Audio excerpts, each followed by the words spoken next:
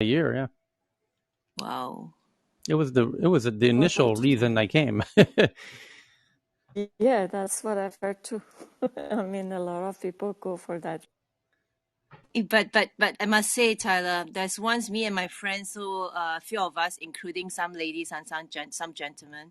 So we were speaking in Japanese, of course, so that the masseur cannot understand us. So the Japanese guy was telling us that his masseur actually tried to touch his private parts.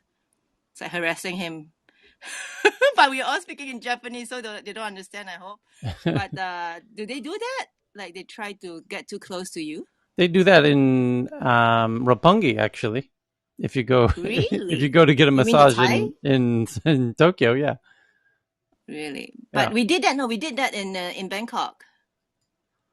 It's like it depends where you go is the answer, but it's not related to Thailand necessarily.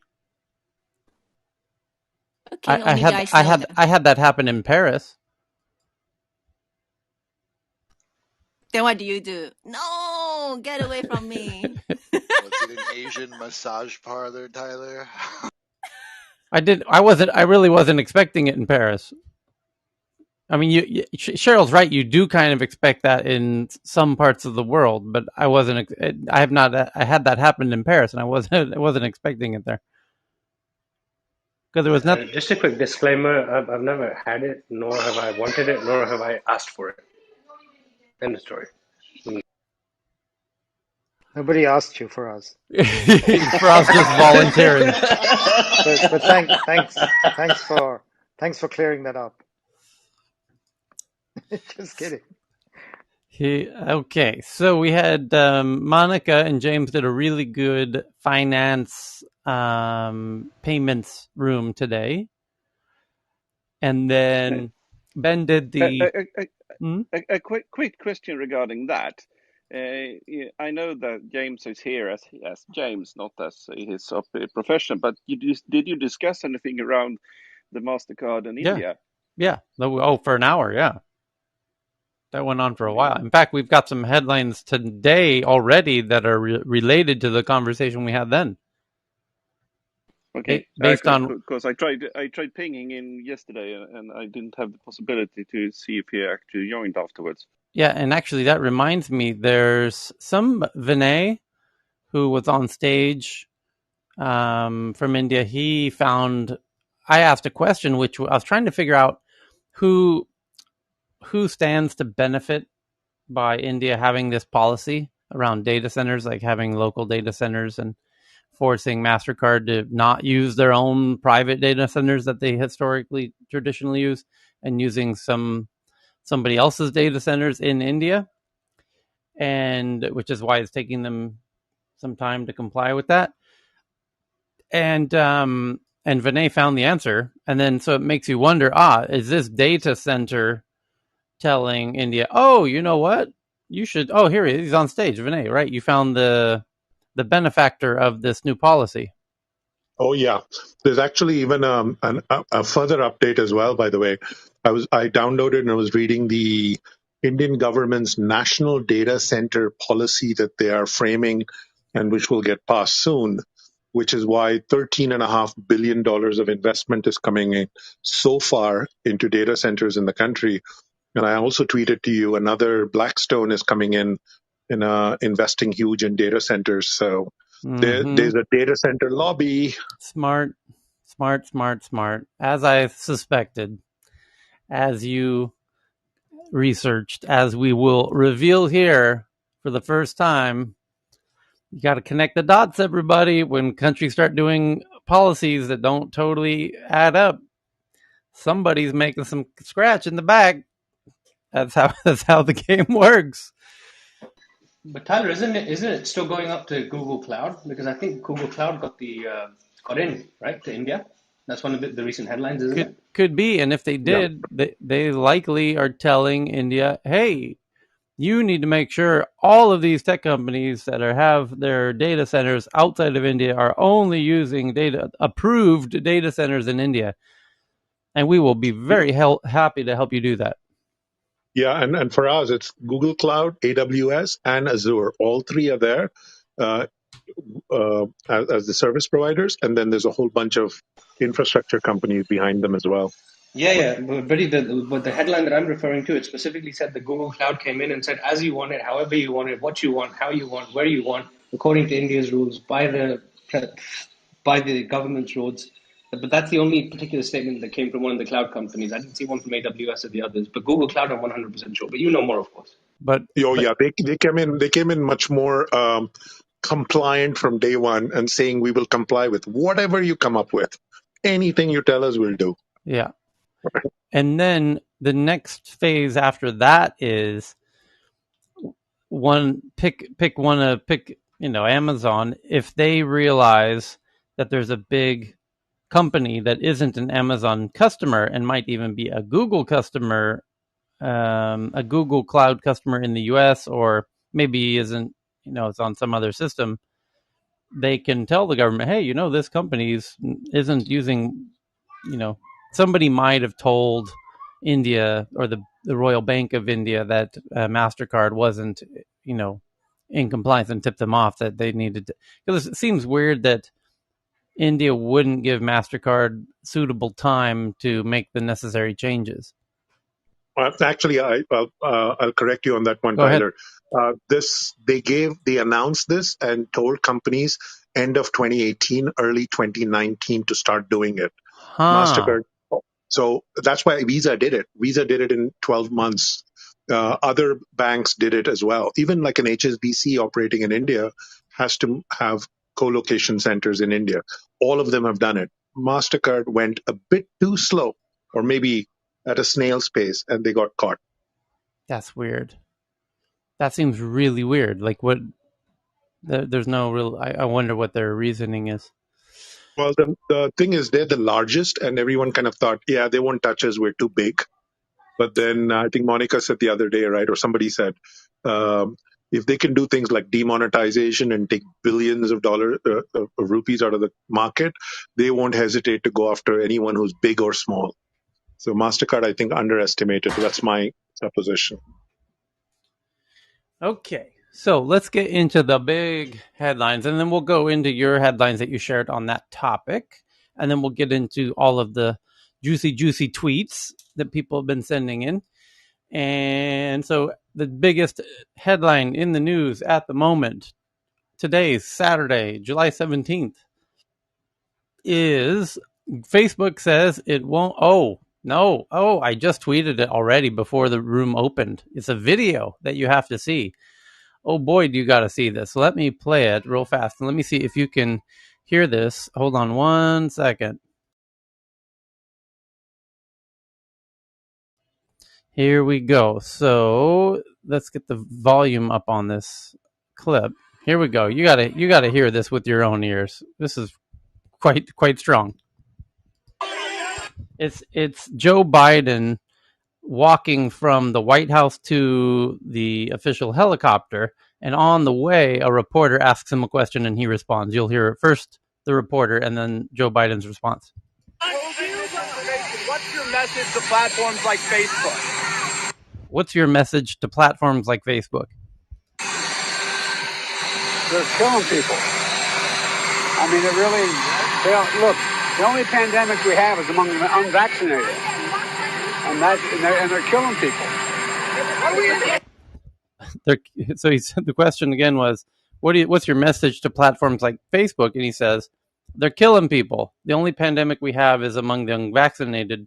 They're really killing people, which are some surprisingly strong words from the president. And now the top headline of the moment, well, it's the combination of that. Biden says platforms like Facebook are killing people with the way they are handling COVID-19 vaccine misinformation, and White House calls on Facebook to do more. And the White House says it is alerting Facebook about posts that spread COVID-19 information. The U.S. Surgeon General calls on social media companies to tackle health info. And now Facebook is responding, saying it won't be distracted by accusations which aren't supported by the facts. That's their response. And to be more specific, the official statement is just a little bit longer than that. The fact is that 2 billion people have viewed authoritative information about COVID-19 and vaccines on Facebook, which is more than any other place on the internet. And more than 3.3 million Americans have also used our vaccine finder tool to find out where and how to get vaccinated. That the facts show that Facebook helps save lives, period. So, but not really addressing the misinformation accusation from the president. So pretty big topic there. Jeff and Gab, I see Gabby, you're flashing. I'm curious how Taiwan's dealing with it from an information perspective, or anyone from around the world, and how it's being dealt with from an information perspective. Gabby, you were going to say? I was just going to say that it's getting real messy here in America because I see a number of folks, this is just personal, and other platforms that are being created like Getter. Like, people forget that our prior president got a vaccine, and that's Trump. And now, like, folks that are like stop the steal and all over the voting rights stuff, they're anti-vaxxers, most of them. It's almost, I'm like, did they miss that the person they're supporting and want to get back in also got vaccinated before he left the White House? So the misinformation is getting real dangerous here in America. I have a comment on that, which I shared with Chris Fornoff, who's not on stage at the moment yet. Usually joins a little later. But I had a friend who is not American, European, two friends who are very, very, very well off, who I was with in person, and they're a retired couple, and they were asking me about the vaccine, and they said they're not going to get them, and they think people who get them are going to die, and these are highly educated, highly successful people, and I was a bit surprised that that was their perspective, and they sent me. I said, send me whatever I said, what are your sources of information on this? And they said, we'll send it to you, and they did.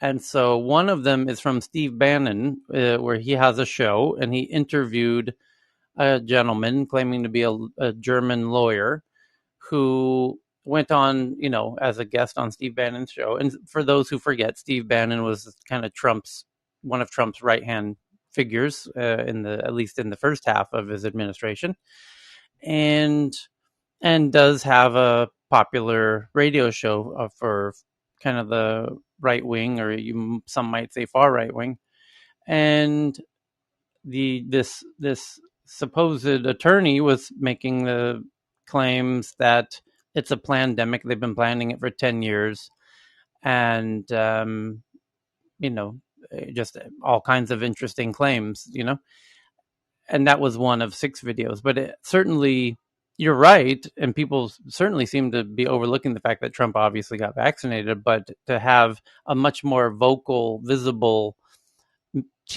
member of his core team that is, now very visible on social media, um, where Trump is not very vocal at the moment. That certainly is causing perhaps some Trump followers to be a little conflicted. Anyone else with what kind of the message, Jeff, you were going to say? Yeah. Are you talking to me or another Jeff? Is there another? Jeff and then Brian. Okay. Well, here in May, just as we've been talking about before, when Asia kind of lost control of the new variants and stuff like that, here, probably between April and May, we had a handful of AZ vaccines that they were giving to people. They call self-pay. If you wanted it, you would go get it. And few people were getting it during that time. And then, it hit, and we were having hundreds of cases a day, and then people were freaking out, and everybody was just taking whatever they can get. And right now, the only vaccines that we can get are those being donated by Japan or Right. the U.S. or whatever. And I don't know, in Thailand, I know with the Chinese vaccines, and now you guys are struggling with all that too. Yep. Right now, what's happening here and it's kind of funny, is that the elderly people, they don't want it. they because they saw the news, right? They think, oh, the AZ vaccine is killing people, and they don't want it, and so now the younger people are trying to push their parents to get it, and the parents just don't want it, and so what's happening here is like everybody under like 60, they want it, but everybody over 60, they don't want it, and who's at risk? Right, it's the 60-year Yeah. old and What? elder Why? that, Why don't they right? want it? Well, part of it was because we only had AZ at the beginning, and there was, the media sometimes is they overstate things. So people were afraid to get the AstraZeneca vaccines because they heard on the news, well, it was killing people. It was, people were having blood clots and all of these things, and so they were scared. Mm. And so they didn't want it. And now we have a handful of Moderna, and actually a lot of them, they still don't want it. So here it's kind of the opposite Right. of right, of the U.S. This is a complete disaster, and another disaster coming. But here, I don't know what it is in Thailand, but I think it's kind of similar. Is that Asians in general kind of fear for their life, right? So they will get the vaccine no matter what it is. They will stay home. They will follow the rules, because they don't want to get it. They don't want to get sick. Mm-hmm. They want to stay home. They worry, and then when the vaccine comes out, they want it. Mm. And so I don't know. In Thailand, is it kind of similar now? Here it's not an information issue problem at all. Oh. Well, they'll do whatever the government says. That's not a problem, and the government has quite the media also is quite compliant with what the government's positions are on things. So we don't have a media problem like in anything like what we're talking about in America or in other parts of the world.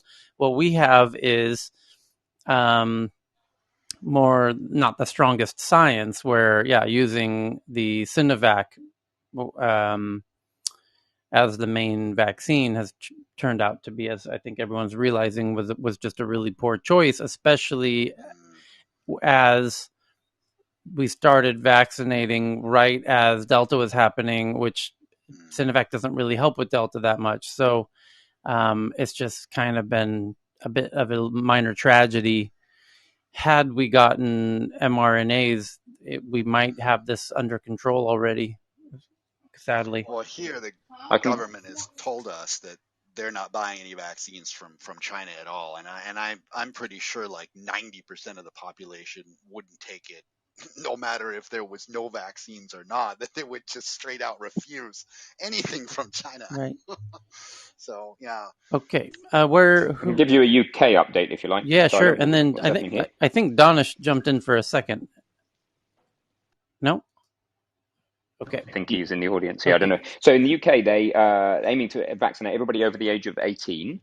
Anybody in the UK can take a lateral flow test at home every day of the week. You can order 7 tests per person per week. So we can take them whenever we want, which is cool, which is why the test rate's so high. The 1 in 1,000 people are dying now. So 1 in 1,000 people who test positive die, whereas back last winter it was 1 in 60. So that's huge progress. Are you having the misinformation issues? Not so much. This will answer. So 88% of people have had their first dose of people over 18, and 68% of people have had their second already. So the people who are getting it, the case rate is almost as high as it's ever been, actually. Yeah. It's kind of halfway between the two peaks, the second and the third biggest peak. But the hospitalization rate is on the floor in comparison. So it must be vaccinated and young people who are getting it and not dying from it. So, yeah, I mean, we're doing pretty well here, 88% vaccinated, first dose. So, and no, there's not a lot of misinformation. The common parlance is just go get the vaccine. The common vaccines here are Astra and Pfizer. They typically give Astra to people over 40, unless you say you're pregnant, like I did, and then you get Pfizer. There you go. So that's it. Okay, so the good to hear. There's not as much. Tyler, I can Asif, add on to that. We're just talking about misinformation and fake news around COVID. Is that what you're referring to? Oh, no, there's no misinformation in the UK. Happy to hear. The government and the NHS have done a fantastic job. Good to hear. Donish, any issues around misinformation? I mean, Yeah. there's a. So Sorry, go was ahead. this? Did you guys discuss Vivek Murthy's 22-page? I'm not sure if I missed that. I just got in. No. So Vivek Murthy, the Surgeon General of the United States, Oh, who, yes, that's it. yeah, so he has not. So Vivek Murthy, if you guys know, he was previously Surgeon General as well. Yeah. And what's really interesting about Vivek Murthy is he has never really written one of these types of reports. In fact, traditionally, Surgeon Generals write reports like smoking is bad. That's the type of stuff that you'll see from a Surgeon General. It's very rare for them to go out on a limb and do this.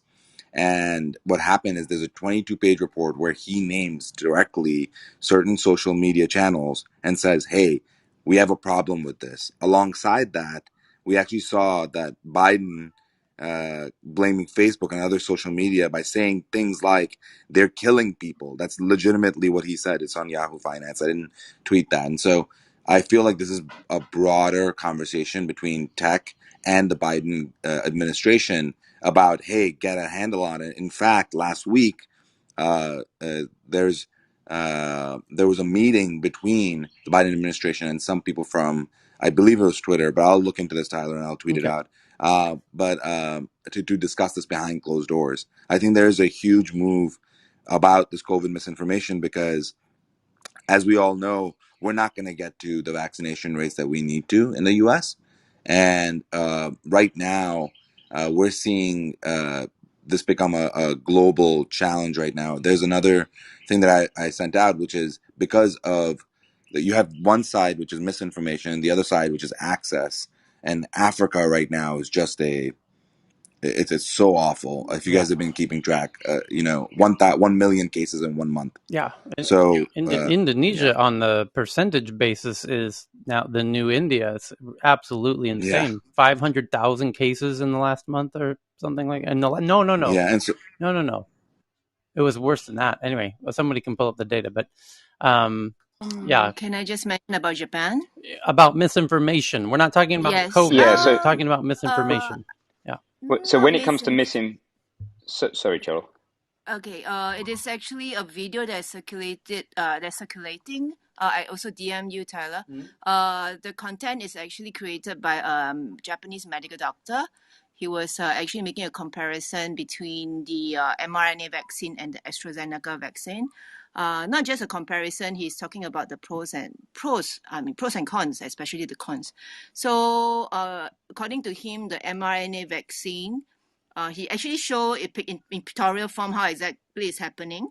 And he's saying that it is only effective for 3 months. And he does not know what is the long-term effect of those mRNA, the content when it's in your body, whether you will stay there forever, he's not sure. And as for the AstraZeneca, he says it's a DNA, so it will stay in the body forever. And also because he doesn't, the additives in the vaccine is not known, so he's also not sure what is the other impact on the body. Okay. So Hey, that's just his very We had a objective view. Brazil. I think Cheryl, we do had you the have a Brazilian. Sorry, did we not have the Brazilian Prime Minister saying that the vaccine would? I think he said it would turn you into a women and crocodiles or something ridiculous like that. You can find the quote somewhere. The difference in, so I watched obviously some of the UK briefings during the height of the pandemic, and I also tuned into CNN and watched some of the American ones. I think I don't know if there's a bigger contrast anywhere. There may be, but in the UK you would have the Prime Minister and a scientific advisor and a medical doctor all standing there with a very clear message in front of them: stay alert. What did it say? Stay at home, protect the National Health Service, save lives. Very clearly right in front of them. And there would be actual graphs, actual data with properly labeled graphs, and you'd have a scientist talk you through them. And that's how they did. That's how we rolled here in the UK. Clear, simple data, carefully explained. Whereas in the States, well, we know what you had. You had somebody telling you that it might be a good idea to try drinking and slurping back a bit of bleach and a few other wonderful tactics. So the difference was night and day. From what I could see, it was almost a joke. It basically felt like a joke watching the American. I could not believe that there was not better quality, Intravenous top level bleach, right? information. Oh my God. I mean, it's not just that. It's just that there was no actual data information. If you wanted numbers, they were almost not there. It's just night and day. Anyway, just And FYI. Tyler, it's actually quite tragic because US of the top 100 research-intensive universities in the world, US is still the number one place, and Britain is second, I think. But in Britain, the scientists had a lot. I mean, I know Patrick Vallance. Patrick and was the chief scientific officer, and both people here have listened to the scientists, and but also I think we've had a prime minister who's very liberal in his thinking. So the people on the other side saw that he's not going to go allow the sort of narrow-minded kind of, oh, let's stay locked down forever and a day. In fact, tomorrow on Monday, which is our Freedom Day, I'm holding 200 people, 150 to 200 people reception at an art gallery, which will be opened by the Mayor of the West Midlands, Andy Street.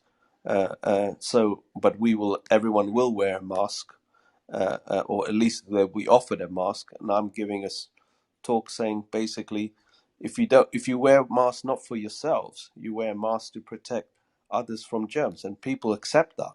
And so I think it's just I'm just shocked at how America has not reacted the way Britain has. The challenge for us is, Asif, I think we've it's been very politicized, obviously, for us, and it's been on, one side is no masks, no vaccines, even though, by the way, the vaccines came through Operation Warp Speed, which is why it's actually confusing. But yeah, so we've seen that side, and the other side is masks, vaccines, lockdowns, everything. And so I think people are stuck in the middle. I was going to mention, Tyler, I don't know if you saw the story that I tweeted out about COVID misinformation, but specifically about this case of the homeopathic doctor who was selling fake COVID vaccine cards. No. I don't know if you saw that. So New York Times just published a case about this homeopathic doctor, Julie Mazzy of Napa, California, who was not only selling fake vaccine cards, but she was selling immunization pellets that was supposed to cure COVID.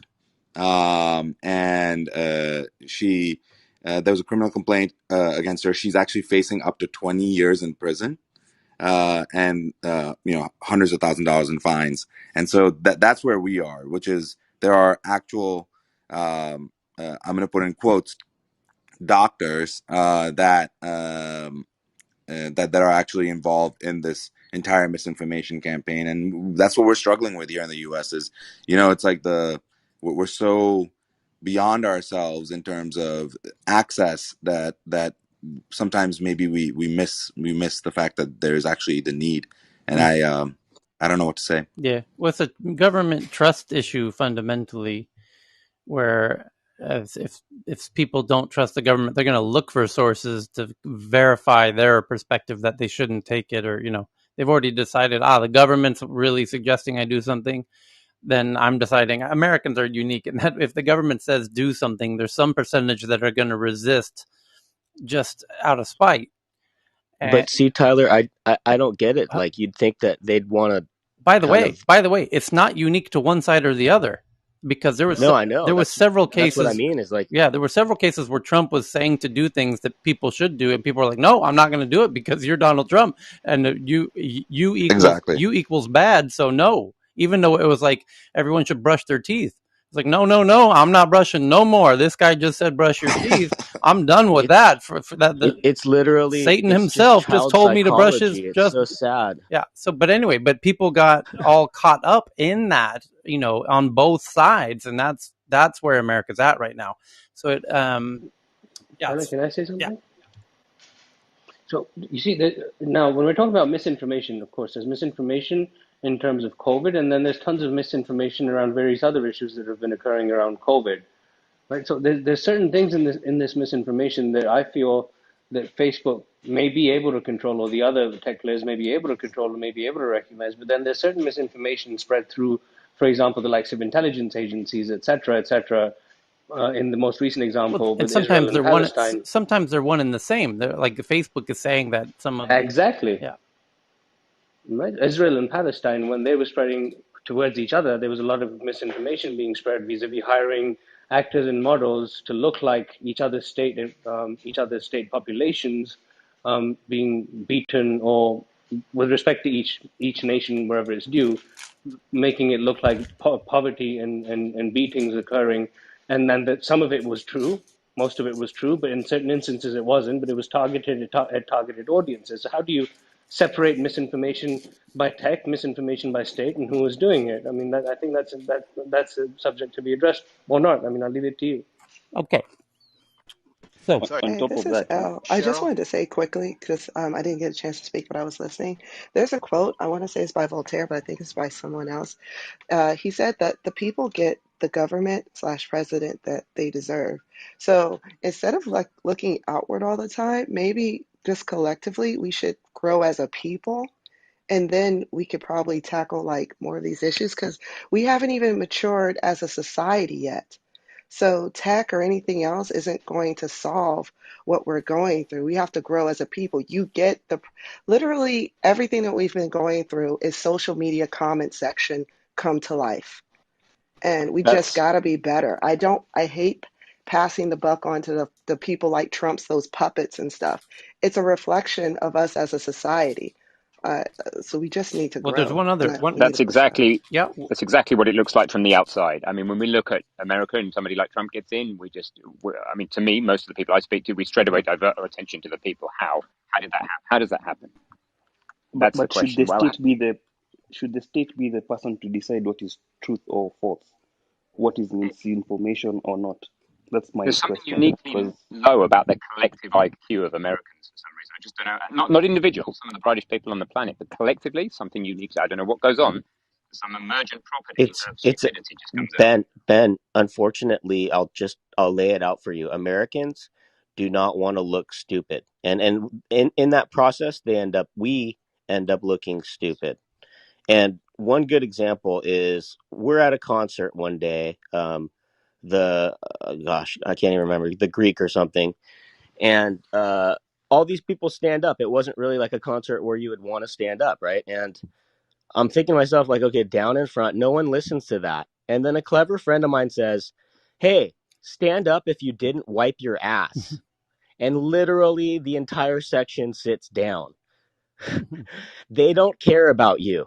They just don't. We as Americans have this philosophy called "Hooray for me, fuck you." And unfortunately, that's the way we live our lives. And I, I don't know what it is about us, but I, that's the way we live our lives. I agree, I Chris, think that these Americans just don't want to be told what to do. I It's think that's specifically to this misinformation issue, though. I think we know that 84% of Americans go on the internet at least at least once a month to look up something about health, which is a fascinating statistic that it kind of blew my mind the first time I heard it, and then I saw the data around it. We are very reliant on going and finding that information ourselves.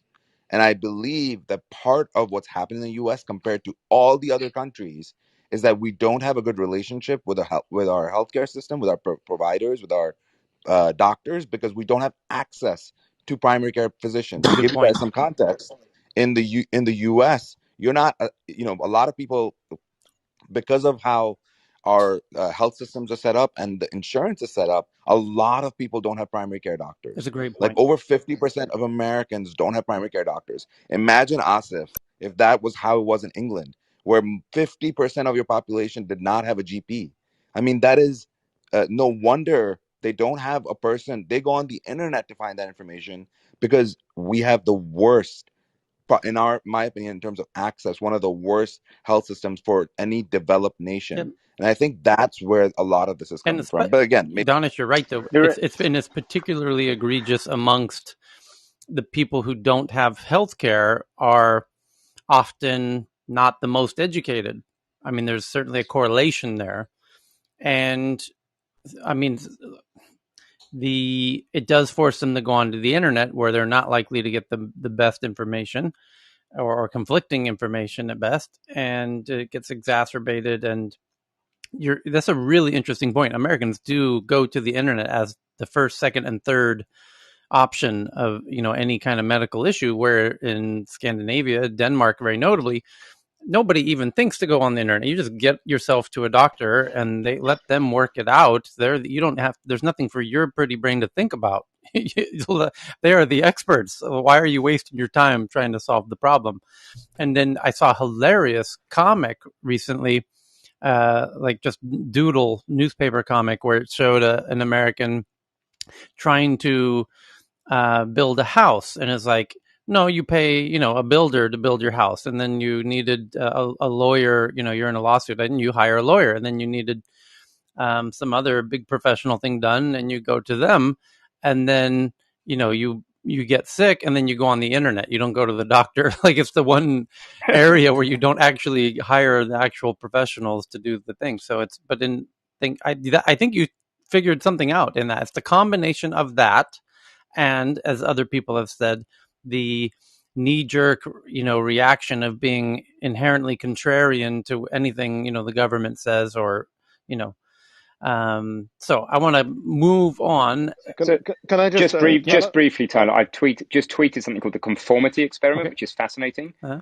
It talks about informational and normative conformity. So people trying to fit in, doubt their own beliefs because of what Yes. people around them are Yeah. saying, and also tend to want to follow what people around them are saying. And I've So that's seen pretty interesting. videos of what you're describing, Ben, where these are Yeah, hilarious videos, by the way, where they're it's ridiculous. a, They're crazy. it's a group of 10 people sitting down together, and some authority comes in the room and says something, forces them, asks them to do some absolutely ridiculous thing, and the person answers wrong, and then everyone starts answering wrong, and then the one sane person in the room is actually the subject of the study, and they're looking to see, will this person do what everyone else is doing just because they're all doing it as a group, but it's will I conform to the group who's clearly wrong, or will I stand up for myself and do what I know is inherently right? And there's this, as Ben saying, this psychological phenomena where in the presence of groups, people will do what they know is wrong just to conform with the group. And this is scientifically studied.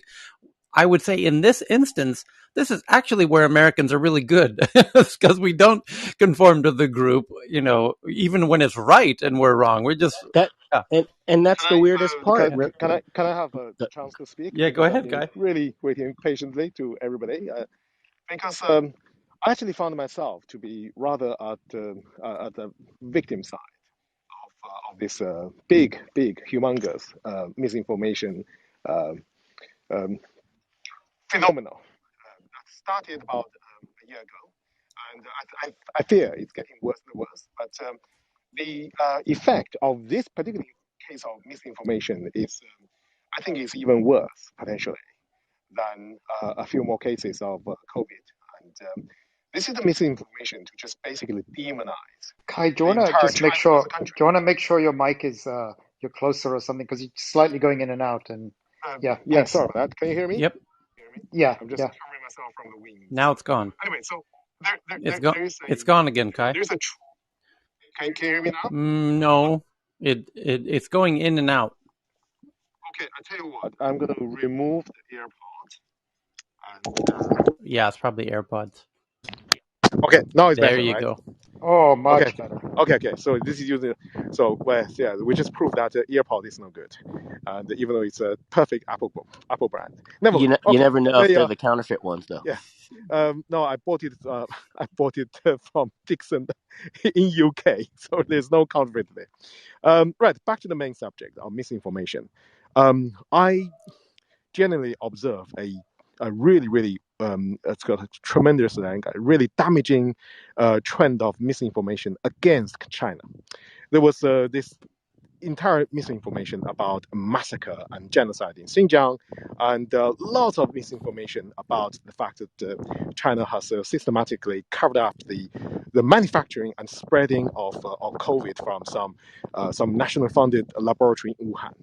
I know a lot of fact. I don't want to kind of like divert this discussion to be a political discussion, but it's the same pattern. I mean, I find myself sometimes to be the only person hold a different opinion, in a group of rather fanatical American and people who just basically point the finger at Chinese government, even though they keep saying CCP in front of me, and to try to be as polite as possible. But the effect of this, guys, gentlemen, the effect of it is pointing to a massive amount of global conflict. If US and China really do resort to hot war, that is a disaster for mankind.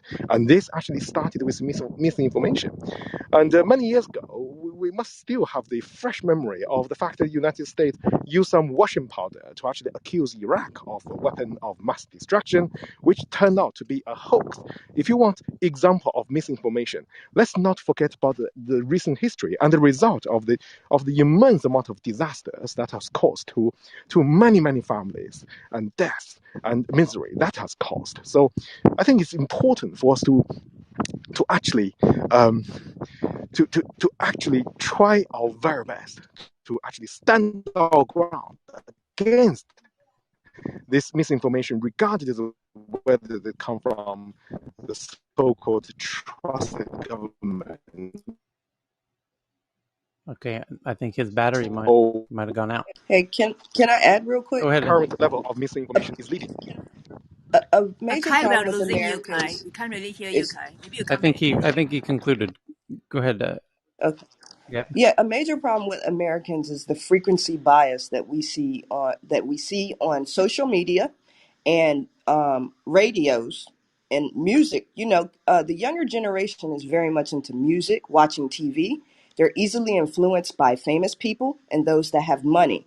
But the interesting thing is here in America, someone who wins a Nobel Peace Prize will have less influence on the younger generation. This is under 40 than someone that has a big country song rap album or K-pop or is trending on TikTok. It's just a fact. And so they are the influencers of a lot of these thought processes because people don't take the time out to do the research. And that's America. And, You and, just and gave me a capital great feeds idea. it. Let's get some Nobel Prize, Yeah. winners on TikTok and see what happens. Yeah, please do. But I wanted to counterpoint it's a, it's a, together, but it's I a don't think that's just a problem with the younger generation. It's also the older generation because, and I mean, it's just all across the board. In the US, we don't encourage at home, I'm not putting this on the schools, critical thinking, strategic thinking, and questioning what's going on. So check this I out. don't know if there's a trend. I think I don't know if there's a trend. Oh, go Elle, ahead. I think you nailed it. I think that is it. If you have to pick one issue, because the key difference, like when I see my Nordic friends in their elections and the representatives that they put up are not necessarily Nobel Prize winners, but they're certainly capable, and they get tested as such, and they really avoid even nominating, having people running who would be really bad actors, and they're able to sniff out generally really bad actors. That's although I've seen other countries fall victim to it, where they elect the richest person in the country to run the country, thinking that they're going to be good at politics because they were good at business and not use their business skills against that historically doesn't work out very well when you start electing the countries. When people are electing a billionaire because they think the billionaire is going to run the country, well, that's usually a bad sign. But there's notable exceptions, of course, but the it comes down to kind of the education level around critical thinking and being able to, because as soon as you start electing people who don't have your best interest in mind, you're on a really slippery slope that's hard to recover from. And I feel like that's where we're 1 foot into that grave at the moment. So it's a bit concerning. Tyler, Yes, Cheryl. Tyler, but I just want to add one thing because okay, we talk about critical thinking. That's of course important, but I keep mentioning. I think I told you before that it's the value systems and moral standards that we have to teach the young people so that they will grow up being a good person Yeah, I think and not just you know what I'm trying to say. I don't. Yeah. Yeah, it's a different point. Yeah, that's true Yeah. though. No, But it is the if same but the point thing is because that that will but affect value system your is thinking. but the thing is the thing about values is though that values is sometimes attached to spirituality and religion. So that's kind of relative to the place and where you grew up culturally in your environment. However, you need people that actually question those. Like is this value that I was taught really the right thing, to do? Like some people have been taught like to fear people of color, or fear people of this, or fear people who have any type of dissonance that question anything, because that goes into questioning authority. So it depends on where you're from, what type of values you were brought up with, because maybe those values might be a little bit old school and they don't fit with today. So that's where critical strategic Okay. thinking comes in at, because you need kids to question. All right.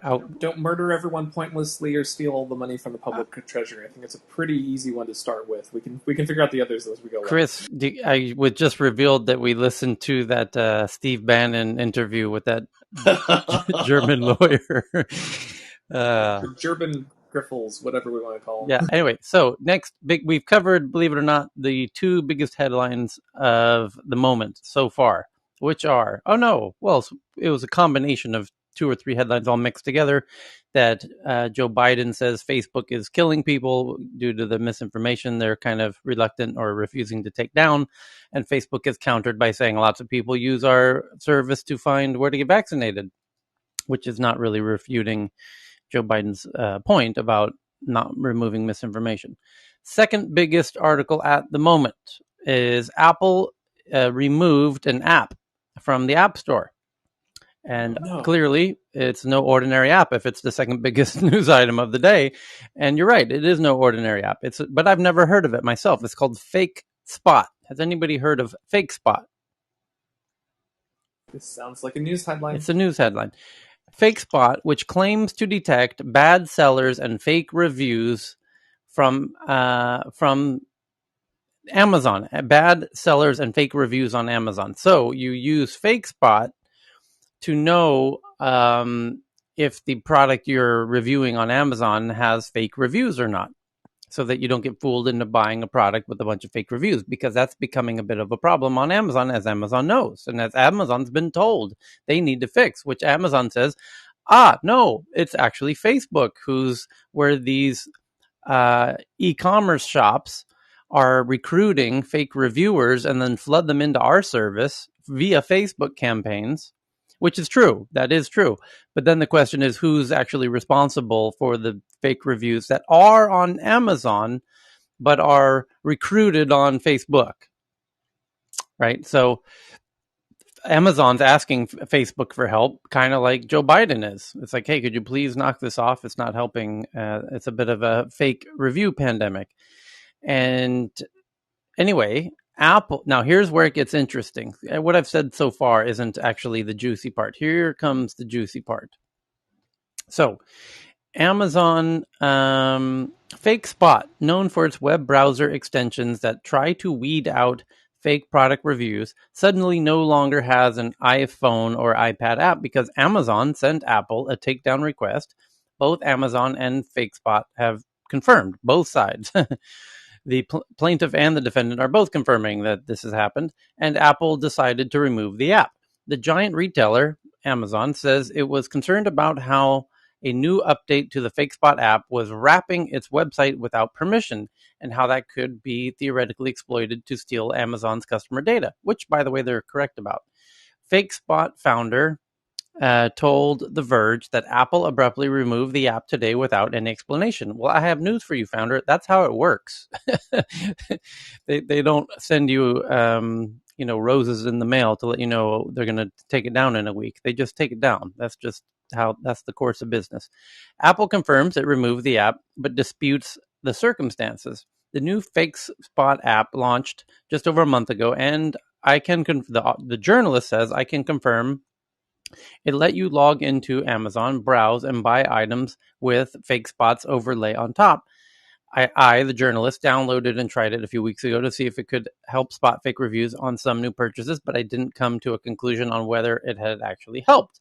Now here's the quote. This was a dispute over intellectual property rights initiated by Amazon on June 8, and within hours we assured both parties we ensured both parties were in contact with one another, explaining the issue and steps for the developers to take to keep their app in the store and giving them ample time to resolve the issue. So Apple's saying they warned them. Interesting. But here's the there was a real juicy quote here. The app in question provides customers with misleading information about our sellers and our products, harms our sellers' businesses, and creates potential security risks, Amazon says. And in response, the app says Amazon is willing to bully little companies like ours that showcase the cracks in their company. He says, Wow. "Face, Tyler, yes, I use FakeSpot here in India. yeah, I've actually got it as a browser extension yes, on Chrome, and I had no idea about the Apple thing because it's on my browser. mm-hmm, But I've actually not bought something from a user because FakeSpot identified it as a shifty seller. mm-hmm, Interesting. yeah." Did the yeah, you're using the Chrome extension. The issue is really is a tech. They don't really have a problem with the concept of FakeSpot. Actually, the problem is technically they've made an app, and the app is itself a browser that brings in Amazon's website into the app, and you surf Amazon.com inside of their app, which is really like a specialized browser. Like Chrome, but you can't. There's no extensions for Chrome inside of the mobile phone. Is this Oh, because Apple's been throttling Safari extensions and kind of right. half-assing it for so long? Yeah. Well, that too, but so the problem is because you've wrapped the website with this special browser, you could do funny things to the website that Amazon doesn't want you to do, and you could scrape all the data off the website with this browser, all kinds of unfortunate things. That's what they're preemptively, raising the red alarm about, and for not for nefarious reasons. So anyway, but the fact that Amazon they said to Apple to take it down and they did, and it seems like the founder of the app is understandably aggrieved that his baby's out of the App Store for the time being. But it's getting a lot of coverage, that story. Microsoft warns customers to disable Windows Print Spooler because that's now a new potential vulnerability. It's another day, another Windows vulnerability.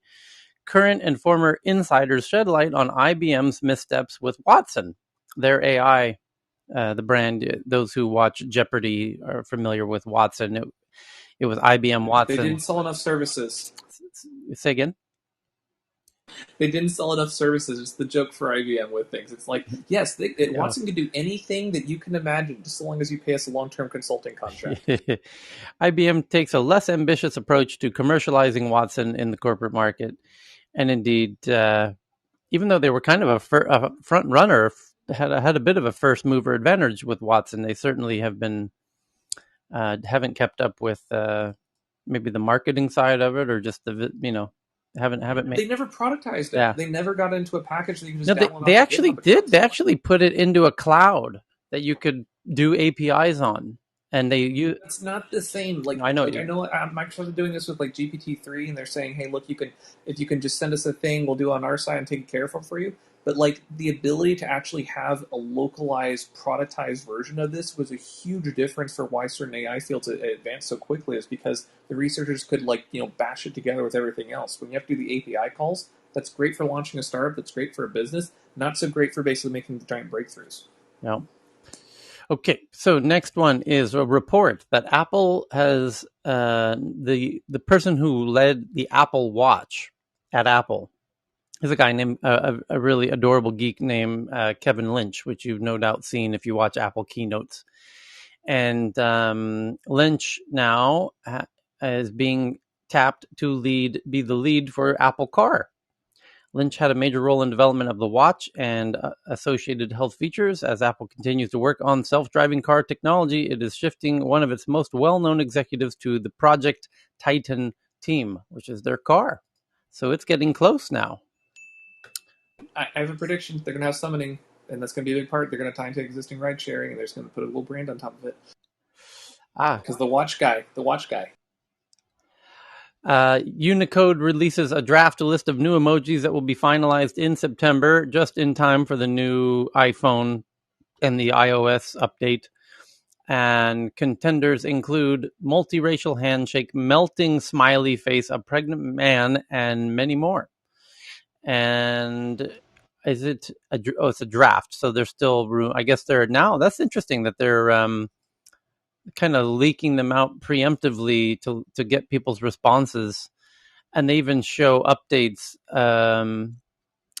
Some of them are getting a little update, but yeah, it's a really interesting approach. Now they're kind of becoming community property in a way. It's weird. Interview with Uber CEO Dara about Prop 22, capitalism. The previous CEO Travis Kalanick getting nearly killed while delivering for Uber Eats on a bike, and more. So he just did an interview with the New York Times that is getting a lot of tweets. And speaking of that, I will tweet it out myself to the Tech News Twitter account at TNATW, as I just did. Boom, there it is. There it goes. So you can read that interview with the New York Times and Uber CEO Dara. And the next biggest story, we've just got a few other big ones at the moment. Not necessarily the best or most important, certainly not the most interesting, but the biggest based on the amount of talk on Twitter at the moment is it's about inside the de-anonymization industry, where companies buy pseudonymized data sets with mobile advertising IDs and unmask the identities of people in the data sets. This is going to be interesting. So, unique IDs linked to phones, which are your there's a couple different ones actually. The EMEI and the what's the other one, Chris? The UID, unique IDs linked. Yeah, there's two that are MAIDs and the The IMEI, and the P. the MAC address, Yes, MAC and address then is the the other. Apple Universal Device Identifier. Precisely right. Thank you, Chris. So the unique IDs linked to phones are supposed to be anonymous, but they're not. So, but the data that's collected collects your device's IDs, and then some crafty people go through the trouble of connecting the dots and figuring out the identities behind this anonymized data and making it no longer anonymized, and thus vastly increasing the value of the data. And this article is about there's an entire industry that links these data sets to their actual identities. Tech companies have repeatedly reassured the public that trackers used to follow smartphones users through apps are anonymous, or at least pseudonymous, not directly identifying the person using the phone. But what they don't mention is that an entire overlooked industry exists to purposefully and explicitly shatter that anonymity. They do this by linking mobile advertising IDs, MAIDs, collected by apps to a person's full name, physical address, and other personal identifiable information. Motherboard confirmed this by posing as a potential customer to a company that offers linking MAIDs to PIIs, these two data sets. If shady data brokers are selling this information, it makes a mockery of advertisers' claims that there are truckloads of data about Americans that they collect and sell anonymous. Senator Ron Wyden told Motherboard in a statement. And here's the quote. Well, if wine's involved, that could actually make its way into some legislation. Yeah. Like, he's got a pretty good track record of getting stuff in there. That's pretty interesting. Here's the quote. We have one of I can chime in on this. one. This is right up your alley, Johan. You want to jump in now, or you want me to read the quote? You can read the quote. Okay. I can take that. We have one of the largest repositories of current, fresh MAIDs to PIIs in the U.S. Brad Mack, CEO and data broker of Big DBM, told us when we asked about the capabilities of the product we're posing as a customer. And he's essentially bragging because once they've made the links in one data set, it makes it easier for each subsequent data set because they've already done it for one data set. And they're like, we already know that MAID. It's this person. What's your new database have? Let's do a duplicate to see if we already have some of these figured out. oh, we haven't figured them all out. Now we figure them all out. Now the official database, it's almost like a phone directory. And we know, oh, okay, someone's got a third data set, bring it over. And the data set of matching the devices to the actual names and addresses grows every time they add a new data set. So it's almost like a Borg. And at some point, it gets so big that they pretty much have everybody, right? And What company is this? and I'm sure, well, It's a whole there's industry. more than one. This one Oh, okay. this one is called Big DBM, and There's an old article. It's quite quaint now. It was like 12 years ago. It was saying, please don't build the database of ruin. Saying if we all build our separate data files, we link them together, then it's going to cause all sorts of horrific consequences for everyone. It seems really quaint right now looking back, but there was 12 years ago. They were saying that people were predicting this, and it's just like, yep, that whole thing. So the journalist was posing as a potential customer, spoke to the CEO of Big DDM, and Big DDM said, when asked about the capabilities of their product while posing as a customer, he responded and said, all Big DBM USA data assets are connected to each other, and explained that the MAIDs are linked to full name, physical address, and their phone, email address, and IP address if available. The dataset also includes other information too numerous to list here, the CEO said. A MAID is a unique identifier of a phone's operating system, gives to its user's individual device. For Apple, it is the IDFA, which Apple has recently moved to largely phase out. For Google, it is the AAID, or Android Advertising ID. Apps often grab these IDs and provide that as a host to third parties.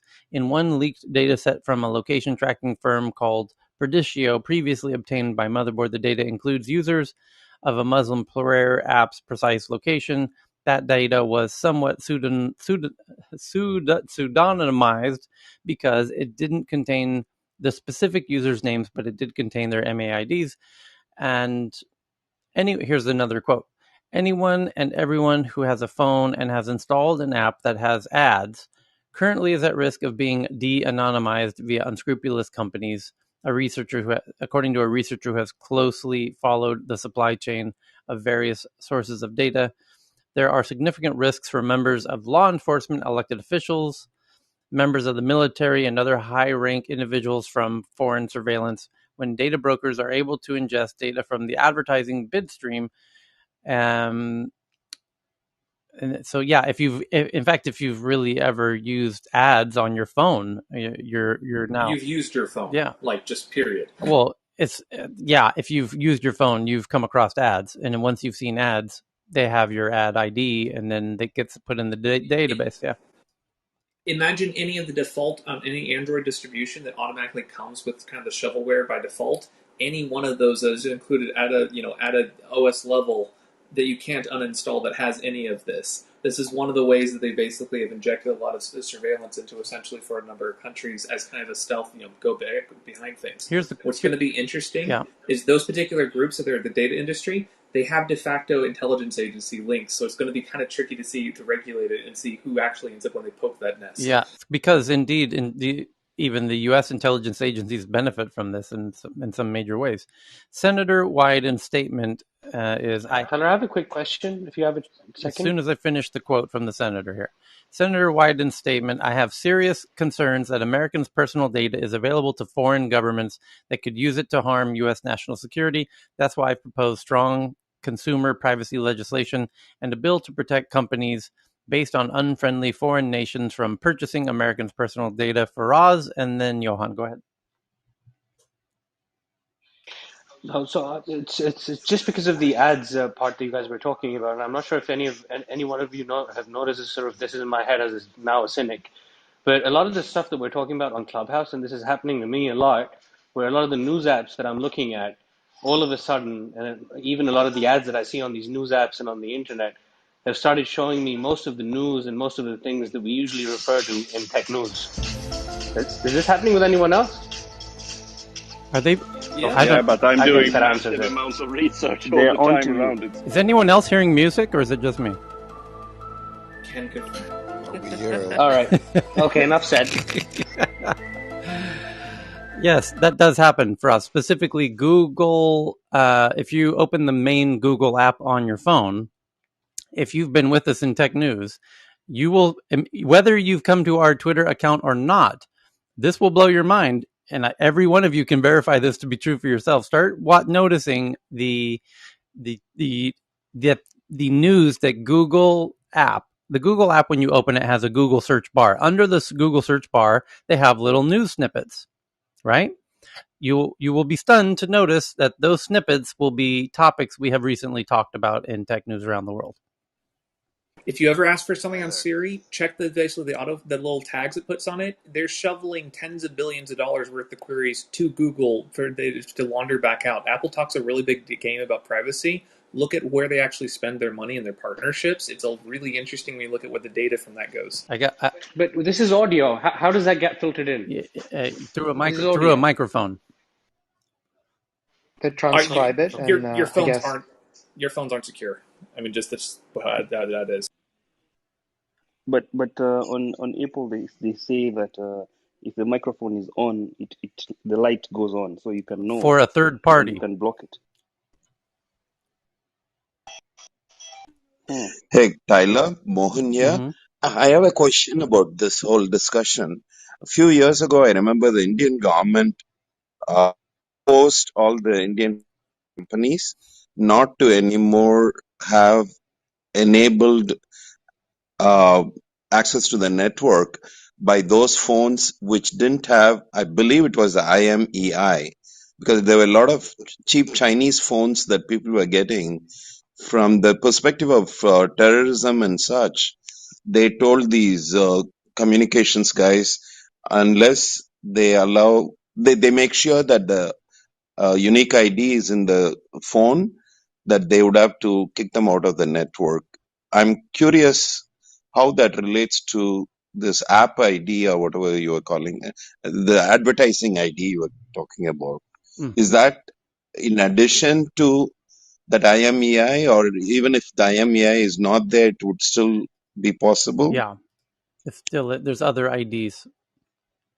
The advertising ID that's assigned to your device is Then essentially I'm criminal. curious then why the Indian government was so keen on making sure that the hardware ID, Yep. if it's not there, the telecom provider should not allow access to the network by such devices. The IME number is your unique identity on the network as well, so you must have an EMEI number, else you can't connect to any 3G or 4G network, That's right. No, or they even were Bluetooth. allowing it for a while. That's why the Indian government read the riot act to the, where to the, I'm forgetting the name, Airtel and so on, to uh, not permit anymore those guys with such devices. There are many Okay. ways to build a network depending on how anonymous or how centralized you want it to be, and those are policy decisions that are made. But often people get confused by the technical parts, so it shifts between different regions about how anonymous or how de-anonymous different areas are. Yeah. To chime in on the main subject, Yeah. the thing is that I work for a company that works with this. It's not so official that I actually do that. I'm actually going to have a session with our friend Mr. Carl Patel regarding this. Because what I have is some engine I call Interlink that actually do this. I can take this information from everywhere, or rather we can. When I say I mean the company.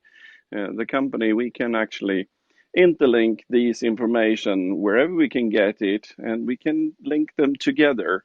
And what I'm going to discuss with Carl next week sometime is regarding how this can help during the due diligence process of company and mergers and venture capital things in Africa.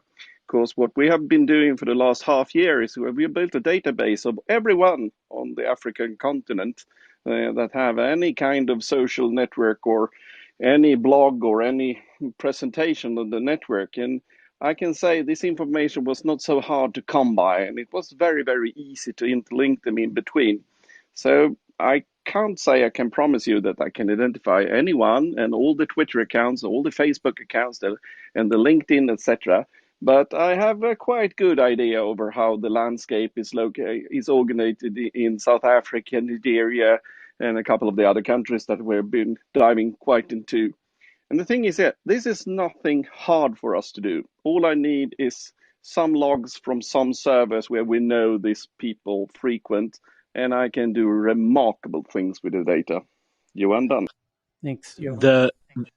The real killer link, and hopefully it hasn't happened yet, is your hardware. For example, your Bluetooth has a different machine identifier ID. That's your MAC address.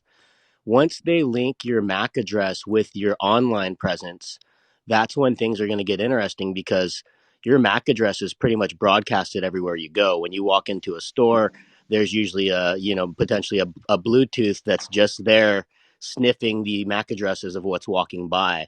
And once that happens, the localization kind of goes into another level too, which is, thankfully not happening yet from this, Uh, from what it sounds like. Sorry, sir, that's already happening. We actually have been utilizing that. I worked for an online travel agent before, and we were experimenting with this algorithm and the possibilities with this one. So actually, when you arrived at Frankfurt Airport from Stockholm, you can get cheered. Welcome, Tyler, to Frankfurt. You just arrived by SAS flight BA, blah, blah, blah. Welcome here. Do you like a cab? And just take a photo of this QR code, and you will be in your name to the gate closest, or the door closest to your security checkpoint, wherever you are. We have already experimented with that. So the Bluetooth ID is public available. We can find that one in the data masses of the things we can collect on a large e-commerce site. Sorry, It's sir. interesting. It's interesting to note that in GDPR, fintech services and financial services, specifically being able to do a lot of like the de-anonymization stuff, a lot of them were explicitly like singled out as being exempt from many of the privacy regulations. They still have things they have to follow, but they're under almost a separate set just entirely. But why that's relevant is that as long as we basically maintain multiple separations that this industry is okay to do, but this one isn't, it's going to result in a very scattershot kind of approach on the hardware and how we build the physical devices. Honestly, this stuff is so deep into the networks right now. If we want to do it differently, we kind of need to start over. But I don't know, it's not that hard. We do it every few years. But it's interesting because the more that we can articulate these policies so people can actually understand what's going on, the more we can actually form a bit more cohesive idea about what kind of world do we actually want to build, rather than just randomly just throwing things on and seeing what sticks. Okay. Yeah. All right. Maybe this is why we have a lot of data localization going on. Every country wants to hold their own data because of this. Yeah, we're going to get into that topic in just 1 second. Just a quick glance at the other big stories at the moment about there's a new, I just tweeted out the link to the big story about the sale of counterfeit COVID vaccine cards are thriving on Telegram, where scammers even promise to buy and get the buyer's info registered into the official database. Because if you only have the paper, it won't do you any good, because once you arrive at the airport, they're going to check the official database, and the paper is just a piece of paper. A week after dozens of attorney generals sued over antitrust, Google says developers who request an extension won't have to use Play billing for Android's AIPs until April 2022. So Google already trying to lessen the blow, which they have an interesting way of doing that. Like as soon as they realize they're in deep shit, they start back rowing, backpedaling before the court case even gets underway. It's trying to minimize the damage, I guess. Which will a look at 6 tech hubs around the world modeled after Silicon Valley that are gaining prominence. Anyone want to guess the 6 that are highlighted?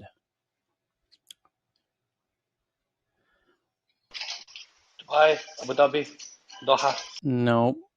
Shenzhen will be on Austin. there somewhere. Shenzhen is definitely Austin. on there. We've got one of the 6 down. Shenzhen is on the list. Yes. Austin, Texas. Bangalore. Bangalore, yes. What's your question, Tyler? I Yes. didn't hear it. What's Tech your hubs. question? I'll read you the others. The others are Tel Aviv is a super obvious one, and Yep. Singapore. no. The others are Lagos, Nigeria, Medellin in Colombia, and Recife. What? Never heard of it. Yeah, but it's That's in Brazil. yeah. Oh.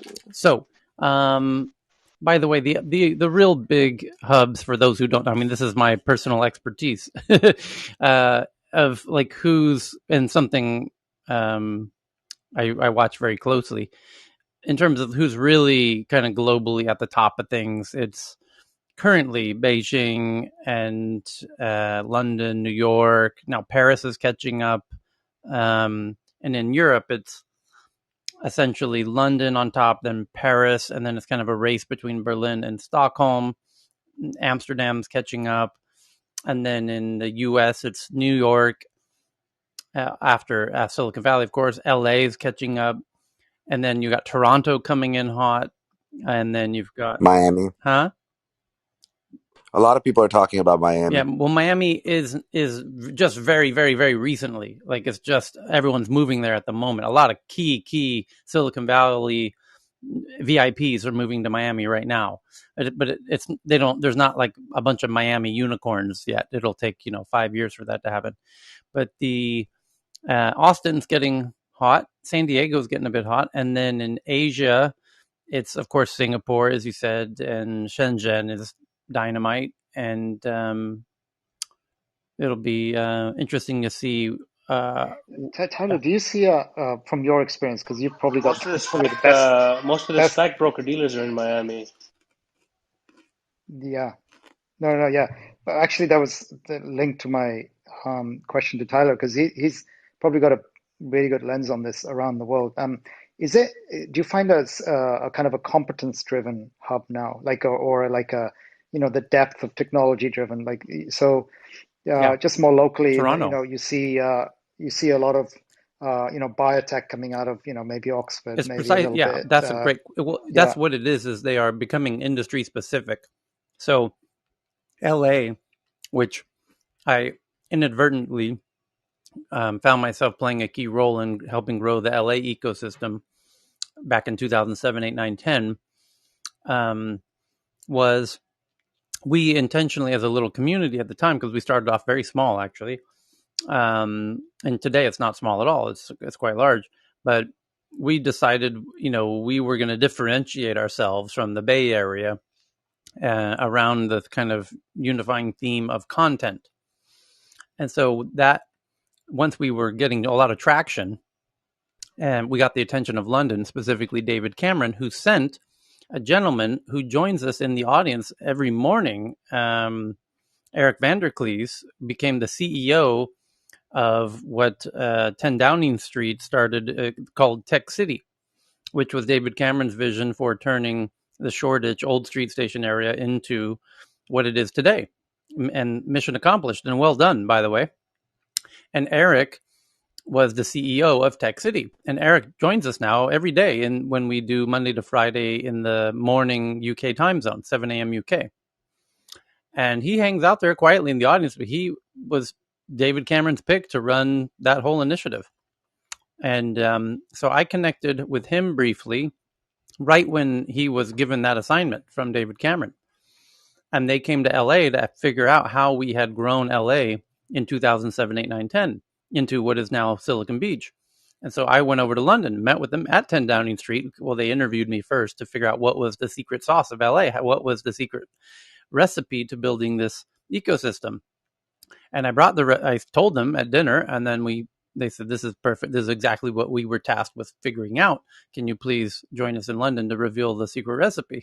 So we did that, and and they used the recipe to great effect. And London is in 2010, 11, 12, 13, ever since has just gone very, very well. And their focus, which I suggested in our very, very first meeting in LA, I suggested, maybe you guys should focus on finance because you're a banking global capital.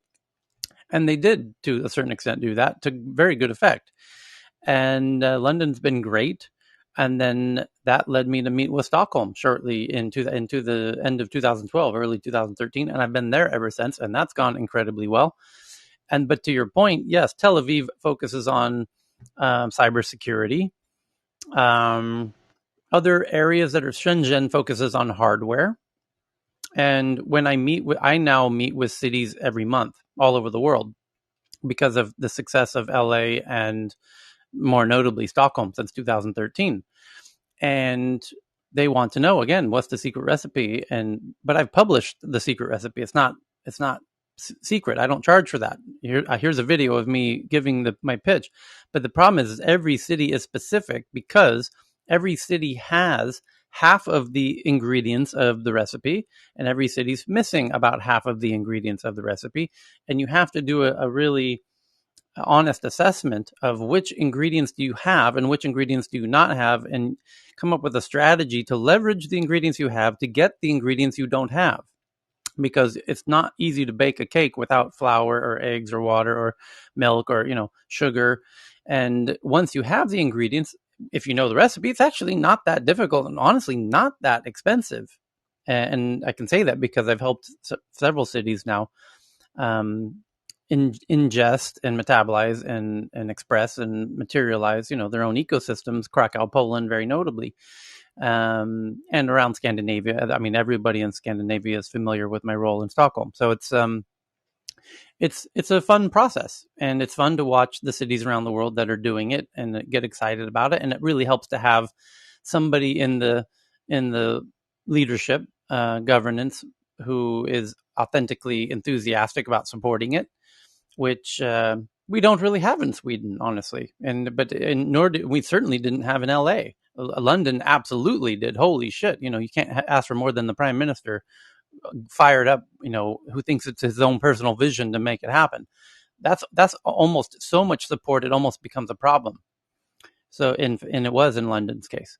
So, how to manage that? You don't want too much top down, you know, coming, into it. You need a lot of bottom up, grassroots kind of authentic community Don't building. forget Boston biotech. Thanks, Boston's the Moderna. OG, man. Like MIT and Harvard. There, like that's the real that even is concurrent to Silicon Valley, and it's totally a legit ecosystem. And it's Consumer stuff. We're not good at consumer facing right unicorns. that. Mostly biotech and pharma. Yep, yep. So anyway, it's fun to watch how different cities are positioning, and that's why when I mention the kind of now that Stockholm's developed to a kind of significant degree, the chapter 2 is who's going to be the smart city of the planet. And we've read the headlines very recently in the past week and 2 weeks about Google's big ambitions. They had their big plan in Toronto, which ended rather on a bad note. And now they've moved it to San Jose near their campus. And now Facebook has their own little thing in East Palo Alto near their campus. And Microsoft has one that they're doing. Amazon's doing theirs, which as predicted. But those are all quite new initiatives. Like they've started them, the visions for those a couple years ago, but they're really just coming into the headlines in the past couple weeks. And then, do you know why Google Toronto failed? I've had many conversations with people directly involved from Toronto, from Google, and Torontoans, kind of on all three fronts. They all give slightly different stories, but the general gestalt is the geographically where they wanted to be was perceived as very high value real estate. And so Torontoans were Oh, it was waterfront. yeah, Yeah, it was right on the right. waterfront. So that's starting it off on a bad note. You're already setting yourself up for friction from the community around you, because that they had visions for it. You know what I mean? And where what they're doing now is they're taking an absolute, no disrespect to San Jose, but downtown San Jose could use a you know a facelift, and everyone knows it. And so if someone's willing to come in and do it, which Google's doing, you're doing the opposite. You've got the city like applauding you, and as we read in the headline, the city council members cried at the vote in support, unanimous vote, and city council members crying in support that you're coming in to fix up a real fixer-upper. And you can see how the momentum completely changes in that scenario, where you're going from taking over what is perceived as like the highest value available real estate to the least perceived value real estate in an area. So that's they kind of start. I think they learned their lesson in that one. But there was many particular issues around taxes and the kind of breaks that Google wanted for doing this, what they thought was kind of a service to Toronto, and Toronto didn't perceive it. They thought that it was, Google thought they were doing Toronto a favor, Toronto thought they were doing Google a favor, and then you again can see how that's not a good formula for success. Where in San Jose, it's the opposite. Google's no longer trying to take a position of we're trying to do San Jose a favor, and San Jose is like, no, you are doing us a favor. So it's a little easier process. Again, that's just a really high level view on it, but it's, as I've said before, that's a case of the American way to do this, because the Americans, let me put it this way, Swedes have certain strengths that Americans do not, and the Swedish superpower is the ability to collaborate with people who would normally be perceived as kind of competitors in a way. They're master collaborators. They're master consensus community enablers, and Socialists. yeah, to a degree. There's a sort of I'm kidding. collectivism ethos of we're all gonna, work together and not fight, and that's why That's the myth in America, is somehow Scandinavia is socialist, which is, it's not. I No, mean, no, it's a high tax state, but it's not no. socialist. I It's mean, not. it's like, But you it's can own private property. right in the metrics spell out that it's even in ways more capitalistic than in the U.S. in many regards. Like the school system is completely private, for example. So there's no public schools, for example. So the point I want to make, though, is there is a very high degree of not wanting to fight each other, and they really avoid conflict. Let me put it that way, and they really seek consensus in a way that Americans cannot do. So what that enables is the opportunity to bring in all companies that want to build a smart city together collaboratively in a real natural way, like a city actually develops. Because the idea of a Google town or a G town or a Facebook town, that there's nothing natural about that.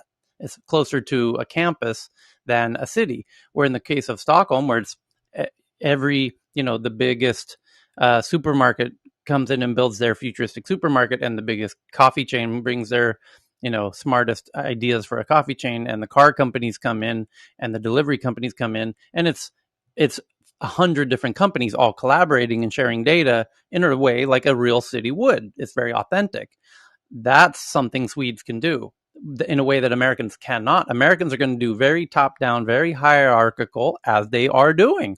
Google's going to do Google, Facebook's going to do Facebook, Microsoft's going to do Microsoft, Apple will do Apple, what have you. America will never do what we can do in Sweden.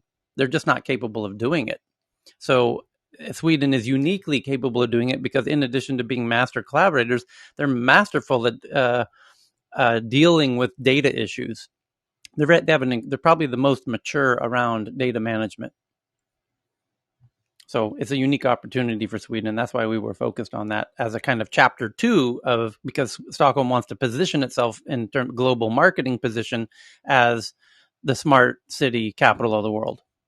The mayor even said so in an interview, like they were embracing that as the official marketing going forward. And so you can put the dots together. It's a huge opportunity. There's a huge opportunity for somebody to be, the VR capital of the world, or the Bitcoin capital of the world, or the, med tech capital of the world, or the food tech capital of the world, all of these things. And that's a really smart way to build an ecosystem, because you start getting the entrepreneur, once you start getting enough validation on that point, everyone else wants to jump in. And that's what's happening in Stockholm around video games at the moment. It's quickly becoming a real gaming hub globally, and everybody's jumping in from all over, Europe especially. But because So Tyler, I had a question for you uh-huh. actually. So how do so I spent half my time in Miami and half my time in St. Mm-hmm. Louis, and I'm noticing very significant differences because even our team for my company, we have a very distributed workforce. So as you're thinking about these cities and being a capital of medtech or being a capital of fintech, if our own workforces are distributed, how does that even work? Are Like we this. do you, Here's how.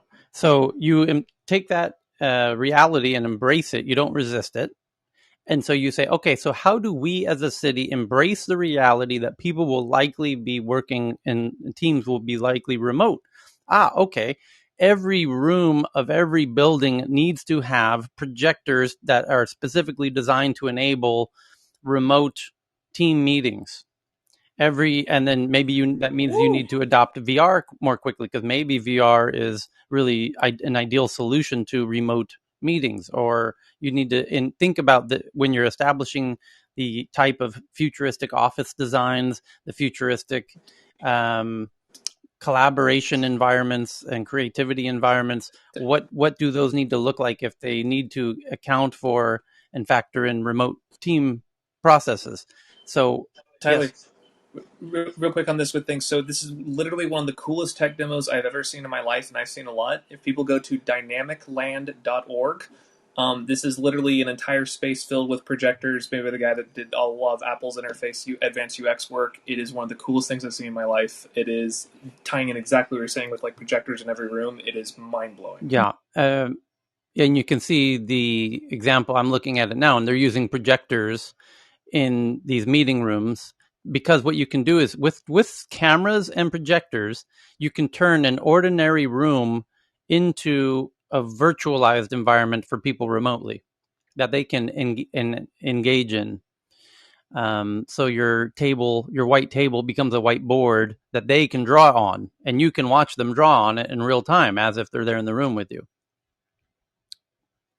So you just got to be mindful of all of these things as you're setting up your quote unquote smart little city lab, smart city sandbox, or whatever you want to call it. yeah, because one of the challenges is a lot of the tools that these cities have are tax based, and what you're saying is cities need to evolve beyond just thinking about financial incentives, but also thinking about workforce incentives, because that's what we realize. And I'll tell you, this is kind of a weird thing to say, but Miami actually has a real issue with talent, Yeah, right? And I think a lot that's what you were referring to. Like, the best university that's in Miami, outside of the U, which is not really great in tech, is FIU, yeah, which is not that great in tech. And so, so whereas in St. Louis, we have some of the best roboticists in the country. People don't know this, but because of WashU in St. Louis, and then also because of the fact that Boeing actually has their second largest headquarters, and we've got all these med tech companies. So it's kind of an interesting problem that we have, that surprisingly it's easier for us to find talent in St. Louis and in other parts of the country actually than it is in Miami. And so it's what you're referring to is really interesting, and I don't know why these city leadership don't think about the fact that it's not just that, because Miami does have incredible tax yeah. incentives, So check. but it's just It's a not. great point, because one of the key ingredients in making a vibrant tech ecosystem is the pipeline of talent. And so when I met years ago with Dubai, based on the strength of Stockholm, and I said, "Great, where's your pipeline of talent?" I'll give you a better example. Before meeting them, I met with Australia, and Australia has a serious brain drain problem of the smart people leaving, going elsewhere because of the lack of opportunities locally. And I said, "Where's your pipeline of talent?" And they said, we don't really have one." I said, "Well, is there any way to get a whole bunch of computer science PhDs to come here as a pipeline of talent?" And they said, "Well, we have like 5 million Chinese on a waiting list willing to immigrate here," which is a political powder keg in Australia, by the way. But I didn't know the intimate details of how much of a sensitive issue Chinese immigration into Australia is. But I did say, well, if you do have some fantastic, masters and PhDs in computer science, wherever they happen to be from, you might want to consider letting those people in at the front of the queue, because not only will they be high paying tax earners before they even arrive, and they'll be employed, before they even get off the airplane. It will lead to they'll pay for themselves 10 or 20 or 30 times over the next decade or two due to enabling, the birth of your version of, a tech city. It'll create entrepreneurs and future unicorns and et cetera, et cetera, et cetera. So they didn't end up adopting that policy due for political Hey, reasons. Tyler, Yes. I spent a week in Melbourne as, I don't know, some visiting professor or whatever at University of Melbourne, and then 3 days in University of Queensland and 2 days in UNSW and University of Sydney, late 2019. Yeah. One of the most revealing things I heard was that the Australian universities in general are so dependent on the income that they get from Chinese students.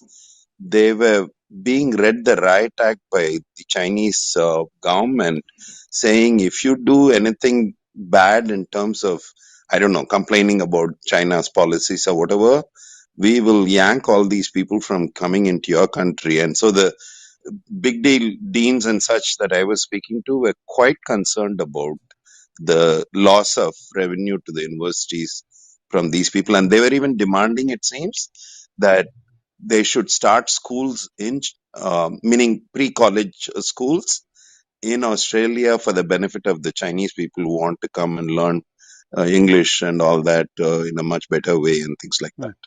To be And fair, though, having been on the academic side, I can tell you here in the US, that is not very different. I was about to say the Most of our same. graduate programs. Yeah. I know, but the Danish, the point though is this sort of dialogue hasn't come up in the context of the US, meaning universities haven't been threatened this way by the Indian government, to my knowledge. Whereas in Australia, the university people were very much worried about this. I'm making a slight distinction. Yeah, it's true that grad school has got mostly foreigners in the case of the US, but it also includes lots of Indians, though. So it's not just Chinese in the case of the That's US. true. And That's true. The one thing I will say is that recently, and I'm not going to name the university because it was not publicly known, but recently, when it came to certain issues around China, that even the government had a certain stance on, and I think most of the people that were not from that ethnic background. I'm trying not to use specific words here to upset anybody because I don't want to go into that.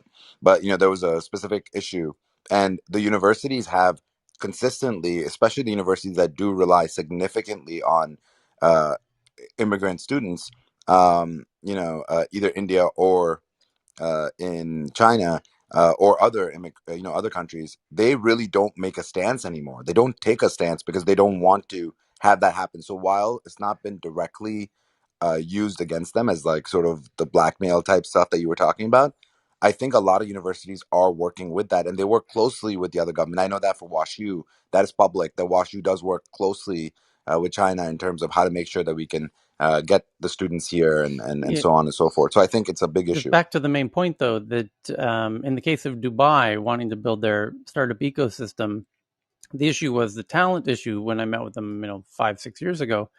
And since then, they brought in MIT to do a school. And then, as we read in the headline just 2 or 3 days ago, Faraz will remember, they're now offering 100,000 gold visas for coders, which is quite clever, because I think now that things are becoming less geographically constrained or centralized, and people will be able to work more remotely, it's now a battle to attract the developers who want to work remotely, because some percentage of coders are going to work remotely.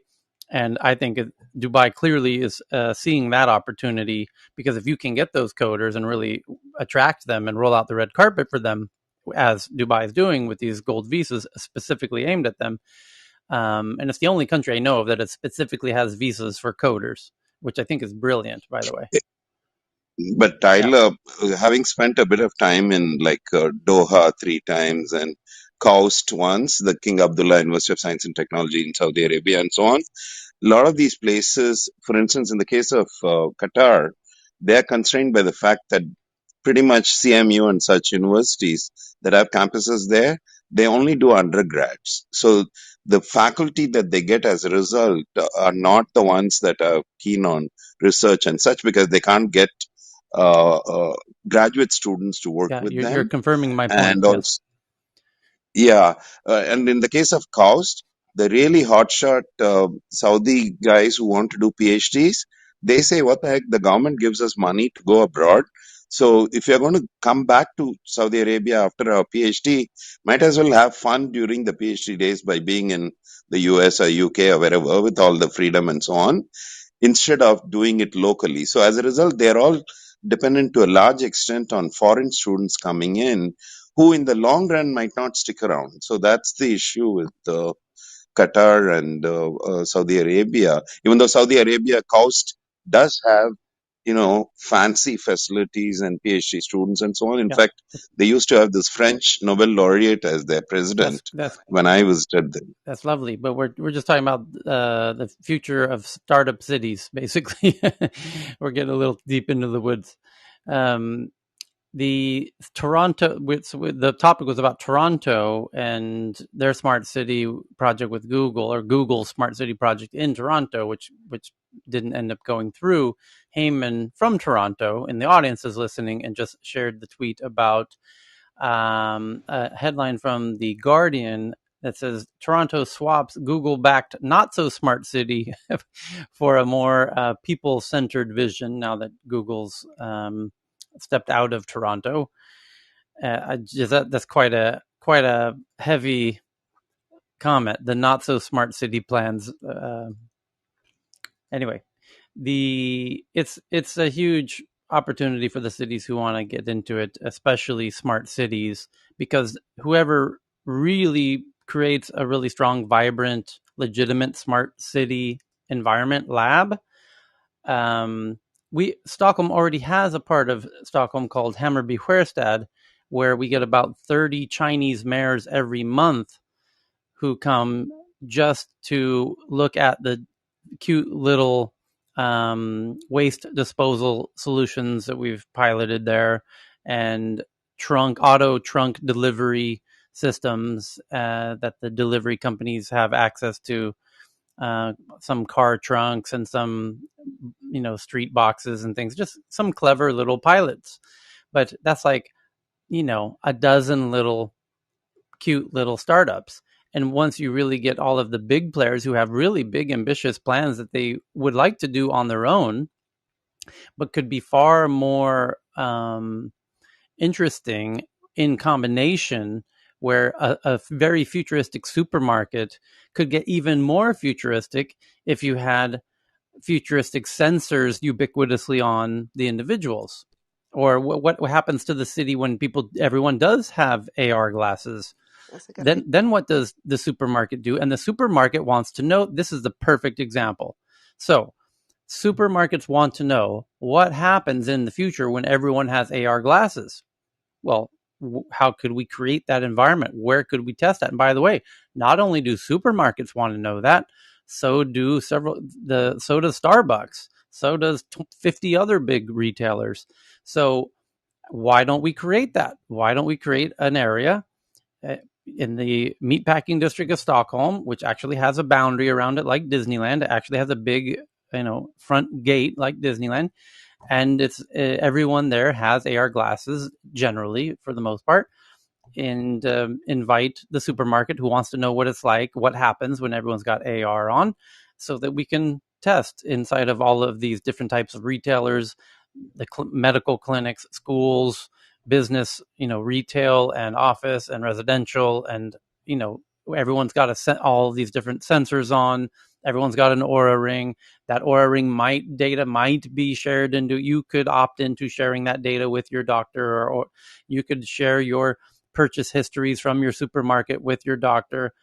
All kinds of interesting opportunities are possible if everyone collaborates in a way that Google's going to have a hard time doing on their own in G Town, or Facebook is going to have a hard time doing on their own in East Palo Alto, yada yada yada. So it's but once that is rolling, and you've got robot deliveries happening and drone deliveries and autonomous cars and all kinds of crazy shit. Once that's going for a year and everybody who has a solution to bring to the party wants to participate, and they're welcome to under certain conditions that they'll have to fit into, of course, then you get every prime minister around the world wanting to come in and see what are the benefits of some of these technologies, and what are the, more importantly, what are the warning signs to look out, or what are the things that went wrong. And that's where the sandbox becomes very important, conceptually, because it's a place to try things safely, where you can break things and hopefully do break things, but you're intentionally creating the environment so that you break things in a safe way, because that's how you're going to innovate quickly, as every startup knows, is go fast and break things, but on a city-like scale. And that's how we can really move the ball forward very quickly. The question is, which cities have the appetite for doing it? So I'll end. Well, Anyone there's that a wants to have this is exports. L. There's a couple in the U.S. So wish me luck. I've already put my bid in to be their smart city administrator. Mm, So there's two in the U.S. that are actually prime and they're ready to do it. They have the stomach to want to do it because they know the cost now will be minuscule to what the payoff in the future. So hopefully it'll be happening real soon. I'm hoping to hear back mm. soon. One thing I would suggest when you're building a smart city is, rather than focusing on optimization, like Tyler, you're just mentioning all the cool things you can do if you had a sensor and all that kind of thing, is instead you focus on resilience. Because if you think about it, a couple hundred years ago, we didn't matter if the electric grid went down because there wasn't an electric grid. And now, just last week, I lost my internet connection for like the day as Comcast line had a problem, and that was like a crisis, right? So now imagine building your city where everything is optimized and linked and everything, and then for whatever reason, including climate change in the future, but even just normal stuff, some of these networks go down and your things you relied on aren't there. So it would be nice to build those things while you also build in resilience, so there's ways to get by without all that optimization as well. Yep. And Tyler, I True in just general, not just for smart Yeah. cities, by the way. True. True. Tyler, I just sent you or sent a tweet out about Neom. I don't know if you guys discussed it Yep. already. I'm assuming not, but I've mentioned it a couple times, and the sad thing is that essentially got paused due to the Khashoggi incident. It yeah. really just a lot of the moment. Tyler, may I make a Yeah, comment? go ahead. So I was just going to say, I truly hope that the pandemic doesn't cause issues in travel, but I sincerely hope that everyone in this room has the ability and the willingness to come down to Dubai during Dubai Expo 2020, where every nation has its own pavilion. And the main focus of Dubai Expo 2020 is for every nation to host its tech and the leading cusp of every form of technology that exists today and in the future that is being planned for, where you can come and see what is essentially being developed across the world in every economy. And if you have a chance, try and go on YouTube and any form of access to social media that you have access to, and look up those pavilions and what's happening there. And that's all I'll say. But that'll give you a true idea of what's happening in the Middle East, and including NEOM, in terms of smart cities. And I'll leave it at that. I'll allow everyone to do their own due diligence. I'm done. Yep.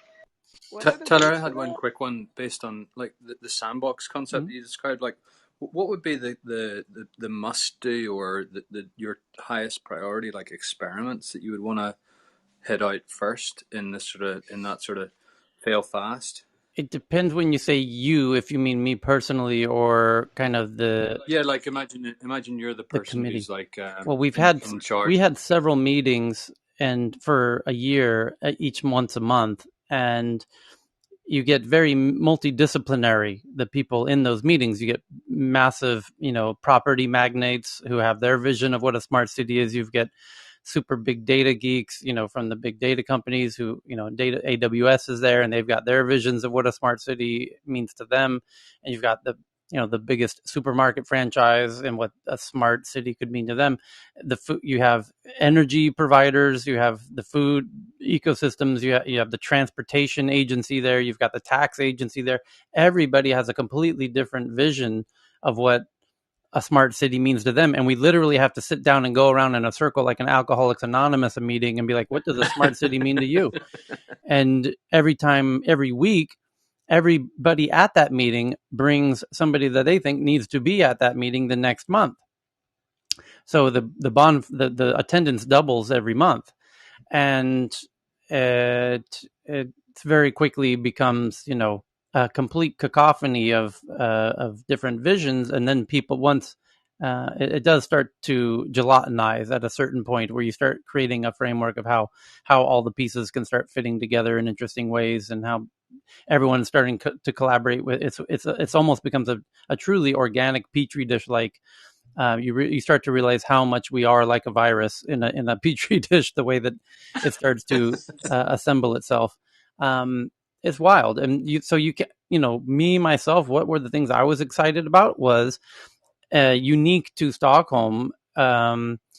This particular vision of it, which is different from Neom's vision of what they hope to do with the smart city, which there you can go to the Neom website, spelled Neom, by the way, and it's they have a really unique vision for what a smart city can and should and would be, but a very specific vision.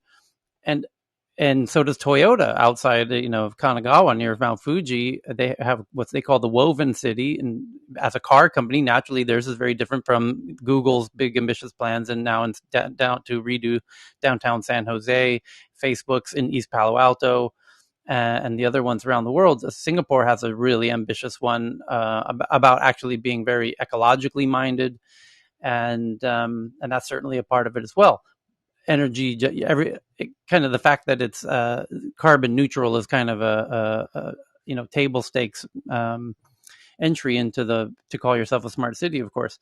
But as a startup-y person in that environment, and I was one of the few kind of real startup-y people in that room, what I thought was interesting was the ability to do data sharing amongst for example, if you have an app on your phone and you have all of your different data sources of all of your different devices, and then it's a dashboard of on and on switches, just toggle switches, and people can send you a request for some of your data. So your doctor then asks for sends you a data request, and he's asking for these 10 types of data, and you can at your will approve which ones you want to send back. And then even your supermarket sends you a request for some of your data. And just like apps do, by the way, now Apple is kind of doing this now when you install new apps, and it's like, hey, this app wants your camera, yes or no. It wants your microphone, yes or no. It wants your location, yes or no. Same thing, but instead of apps asking you for this, it's your bank is asking for this, and your school is asking for this, and your apartment that you live in is asking for this. So what happens when you start sharing, by the way, your apartment's asking for your school data, or the city's asking for your apartment data, the city itself is asking for data.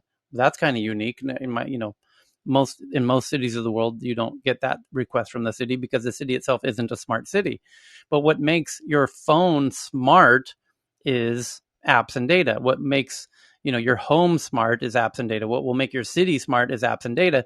So today, cities are not using data intelligently in the same way that your phone and your smartphone and your smart car and your smart office and your smart, so a smart city to me means sharing and collaborating through a shared data platform like that, which we were building.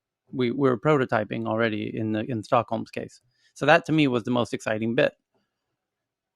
Hey, Sir Tyler, I want to say a couple of things about Toronto. A few years ago, I was there at the invitation of the so-called Crypto Chicks organization, who were organizing a blockchain conference. By the way, Butrin's mom is one of the two ladies who started this organization.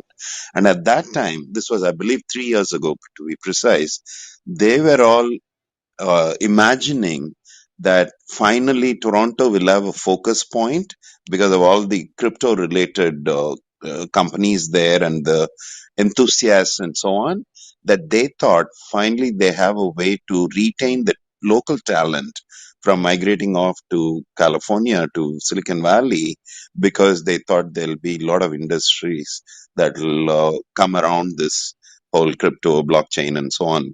So I wonder whether Heyman has something to say about that vision has become a reality or it sort of dissipated. He's listening, but he's not in. He's listening to. I actually got it. Ah, Found my phone. oh, Found my nice. phone. I didn't bury it under my. I didn't bury it under the flooring, so I'm okay. No, I'm Oh my sorry. I God. don't. Yeah, no. I was doing some flooring and I was just listening on smart TV. It's amazing this world. I'm listening to Tyler on a smart TV. Because I couldn't find the phone, The and I was. future is here. I know, and we're going back to the old technology to watch it. So MSN's basically, vision for the future came to pass. we should play that song. It's like. Fall from the future. I don't know if we got that song. Anyway, sorry. Crypto chicks. I'm aware, but I don't know the full details. Sorry, Mohan. No, no. What I was saying was at that conference is where I heard Yes. consistently many people saying that there is so much momentum there in the blockchain arena that they thought finally they found a niche area using which they could stop their smart young people from From migrating off to leaving. the US, lured by Google Yeah. and such companies. I don't know whether it's changed seriously since that time. Well, it all depends on the new laws. I think with Trump, with the technology, remember how the whole Trump situation, they blocked off a lot of those immigration. So that caused a lot of Canada to get a lot of these immigrants, the tech immigrants. But now with like the whole pandemic, I think that might change the whole thing. We're also not sure whether people are going to come here. And also, there's already a trend now. I'm not sure, Tyler, you probably will know more about this, but I'm reading up that Silicon Valley's getting people back now There was because a people are yeah, realizing, that was in like a New York Times headline 48 hours ago. Now that yeah. well, I wouldn't necessarily trust a New York Times journalist to be the authority on that headline. Yeah. So I'm not sure. Tyler, what did that headline say about Silicon Valley? That now that Twitter HQ is reopening, and they named one other HQ that's reopening, that people who thought they might be leaving for good are now coming back to the office.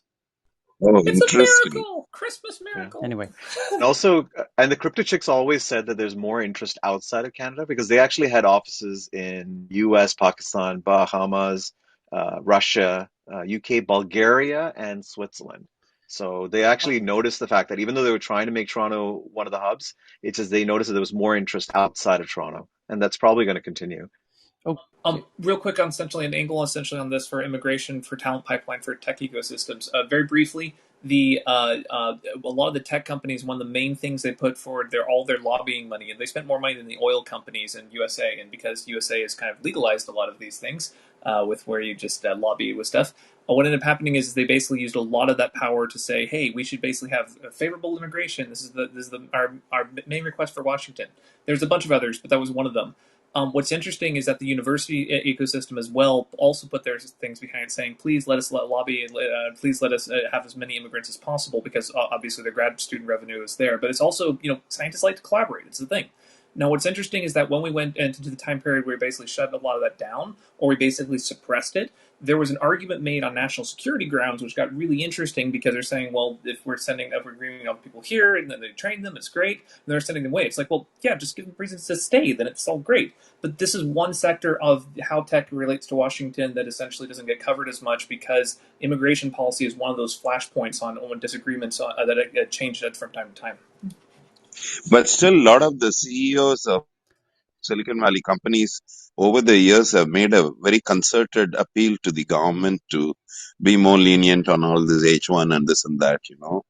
So I don't think that's a recent phenomenon. They've been very vocal about it for quite a while, actually. They have been. Okay. So we're going to move along here because while we've been talking, every minute we talk, we've got 3 new headlines that come in, by the way. So I can feel the stress, Tyler. Yeah. Let's start here. LA Times reporting that getting fans back into theaters is hard. And it's going to continue to get harder, especially now that the streaming video platforms have synchronous release dates, in your living room and in the theater. Tech and celebrities like Ludacris are helping. Well, that's fantastic. Uh, Enrique Garcia.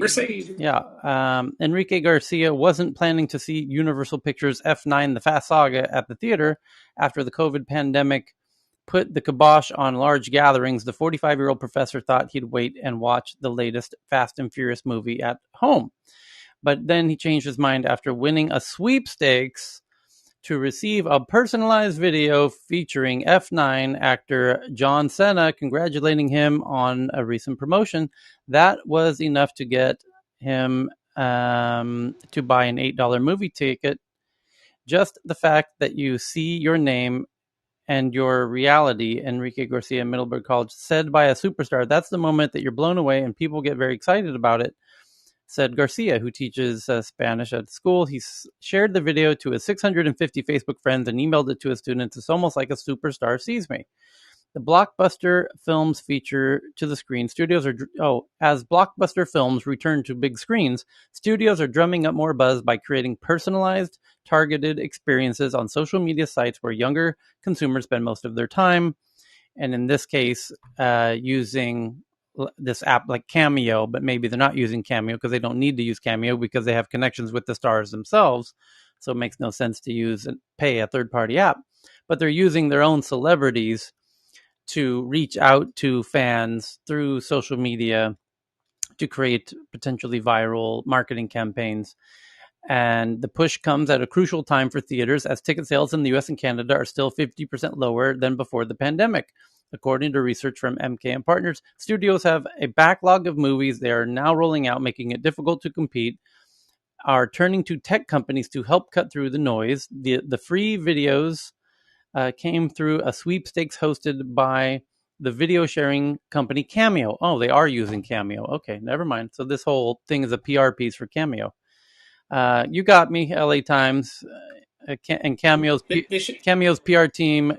Kudos to you guys. Well done. You got me to click on your PR They should piece. just convert those movie studio parking lots into like community centers. It'd be great for the COVID. But you could also sandbox some of those newer, smart city tech things. It'd be great. It also it optimizes for the things that you're not getting when you're watching it alone at home. So check this People are out. going to be wanting more social connections in the near future with coming back out of lockdown. So check this out. So this same article says, being in a digital space, it's about finding the consumers where they are. Alex Sanger, Universal Pictures Executive Vice President of Digital Marketing Strategy. In April, Universal partnered with Twitter, creating an audio-only chat room. Can you imagine what that would be like, an audio-only chat room? What is that exactly? I'm having a hard time imagining that. An audio-only chat room. Should we break this down? It's audio, And maybe chat, there's a in a stage room. with speakers, like really handsome bald guy, kind of. Never Mm-hmm. heard Mm-hmm. of Mm-hmm. this. Mm-hmm. Never heard of this. Yeah. Anyway, So they were using an audio-only chat room featuring F9 actors and the film's directors who took questions from fans. About 14,000 people tuned in for the chat, according to Twitter. Universal is also seeking smart integrations with emerging platforms such as Sweepstakes with Cameo, which had thousands of entrants. That holds true for every single sort of platform, blah, blah, blah, blah, blah. And to this I say, indeed, that is a clever way to do it, is to get movies to hold clubhouse rooms would be fantastic. And I'll take it one step further, which is Netflix, for example, or any movie studio. But as in terms of a platform, you could think of Netflix or Disney Plus could do an incredible partnership with Clubhouse, whereby they can, inside of the Netflix app, as Heyman was just doing on his TV or in their mobile phone app or iPad app or what have you. And same with Disney Plus. It has an iPhone app and an iPad app and a smart TV app. You could, when you're scrolling through the Netflix app, see the opportunity to join a conversation about the show that you're most interested in. And every show would have an audio chat room. So you could talk to other fans of Harry Potter or whatever your favorite shows are. And if you get enough people in there, the stars of the show might appear in there. And here's the best part. Now you're hanging out in Netflix's app or Disney Plus's app in their audio chat rooms talking with fans about that. But now Clubhouse now has dozens, if not hundreds of other rooms, because how many shows are there in Netflix? Maybe thousands. So you might have 1,000 extra rooms in Clubhouse, and those rooms could be simultaneously enter and exitable from both apps, the Netflix app or the native Clubhouse app. It's just an API call, essentially. Just as I'm not using the native Clubhouse app right now, I'm using Club Deck, so it'd be the same thing. I could be using Netflix app to enter into these Clubhouse rooms. So by the way, let me see. I think Grayson's in the audience. Grayson, take that one on me. Show. Hopefully, you guys are discussing stuff like that at the strategy meetings, or if Ryan is one of the Clubhouse investors, he just popped in here. Hopefully, he can take that up the flagpole and see if that sticks, because it wouldn't be that difficult, because Club Deck, a one-person startup, is doing it.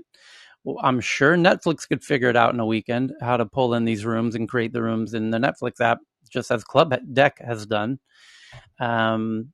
And then those rooms would exist. I created this room in Club Deck, but you're listening to it in Clubhouse. Same thing. The rooms can exist in both apps simultaneously. And it would be a huge win-win. What's the benefit of Club Deck? Club Deck is optimized for the moderator. So it's the main benefit is I can use my 35-inch screen monitor, and I've got all the analytics. I've got lifetime transcriptions. I can stream to 35 different live streaming apps simultaneously. I can stream to Facebook, YouTube, LinkedIn, and I get 30 other different platforms all simultaneously. To name a Play few, music. I can see the following counts of everybody next to their name. So if there's some, It's vital if you're recording a podcast yes, for sound quality. as soon as the room ends, I instantly get an audio recording of it, which is very high quality. I Wow. have a search bar. So if we're talking about VR, I can type in the letters VR, do a search, and I see everyone who has VR in their title, which is JT, Gareth, Jeet, Dr. Michael, Amber, Petula, Ramon, Whitner, Dan Terrence, and Audrey Phillips. And I can invite them all up in a single click and enhance the conversation around VR or any topic. Wow. And are you Little able to audio do it clips. on your desktop? Say again? Can you do it on your desktop? Yes, that's what I'm doing. I'm doing it on a MacBook. Oh, wow. Wonderful. Yeah. Thank you. So, but anyway, let's move on. And that's how movies are trying to get you back into listening to movies. The problem is it's not going to work, and movie theaters are going to die. And that's a very simple prediction. If Disney had bought Twitter, that would have been an alternative reality. They could have done it. It would have been weird. So, next headline: Facebook's Blender bot chat AI no longer has the mental capacity of a goldfish. The bot can now recall past conversations that spanned weeks or even months. And last April, Facebook's AI research lab announced the release of its open source BlenderBot social chat app. And now with the 2.0, you can do some really crazy stuff if it's remembering all historical canonical conversations, and it continues to improve. And you can now have chat conversations with your dead relatives on your phone, even after they've expired. And it can speak with their voice and diction and humor and vocabulary, to name a few interesting use cases. Japan has shattered the internet speed record at 319 terabits per second. This could change everything, is the subtitle to this article. It says, we're in for an information revolution. Engineers in Japan shattered the world record for the fastest internet speed achieved by a data transmission rate of 319 terabits per second, according to a paper presented. And the new record was made on a line of fibers more than 3,000 kilometers long. And crucially, it is compatible with modern day cable infrastructure. This could literally change everything. The article says the new data transfer method breaks signals up into various wavelengths, and let's hope it comes sooner than later. But it will clearly likely come to Japan first, as many of these types of things do. So kudos to my friends in Japan. And Twitter adds captions to voice tweets.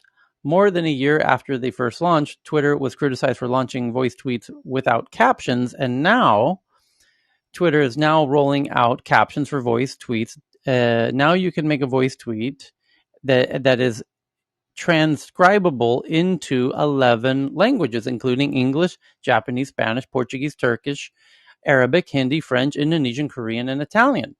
And why is that interesting? Because your voice tweets listens to your voice, and you can then read it in the same language and text, and that's fantastic. So if somebody's speaking English and you have trouble hearing, or you have the mic down because you're hanging out, in a supermarket and you don't want to be looked at like an idiot, you can listen to you can read the conversation rather than listening to the conversation because it's transcribed in real time. That's lovely.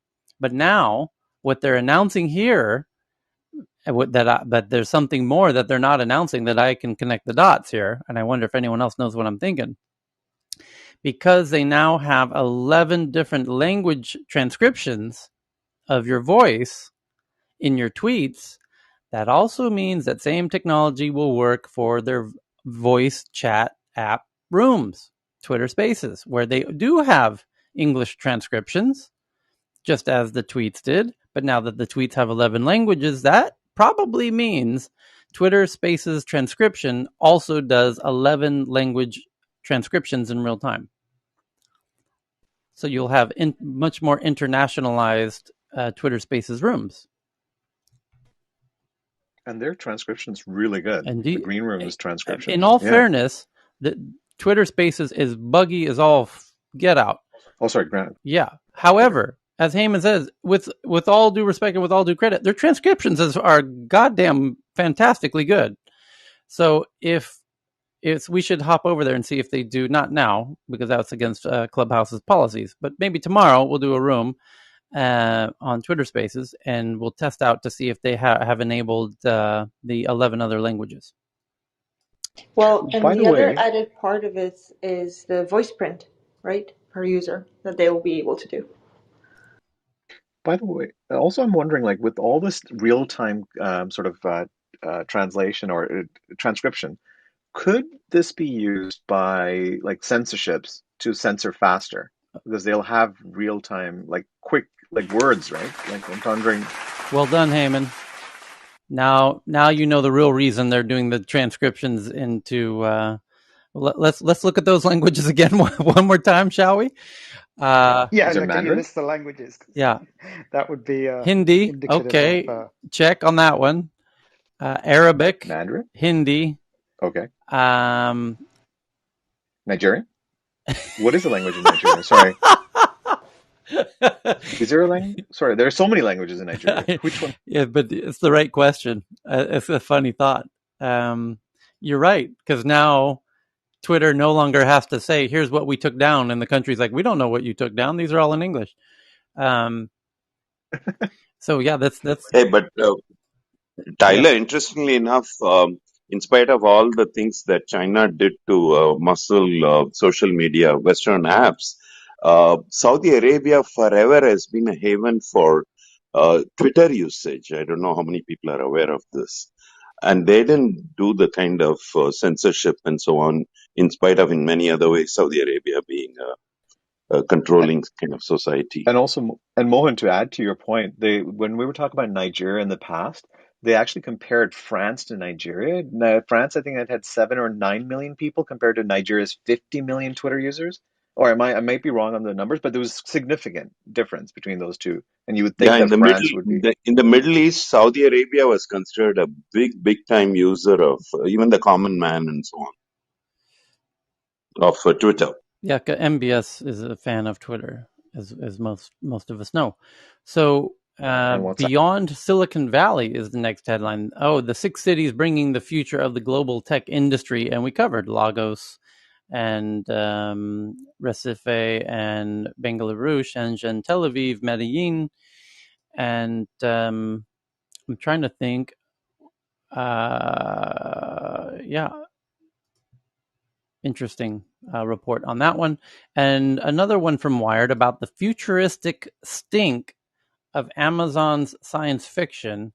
It says, for years, the mega corporation Amazon has churned out sci-fi that ranges from obnoxious to just plain nauseous. and I will let that puppy lie and let you discover that one on your own from the Twitter account at TNATW, which you can see above my head here in Clubhouse.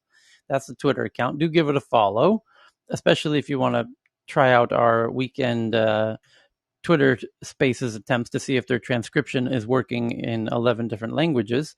And then Vinay, we've now finally arrived to who would benefit, how how would data localization benefit India is the headline, and that is the big question on today for a lot of geeks, because MasterCard is now essentially been frozen in India due to data localization issues. And the question is, why exactly? Why is India all of a sudden so interested in forcing MasterCard to keep all of the data inside of India, and specifically not allowed to have any of that data outside of India, where it could benefit Indian travelers in other countries for one of 100 other reasons? So it's, of course, the benefits are obvious, but the insistence on not having other copies outside, it's understandable as well, but it's worthy of debate, of course. And the question then turns, so we've got that article, Vinay, that how would data localization benefit India? I think we all know how it would benefit India. And then the next article was about a similar point. That what was the other article you found? Where did it go? It's right here. A look at the opportunity in data centers in India. Data localization, government push for storage of info in India seen driving investments. Global investors bet on data centers in India. Well, that's one benefit. There's a lot of money to be made in having a lot of data centers in India, and God knows they're going to need a lot of them for more than 1 billion people. Data centers in India are emerging as the most attractive growth opportunity for global institutional investors and leading developers. Investments are flowing into the data center markets, with multiple new ones created simultaneously. I wonder why they're all happening simultaneously. Maybe a policy change that they all got word of simultaneously? Yeah, and in fact, Tyler, if you sort of this data protection law was announced in 18, which went to all the banks and the credit card companies in 19. And the investments from data centers started flowing in end of 19 as well, coincidentally. But the providers, there's an interesting article. I'm just going to read this, right? If you guys don't mind. By the RBI circular on storage of payment systems data dated April 6, 2018, all system providers were directed to ensure that within 6 months, the entire data, full end-to-end transaction details, information collected or carried or processed as part of a message or payment relating to payment systems by them is stored in a system only in India. And they're also required to report compliance to the RBI. Now, interestingly enough, they kept postponing. So the Indian government kept giving extensions. And then here's the one, MasterCard one. However, credit and card firms with global operations have been resisting the move, citing cost, security risk, lack of clarity, timeline, and the possibility of data localization demand from other countries. And ding, they hit this year with there's an interesting statistic that came out in January that total data traffic in India went from 1.2 exabytes per month from 2016 to 4.6 exabytes per month in 2021. Yeah. Look at the amount of sweet data that's happening. Yeah. And the government just timed it. There's new data centers that have come up. Infrastructure is ready. So now there's no excuse for these card companies and banks to move all their data to India. Ka-ching. Actually, that might not also happen. There was a story that we missed a couple of weeks ago, actually. It was about Tencent also making a big move into East Asia. Tencent and I think another Chinese company, I forget which one, but remember how Microsoft is actually establishing some data centers in Indonesia, Malaysia, I It will believe, be and I'm not ByteDance, sure. I believe. Sorry? If Tencent and ByteDance. Yes, Indonesia and ByteDance, thank you. Thailand. not Yeah. Yes. TikTok. Yeah. Yeah, because of the increased consumption, right, of video, especially during this pandemic, they've needed a much more servers. And a lot of these Chinese companies are also expanding outside. And American companies, this is a subtle war that's going on, right? Not only from a political front, but also from a technology front. They're fighting for the superiority in Southeast Asia. And I'm sure this will come to India as well, based on security and political connections. But you'll watch Southeast Asia. There's a lot of data centers being built there. I could retweet that article again. Sure. I know this, and you're right, absolutely, because Indonesia's got a Data Yep. Access Act as well, and so does Brazil. But the interesting thing is, in India, the Chinese investors, Tencent is not, they're not getting approvals to invest in data centers, Interesting. right? They're being Interesting. kept, they're being kept, I mean, Chinese companies are kicked out of, from TikTok to everybody. They're not getting approvals because now there's a data center approval process in place. You've got to submit who's your investor, which nationality, where do they come from, and it's not getting And in. even Philippines, right? Even Philippines, Even there's a fight going on. even Philippines. And interestingly enough, just 2 years ago, NTT bought a very large data center in India as their gateway in. So they're one of the top 5, 6 data centers now. So the Japanese, the Korean, European, and American, not Chinese. Thank you for the articles. There was Interesting. 3 in total that I just retweeted for people who want to do the deep dive on that issue. And it's a very interesting issue because it's happening in India now, but it's very likely to happen in many other places going forward. It's just happening in India first because of the size of the opportunity there. Um, and you'll start to see it in other big markets, and in fact it's already starting in some other areas in a smaller scale. Um, May I pose a question, yeah, Tyler? Actually, guys, It's a check out Brazil. It's happening in Brazil as yeah, well, very, very quietly, though. so the question, and now we've turned a page on the emergence of data silos, right? sovereign clouds. And Like missile well, they're silos. sovereign, but it's no, this is very common in tech moving back, just in terms of like requiring databases to talk to each other in back in the day, like when you're just trying to get business units to talk to, and share data and all this stuff. It kind of birthed middleware and stuff like that. But now we're kind of reverting back to different policies and things like that. That sure, it's sovereign, but with all these regulations, there's going to be lots of policies in your data. If you're a startup or even a multinational, you're going to have to, you know manage all of that. So that's for people who are in, really deep into the architecture space for data. That's, a new challenge they're going to have. Mhm. Yeah, this is exactly like analogous to all those ports fights, right? In the US, like we have the whole fights over ports, like physical ports. Now, this is like data is like another whole port, right? For data, like people to store and ship and stuff. I'm sorry, I'm bringing it down to analogy. Well, no, No, it's it's great. great because another one is you go back to the '90s. One of the beauties, the late '90s, of this all of this thing that we know of today as the web and internet was the beautiful, juicy long tail of customers all around the world. You put a web page up, and all of a sudden, boom, you got some new customer halfway around the world. But it'll be interesting to see as these data silos emerge, how it kind of makes it potentially more. Well, it's not going to potentially make it more challenging. It's just going to kind of put a different wrinkle on that.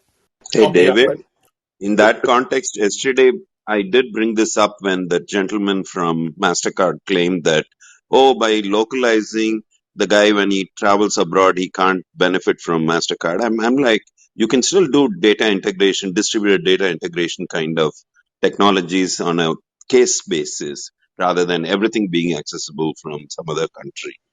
But I want So, Mohan, to he make a also has to protect his industry, right? So we can't blame him for that. of I want to make a course, of very brief course. 20-second yeah, point, just very briefly on this. So there's an edge case scenario that has been considered with a lot of geopolitics: who puts data center where do you put the fiber, etc. What happens if compression technology or storage technology sees a radical boost in a short period of time? We're already seeing this with latent spaces with AI. We're already seeing this with genetic drive data. If this happens, the amount of physical location, the amount of data you have to store, and the complexity and the cost for that could basically give way very suddenly, and it could shift a lot of how these things are accounting for. The reason why I bring this up is that those breakthroughs are not currently on the scenario planning roadmap of something that's even a possibility. So it's something that could shift a lot of these things very quickly if people aren't paying attention to it. So just one thing to put on the radar. Yeah, and I just want to address something, David. David, you talked about, right, the islands of data, but there's already a great report that's been written about that now there's going to be data transfer treaties that are going to come up between countries and trading blocks, right? Just like somebody used an analogy, you're going to have an Interpol for data, right? Uh, There's a lot to that, and Chris, I think that the just one little remark about the thing that you mentioned is simply often people will the difference between a cool hot innovation and something that gets massive deployment, that chasm is pretty monstrous. So I mean, it is good to kind of keep an eye out on the, what do you call it, the funnel of future tech innovation, but dealing this with having to deal with this in the next 18 months is what companies are going to have to deal with. I think because I'm it's moving speaking less for fast. future technology as more things we have invisibly built out. Just being very brief, every AI technology has compression at its very core with latent space data. It's one of the more underappreciated aspects of artificial intelligence based technologies.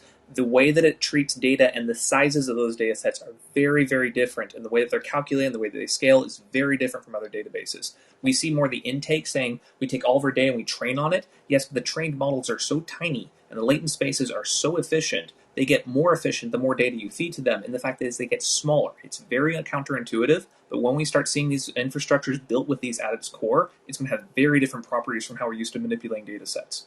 And also, let me bring a med tech story because I think one thing we don't realize is that when medicine, we don't allow data to cross, at least from ideally from HIPAA and HIPAA rules in Canada, we don't allow data to cross borders. So in Canada, early stages when we had like data storage, Microsoft was one of the biggest providers at that time. Data, but unfortunately, we can use their servers because they didn't have a server in Canada at that time. So because we cannot cross physical borders. I'm just curious now, like how do citizens going forward decide, like how do they actually determine where their data is being stored? And how do they is there like a check off boxes in terms of like saying I do not want my data to go through a so and so country's servers or to be stored in certain servers? Is there a way for us to sort of dictate that? Heyman, that option's being taken away with data localization. It's going to stay only in Oh, that country. Remember? I right. mean, the Indian one is you're not even allowed to mirror that data outside the country. So there is no checking the box on that. In fact, the RBI says that in case these card companies need to use any data outside of India, they have to get explicit approval from the customer. So There But was a it's fast it catalyzes the emergence of the data policy management software category. Is feature set slash startups that want to go after this problem because it's managing this is problematic and we need a solution. there was an Sorry, absolutely Tyler, fascinating thing may I make somebody. a comment? Sorry, go on. Sorry. No, sorry, No. Chris, was Sorry, I that you? just said I don't know that anyone said that before. All right, Sorry. No, go ahead. Go I'll ahead. just quickly. Go ahead. Thank you, Cal. No, so I just wanted to admit I've been wrong on one thing, and I believe it was Aaron who pointed it out. There was one thing called the Cloud Act, which actually got moved back in 2019. So now what you've got is, and this is very interesting. Now what you've got is you've got Amazon Web Services, which is allowed to take data from the United Kingdom because the Cloud Act has been removed. So what they can do is they can come into the United Kingdom and essentially be able to sit there. And if the agencies in the US want the data, they can take the data. Now, what's interesting there is that the only point that the European Union and the United Kingdom have agreed on is the sharing of data. Hence, the sovereignty of data in the European Union is now at risk. So, in those nations, even though they have sovereign data that is being housed in those nations, it's being shared with the United Kingdom. So, if you look between the lines, that is a true threat to the sovereign to the data that is being looked at for the example of sovereign cloud, because you've got Amazon Web Services that's sitting in the United Kingdom. The United Kingdom is sharing between the European Union nations, and the United Kingdom itself is sharing with the United States. So even though it's written in law, in the truth of it, it's actually being shared all across. I'm done. Hit the nail on the head. Okay. Yeah, and for us, basically, that's data that's become an illegal immigrant, in essence, right? So you're going to need data passports. Okay. It's Hold on. the Ding, ding, legislation ding. says Hold many things, on. but We're moving actually, on. immigration. Carrying on. We'll do that on the deep dive. In no particular order, Heyman, you just sent in one about lab grown chocolate. Unfortunately, growing cacao for production of chocolate can cause deforestation and make use of child labor. Scientists in Switzerland may have found another option growing chocolate in a lab. Cheryl, are you going to eat the lab grown chocolate? No. No, but it's using actual amino acid. I mean, it's actually using real elements. Yes. I Like try to water is stay H, away from hydrogen, and oxygen. I try to stay away from artificial things as much as possible. Let's read the article here. We live in a chocolate crazed world, but unfortunately, growing cacao for the production of chocolate causes deforestation and make use of child labor.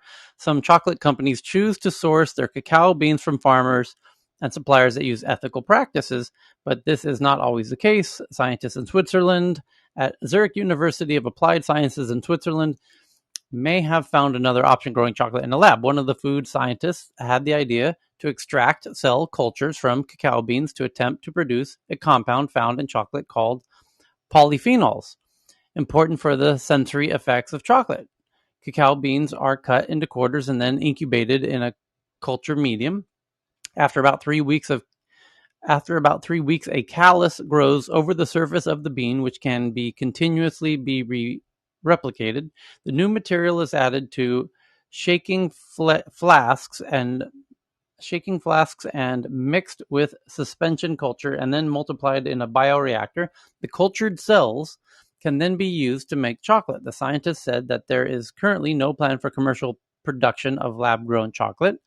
The process is considerably more expensive than conventional chocolate, and they will be continuing to study and compare the production process of conventional and lab grown chocolate.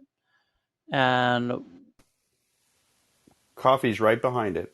The climate change catastrophe is right on. It has coffee on its sights too. So this whole the food science, safe alternatives that are reminiscent of what we used to know as coffee and chocolate and things like that are. beef, like all the lab grown beef and meat. Yeah, You know what's interesting? I just yep. realized it. I'm a fan. Yeah, but check this out. If it's just genetic assembly of the right kind of proteins, I mean, Acids. how far off in the future do we imagine uh, Space. printed chicken is It's in here. terms of decades? It's here. No, it's here. They're doing it. It's scaling it. 3D printed in your home, Yeah, yeah. Yes. Oh well, yeah. consumer Will be. home Could be. Not printing. even this decade Not for yet. factory production Uh, of that stuff. we It's a little discussed this gross in right now. depth. We discussed this in depth 2 days ago. Subway is doing it already with tuna. Oh wait. Where's that emoji? We'd use that I emoji. don't care We'd what use that. that shit is. I'm gonna eat it. As long as it's not Soylent. human. That would I have actually be two, pretty two. awesome if they have a Subway on site. They could grow their own meat on site. How cool would that Now, be? Subway, here, Or what about a wait. Mars? Attention, Subway sandwich chief marketing officer. All We right. have Me this. and Michael have been talking about this in the background. He's in. If we can make it happen, he's down Can to be the someone please spokesman. ping in Subway Sandwiches Chief Marketing Officer? This is an official announcement on behalf of Tech News Around the World to the Chief Marketing Officer of Subway Sandwiches. Dear Subway Sandwiches, we have a brilliant idea for you. Please reach out to us. As long as it's not human, we are all in. I'm going to eat that shit no matter what. And I was I was just gonna say Soylent we Green. don't care. Watch the We don't movie. care if it's tuna or not. That's between you and everybody else. We're going to eat it anyways. What it Soylent needs to Sub. be, what it I'm needs to sorry. be, I Tyler. usually ride or die with you, Tyler. Not, I We can't eat don't. Matter of Subway. fact, Ireland is ruling that it's not bread. We don't even care about that either. So Bread, Tyler, I got yeah. it. Every day, right? If you Google just the word Subway, every article is like a passive aggressive slant at Subway, right? So, like for example, if you look at today, it's like Subway franchisees tried to give away 1 million sandwiches. Not that many even took them. And so Ooh. what you would do is you would read the Subway article of the day, right? Yes. Subway would sponsor it, and Michael would come in and say, "I'll fucking eat them. Fuck it." Subway. Hey, I guess we So should all go to Subway right now and get a Hold sandwich on. for The free. Subway sandwich of the Right. Subway headline of the day. Yeah, we could read the Subway headline of the day. And so we are now officially proactively calling you out, Subway, as a potential sponsor. You let us know. But back to the this original is the thing, only way to Yes, embrace cell-based it. meat. yes, that's what we This is want. the Cell-based only meat way to is Flyer embrace it. You added, just just take it ask on. Arby's too. Just ask Arby's. cell-based No, They'll no, meat we're take is care not. of Because it. let's We're, be real. we are realistic. very much not asking Arby's, but let's. Let's be No, we're gonna realistic, go right? Like exclusive. We're gonna go they exclusive. bust out like Subway. exclusives. It's like, oh my god, we show you how KFC makes gravy, and then in the comments it's like, oh my god, they used pan drippings to make gravy, and it's like, no shit, that's how you make gravy. You know, You need to get like a big screen TV on each subway room, and just basically see tech news around the world, like the Twitter feed, just scrolling on through. Big bullets of the articles with stuff. It's a partnership that's going to be beautiful. By the way, I've But got a speaking of cell-based political. Oh, meats, sorry. though, for the future, I do think they're coming technically. But the question will be what we're talking about here is marketing. Like, obviously, the company making it will put it in a great light, and then the beef council will spend hundreds of millions of dollars telling how alien it all is. How much it catches on will be determined not by the technology, which is here and will certainly be developed commercially this decade, but rather what public perception of the product is, and with different groups taking different sides and spending a lot of money When we to convert, influence people. Cheryl, that's the mainstream, right? Yes, That's that's the right. standard, That's Okay, right? then we know. So we'll keep asking Cheryl. We'll So keep. She's our Tyler, guinea hang pig. on. Fly On a high. related, Tyler, the chief marketing officer is a person called Carrie Walsh, uh-huh. and I just checked on Clubhouse. There is a Carrie Walsh on Clubhouse, and I did ping her just now. Fantastic. So who knows? Keep your eyes peeled for a Kerry Walsh joining the room, please. So why Heyman just found an article why Ghana will no longer sell cacao to Switzerland. Yeah, A year ago, it's a great video too. You guys had to watch. President Nana Akufo-Addo became the first African Yep. leader to be invited in about 60 years on a state visit to Switzerland, but his visit may not have gone as his host would wish, as he announced that his country will soon end the process of selling raw materials to trade partners for onward value addition. Although his visit was about 12 months ago, the details of his announcement have been rekindled by a conversation sparked by recent impediments placed by rich countries on the World Trade Organization proposal. The proposal would have seen coronavirus vaccines produced in large quantities widely in other countries if pharmaceutical corporations can waive off intellectual property claims. Richer nations like those in the EU as well as the United States have blocked this proposal, although in terms of global numbers, they are in the minority. What's the country again? Ghana's leader. Ghana. Yeah, Ghana's statement to the Federal Council of Switzerland is seen by many pro-African interest observers, as well as Pan-Africanists, as a possible route through which Africa can win on trade on the global scene. They're hitting Switzerland where it Yeah, hurts, big in the time. cocoa nuts. Yep. Yes, smart. And you should watch the video. Actually, he's a well-spoken leader, and he's in memes. Even there's also a video of him like trashing Macron and France, right? And he talks about the fact that it's boosting Africa, right? Basically, he's saying that why are we sending our raw resources to you guys to maximize the funds? They're processing it. Money's made in processing. So they've been always shipping. Africa's always been shipping its raw resources around the world and not benefiting from it. So his thrust is that no, we're not going to do that anymore, and so we're going to actually process it. This is And what Switzerland is Gandhi going to get started hit in hard. India. Same thing. He was like Yeah, saying yeah, we're shipping all of the raw fibers from India, processing it in Britain and selling it back at like a extreme markup. And him being in South Africa, you could see the trade going both ways. It's accounting. Watch the ledgers, and he says this is ridiculous. So I mean, if people saying, "Hey, dude, let's overthrow that stuff," there's strong track record for that stuff. Interesting. Thank you for that, Heyman.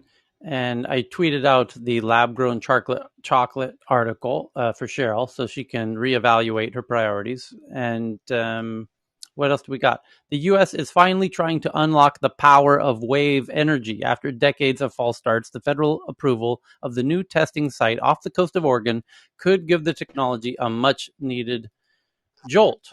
Coming from Wired, from Cheryl. Thank you for this one, Cheryl. Just cracking it open here. And it talks about how waves make an ideal renewable energy source. They're predictable, constant, and tremendously powerful. The energy potential is astonishing. Researchers estimate that waves off the coast of the U.S. could generate as much as 2.64 trillion kilowatt hours annually, equivalent to 64% of the country's total energy generation in 2019. But capturing the immense power radiating across our ocean surfaces is no easy feat. Wave energy technology is challenging to engineer. Startup costs are high. Testing in open ocean waters is a regulatory nightmare. That's why wave energy trajectory has been a stop and go affair plagued by false starts for decades. But things may finally be starting to shift for the industry. The federal government recently approved the first full scale utility grid connected wave energy test site in the U.S. Oregon State University-led project called PacWave South is a 2-square-mile patch of ocean 7 miles off the rugged Oregon coast where developers and companies can perform large-scale tests on their wave energy technologies. It will cost $80 million and is scheduled to be up and running by 2023. The design includes 4 testing berths where the wave energy devices will be moored to the seafloor and connected to buried cables carrying electricity to an onshore facility. In total, PacWave South facility will be able to test up to 20 wave energy devices at once. Here's the quote. Before you get certification to develop a commercial scale farm, you have to actually demonstrate success at full scale, says Jesse Roberts, an environmental analysis lead at Sandia National Laboratory's Water Power Technology Department. Now that this test facility exists, there's actually a pathway to doing that in the U.S. Fantastic. I wanted to add, if I might, just the hydroelectric power, just to throw in there. We're up here in the state of Washington. We're taking down dams because of how it has destroyed biodiversity with the salmon and just how that's connected to the orcas and all these things. If we can kind of push some of that hydroelectric power generation off into the waves, that would really be awesome in so many different ways with regards to helping the biodiversity assault that we're putting into these different regions. So it's just something to kind of come up on. While you watch out for the biodiversity impact in the oceans, of course, is one of the issues. But it's true what they said, that this stuff has been around a really long time. But seawater is really corrosive, and making these things that not the concept of getting the energy out is pretty straightforward, but making them last and be reliable over long periods of time has been a real challenge over the last 20, 30 years. But hopefully they'll figure things out. Quick thing, there's a number of support technologies that are required to make ocean infrastructure just work for anything, not just for wave energy harvesting, but just having any physical structures, buoys, whatever you have out there. This sort of investment being an investable thing, a lot of the money, when you look at what they're actually spending their money on, a lot of it goes into these support technologies. As those become more developed, it's going to enable a lot of things, not just for wave energy harvesting for the mainland, but it'll just have structures out in the middle of the ocean for anything. Deep water infrastructure is a huge long-term thing for humanity, and having these sorts of venturing off the coast, being able to have these sorts of things with the offshore wind turbines, being able to have some of these deep sea infrastructure with the oil rigs, these are basically just taking the steps to be able to establish that long-term infrastructure. If this is done with basically long-term ecology and basically biodiversity within mind, we could actually be adding biodiversity to the oceans and adding biomass by basically creating strong ecosystems for local fisheries and stuff, rather than basically making it as a net negative. So there's some really exciting stuff in this direction that's been underinvested in. So it's very exciting to see any developments in the space. So new head. Imagine using coral to grow the structures, and then that way that would solve some of the carbon capture issues too. And I'll shut up. Master's degrees are the second biggest scam in higher education, and elite universities deserve a huge share of the blame, is the headline from Slate. Last week, the Wall Street Journal published a double expose on the crushing debt burdens that students accumulate while pursuing master's degrees at elite universities in fields like drama and film, where the job prospects are limited and the chances of making enough to repay their debts are slim. Because it focused on MFA programs, which is Master of Fine Arts programs at Ivy League schools, one subject accumulated around $300,000 in loans pursuing screenwriting. Oh, shit. Oh, boy. I hope you got wealthy parents. Most of them do. Yeah, they usually do. That's the ironic bit. The article rocked around the creative class on Twitter, but it also pointed to more fundamental troubling development in the world of higher education. For colleges and universities, master's degrees have essentially become an enormous money-making scheme wherein the line between for-profit and non-profit education has been utterly blurred. There are, of course, good programs as well as bad ones, but when you scope it out, there is clearly a systemic problem. And the article goes on and on and on. The Columbia School of Journalism offers what is essentially a 10-month master's degree. That's very short indeed. That costs $70,000 or something like that. So this journalist who wrote this article, what a weird sentence for a professional journalist to write. The Columbia School of Journalism offers what is essentially a 10-month master's degree that costs $70,000 or something like that. It starts in September, ends in June. What do you mean, or something? Something easy to check out, right? Something You're quite getting easy Yeah, to check you're out. lazy. writing about journalism. You're a journalist. Go actually check how much it fucking costs and put the fucking number. What do you mean, or Did something they like go to that? that same school? Yeah, they're going from memory because they attended there. So the Well, it is true that schools make more money on those programs. I was on advisory committee for big university, and that is true. But a master's degree in engineering will do you well in terms of increasing your income. But any degree in fine arts, I mean, fine arts doesn't pay a lot in general unless you're exceptional or very lucky. So those are the kinds of things you obviously have to think about before you even get your undergraduate degree in that, or certainly a master's degree. But I'm not sure the problem is the school itself in that, but who knows? But it's true that that fits. PhDs are all like funded through grants and things like that, and undergraduates there's lots of financial aid and all that kind of stuff. But the master's degree just kind of sits there, and you kind of get paid full. And this particular university I was on, a lot of foreign students came in just paying full price, directly. So it is true that they do well on that. But again, you should think about what you're getting a degree in and what kind of job you can get when you're going out. But master's degrees in engineering are probably a very good economic choice to make. Thanks for that, Dan. So the Cal, here's a headline that you noticed. British Parliament Committee calls for complete reset of streaming music economics. Now, this is going to get good, and I'm going to get heated. I'm just warning you right now. Yeah, I felt I actually put a comment in Just, that might have heated you just a up quick a warning little bit. for everybody. Put on your earmuffs. There's going to be some swearing here in about 5 minutes as I read this article. Yeah, so uh, they're saying that they want to try and put some legislation in. I mean, this is a couple of MPs, a few MPs and a Yeah. committee, but they think it's unfair that the deals are unfair and Spotify's to blame, and they need to share more of the money with the artists. And what I No, think I not. put on the comment, it was a few. Wait. Let's So see. the Let comment, me let me go let ahead. me read it. Let me read it. So it says. Back in October 2020, the House of Commons Digital Culture, Media and Sport Committee launched a comprehensive investigation into streaming's impact upon artists and the sustainability of the wider music industry. Now, some 9 months later, the British Parliamentary Committee has published its findings calling for a complete reset of the music streaming space. A number of artists and industry professionals appeared before the DCMS committee as part of the inquiry, and certain creators' comments concerning the paychecks that they receive from music streaming platforms made a considerable splash in the media. Consequently, committee chair Julian Knight in early December stated that some of the artists were hesitant to participate in the hearings because they fear action may be taken against them.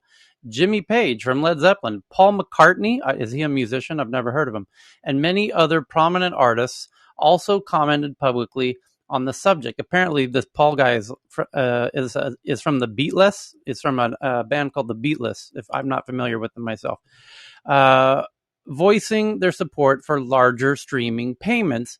And the DCMS committee received almost 300 pieces of written evidence, nearly a third of which were confidential, over the course of its investigation.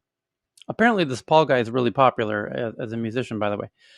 As initially mentioned, the DCMS committee, in its more than 115-page-long report, including north of 650 citations, findings from Digital Music News among them, who's the source of this article, pushes for a complete reset of the streaming space, laying out all manner of concerns, firmly worded criticism, and legislative and regulatory recommendations, acknowledging at the outset the continuous decline in average view per user that music streaming services are experiencing. The all-encompassing document states that quote-unquote streaming has undoubtedly helped save the music industry following 2 decades of digital piracy, that it is clear that what has been saved does not work for everyone.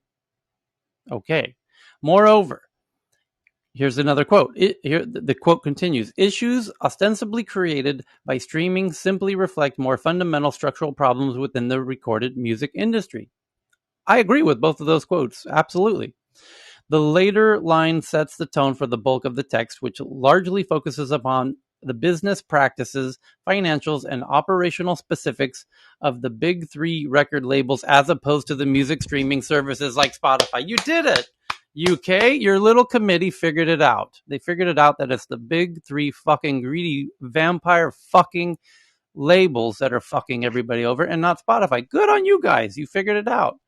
On this front, acknowledging Sony Music Entertainment's decision last month to waive uncouped debts for legacy artists, the authors urge Universal and Warner to look again at the issue of unrecouped balances, with a view to enabling more of their legacy artists to receive payments from their music when it's streamed.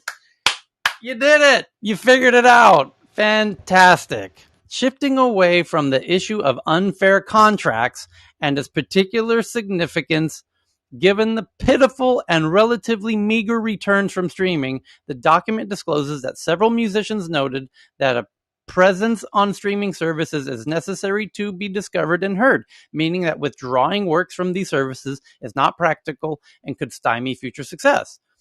Here's another quote. There are also concerns that the economics of streaming entrench historically successful artists and create barriers of new performers, the DCMS committee report proceeds. Of the 4 UK acts who featured in Billboard's top 10 worldwide music tours of 2019, only Ed Sheeran released a debut album in the last 50 years, with the other 3 being Elton John, the Rolling Stones, and Sir Paul McCartney, if I'm saying that right. Regarding streaming's legal definition and classification, it is clear from those who have given evidence to us that music streaming poses a definitional challenge. There's no consensus as to how streaming should be defined in the classification. The major music companies and independent record labels have consistently asserted that music streaming is straightforwardly making available, and therefore performers should be remunerated as though it was a sale. The report continues, but this classification does not consider the complexities of streaming that sets it apart from the other modes of consumption. Next, given that the benefits for streaming have disproportionately accrued to the record labels. Exactly!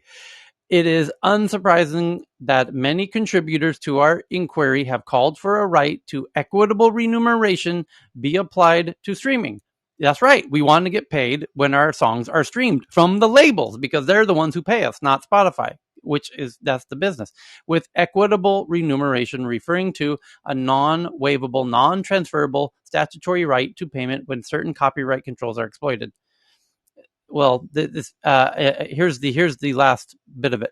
A section entitled "State of the Market" then details the big 3 labels' stake in Spotify, with Warner Music having cashed out completely, while UMG's interest now exceeds $1.5 billion.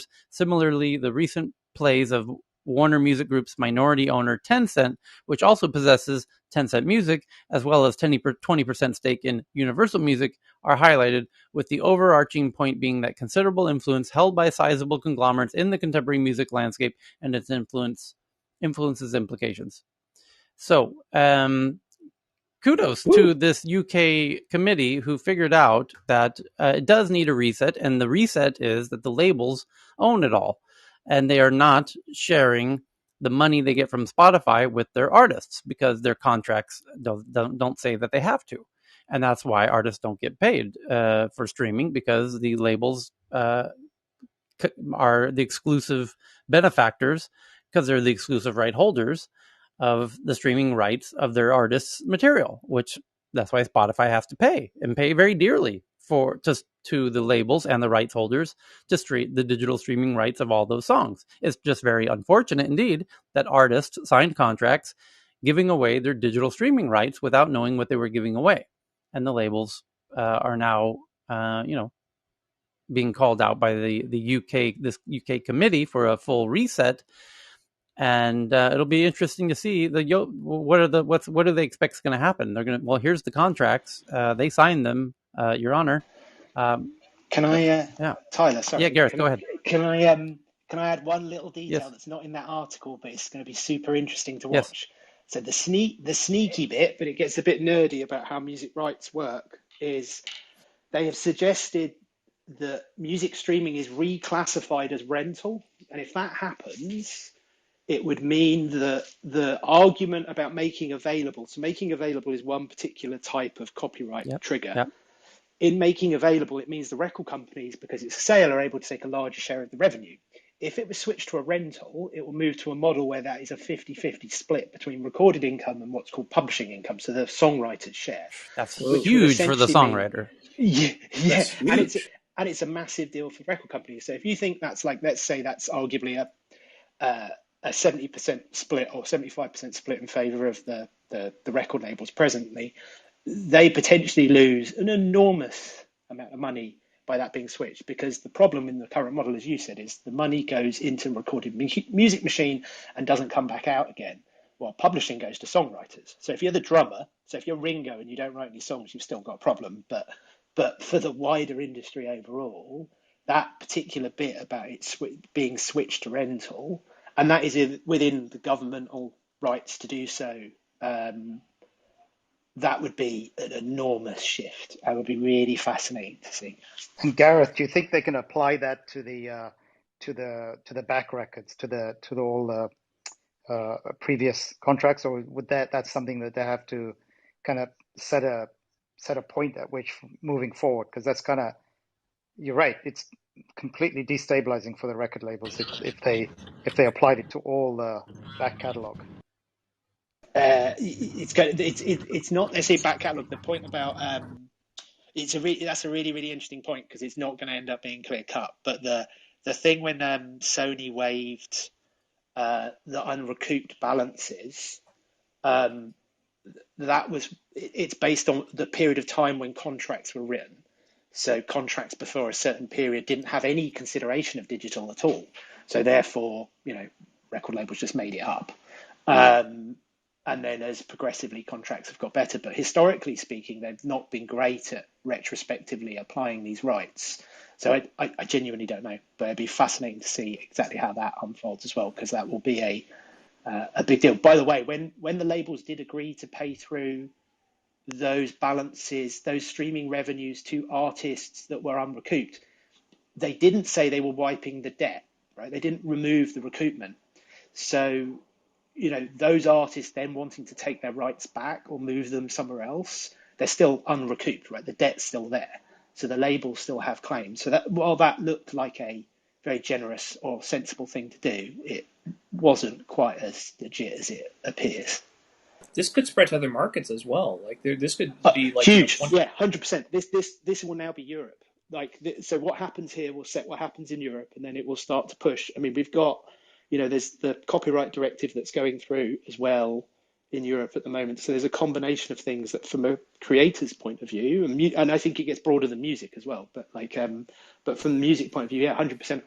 I think it will definitely change. US is slightly different. I mean, US has always had different rules about how some of these copyright things get paid. But yeah, I think the ramifications of this are bigger than just the UK.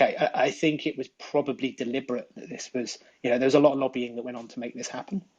Um, Tyler, we're about to see a counter push as all those record labels freaking out are going to hire damage control PR firms. They're going to pump out a massive quantity of like counter propaganda PR stuff. This is going to be really interesting. Yeah. Who can they push back against? Because it's like They'll make up everyone. It's like everyone's against them, but I don't see. national security. I don't know. Yeah. I think what you see with the labels is the labels have known this is coming a very long time. Um, there's been some other stuff in the last couple of weeks, like 60% of all streaming in the US is catalog now. To Cal's point, that's pretty much all going through labels. But then there's the biggest growth area in music because the big mega hit has sort of slowed down. The hit machine that labels were has really, really, really slowed down since, and it has been progressively happening more and more since streaming has kicked in.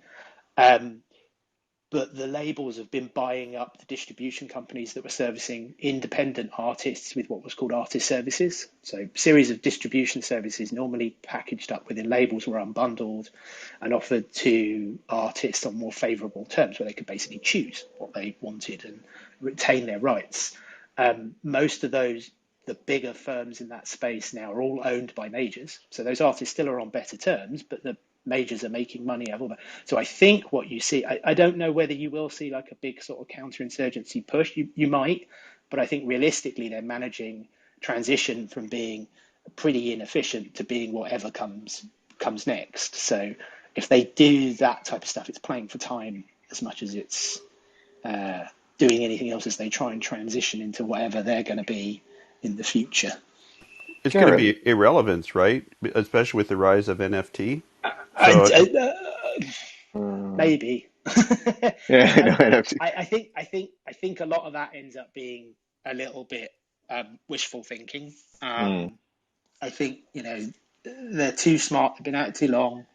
They've invested a lot of money in the system that now exists that serves like independent artists. And you know the problem.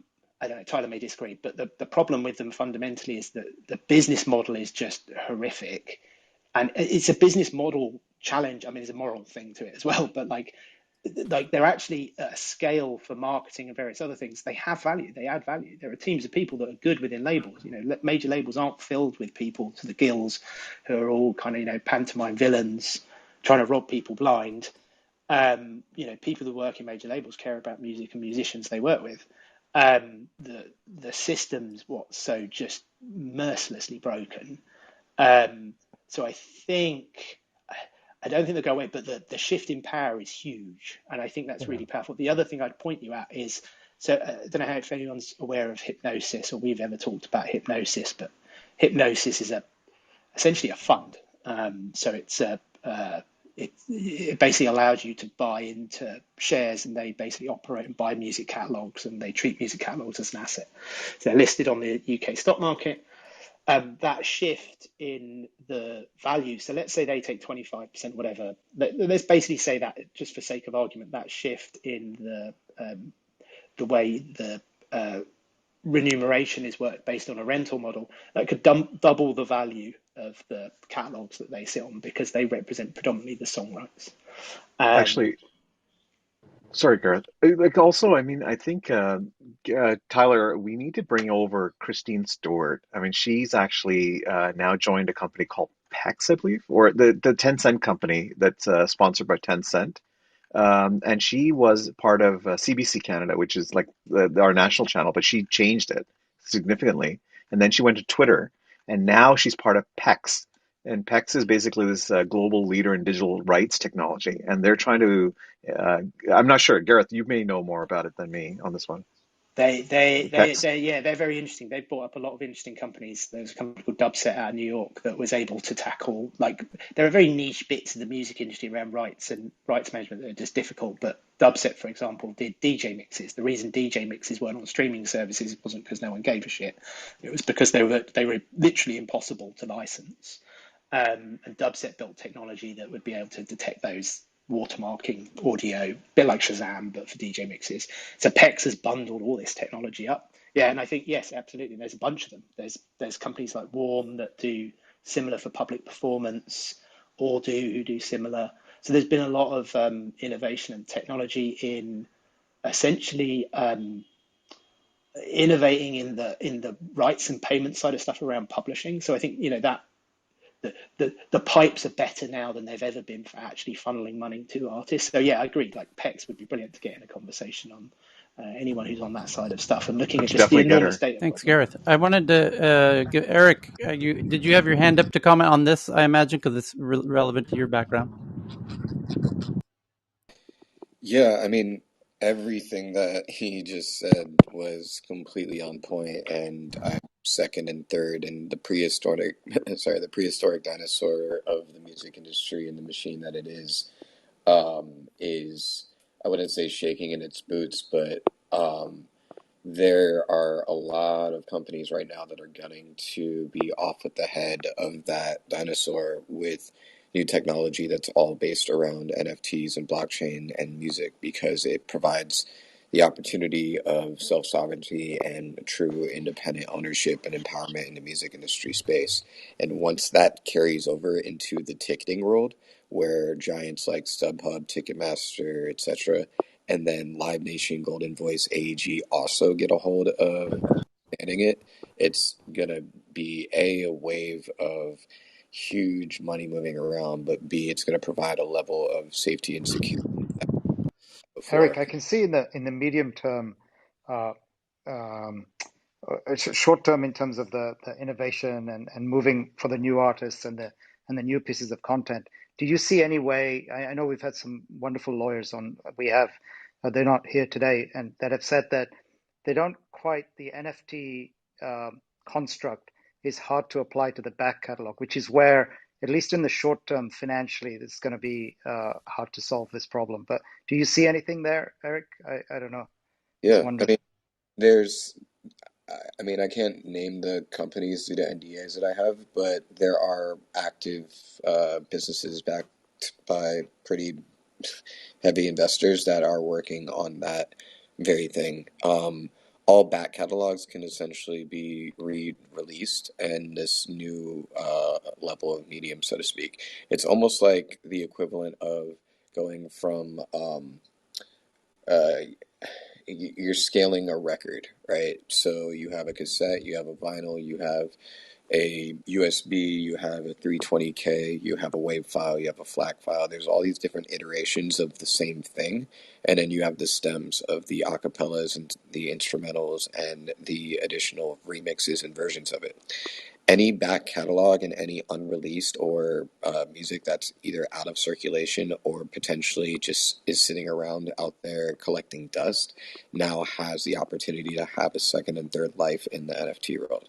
In the same sense that any artist, visual artist that has previously released work can redistribute that work in a new light and capitalize on it financially right now. So the hard part and big pill to swallow is the fact that they don't have enough understanding legally of how to do licensing and placements. But Space Jam just had a NFT in their movie, and there's a lot of other movies that are coming out soon that are using NFTs as attachments to their soundtracks. And there's a lot of really, really innovative things happening in that world that are fusing music and publishing and licensing and rights. So, In this, but I Yeah, want to finish one thought there because if the musicians are the first to really harness and demonstrate the power of NFTs, which it looks like that's going to be the case, well, the sports thing really got it started. Then it's kind of between sports, art, and music. But in terms of the one that I think will really wake up the general populace to the real power of NFTs will be how music is done, because that's the one that they're going to likely engage with on a personal level when future artists, are introducing this thing of NFT. I guess sports fans now are starting to understand what NFTs are, especially NBA fans and art collectors. But as soon as we get, mainstream, as soon as mainstream artists start doing their future works in the format, then you're opening it up to an incredibly huge audience that will be get along with it get the education of what it is and the value proposition, and then they'll see the artists benefit from that structure, and then that will inspire all kinds of industries to start getting their heads into how it can benefit their industries, I think. 100%. Just quickly on one thing, I'll probably promise to try and keep this brief because I know we've hijacked this into music, but I think there's a couple of ways to think about NFTs in music. Um, One is what you were talking about there, Tyler. Like the analog is, what does digital merchandise and things around that become? You need to go look at, say, what Dead Mouse has been working on to start to see how that starts to play out and its connections to gaming and the metaverse and interoperability, all these words. I actually don't think we're that far away from some very interesting practical demonstrations of that stuff really starting to play out for music. The second one is there is a difference between tokenizing music rights, so actually re-releasing a record or releasing a record as an NFT or linked to an NFT than there is from the access to a piece of music through streaming or downloads that's linked to an NFT because of fan clubs and or whatever the fan club could become. The reason I say that is the thing that is the contentious legal point in terms of rights to what Eric was saying is record companies and music publishers right now would love for the industry to start deciding and having a debate about this new format called NFTs because they all get a piece of it and the upside that exists outside of it, whether they should or not. Artists maybe want to question that and decide actually what do they want for NFTs to be and should it be a new music format? Because if essentially the music is still just consumed by download or streaming, then why is it a new format? Right. And like there's a real tension legally around this whole thing at the moment, and that's how it will play out in terms of, and that's very different than tokenizing music rights, which may get into fractional ownership and an eToro type model for music rights, where you're able to kind of literally buy into effectively fractional shares for artists that you love and support them.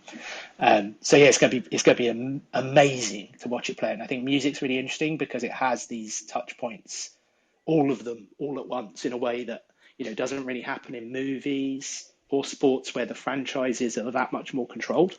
So it's going to be, yeah, it's brilliant. And then you get into things like DAOs, so distributed audio. There's a lot of people doing very interesting experiments around basically totally distributed organizations as record labels, fundamentally controlled by the fans, and trustless systems around that. So yeah, it's the Wild West, but it's super super Yeah. super exciting. Thanks, Gareth, and Uh, thanks to Eric as well. I'll give you the mic in a second, there, Eric. Did our friend Justin just jump in and jump out? Look at he split like that. He did a hit and run.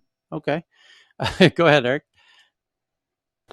I wanted to ask a question as well. It was just simply posed to Eric and Gareth with regards to who would you say, pardon me, is probably the leader in terms of defining this new self-publishing social platform to redefine music self-publishing for artists for all new catalog title music. There isn't necessarily a leader in the space yet because it's not been explored to that extent. But I will say that Quincy Jones just fundraised or maybe pulled it out of his own pocket $69 million for his platform, which is kind of inconceivable to me why you would need that much money for a platform. And then he went Legal and fees. well, he did a Whitney Houston release and then a Doja Cat release, which are, I mean, I guess I see the tandem, but um, I'll drop a bomb in here real quick because there's 400 people, and I'm sure out of the 400 people, there might be one ambitious person that will do this and change the game forever and their lives.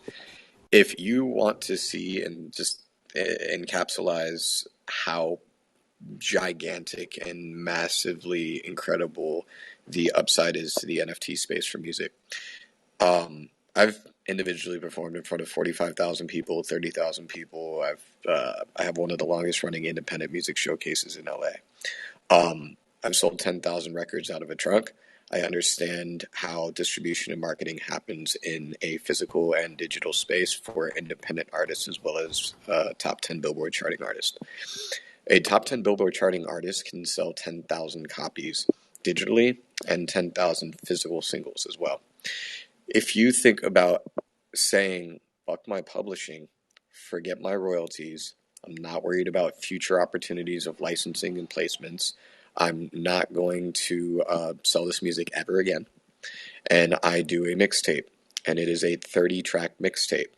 You have 10,000 units that are digital, you have 10,000 units that are physical, and then you have the front artwork and the back artwork attached to each song.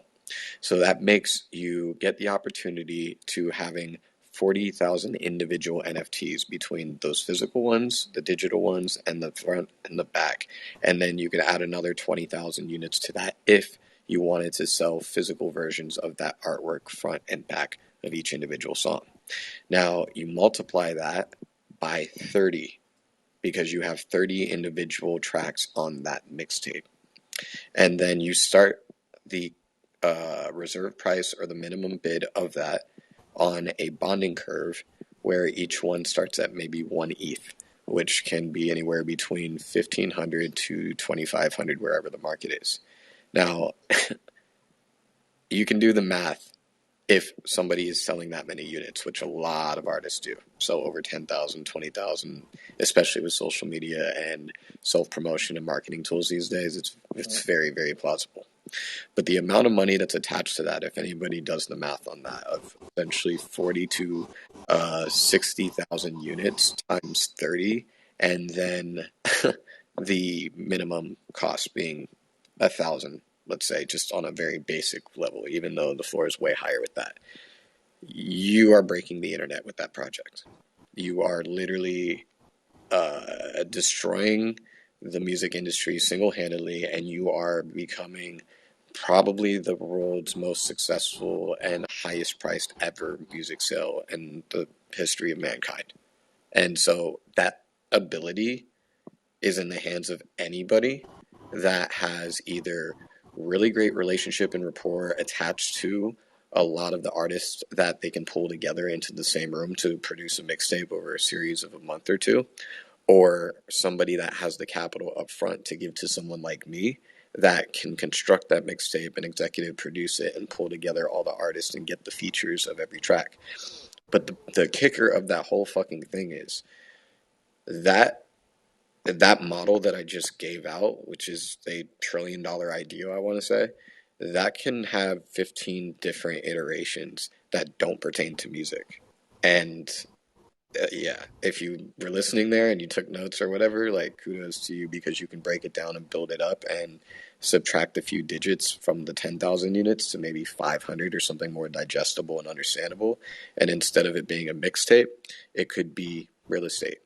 It could be. Eric, I'm just curious, do you actually charge a head for the artist to make an NFT, or do you take profit share? I'm just wondering, like, does the artist, like a model, like have to pay extra for, portfolio or something? Do you charge a head for the NFTs? Depending on the structuring of the deal, um, I figure out what makes sense as a percentage as a curator or creator or collector. It depends on what my position is in it. But typically, blue chip, blue check artists and individuals come to me with the project. I pitch it to all of the platforms because I work with all of them in different capacities. I see who can give the best possible deal that's mutually beneficial for all parties attached, including the consumer side. And I do my best to make sure that the person that is releasing the NFT is fully educated in the space and understands it, so they're not doing the equivalent of a turntablist DJ. Right. That's what I was asking. Sorry. Yeah, Thanks. yeah. If you do just quickly, if you do want to see some stuff in this space, BT just released. So hey, keeping it on the Go Canada.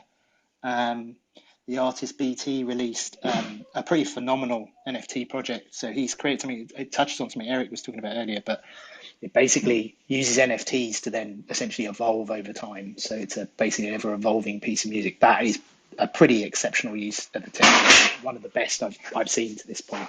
There's a company called Opulus, if you want to see someone who's doing stuff on the right side of things specifically. And they're looking at this technology and how they'll do things with actual music rights. So they're definitely worth having a look at. And then, as Eric said, there is people springing up all over the place doing really interesting and creative stuff all over the place. I would keep an eye on Deadmau5. Him and the team Yep. around him are doing really, really interesting stuff. Canadian. Yeah.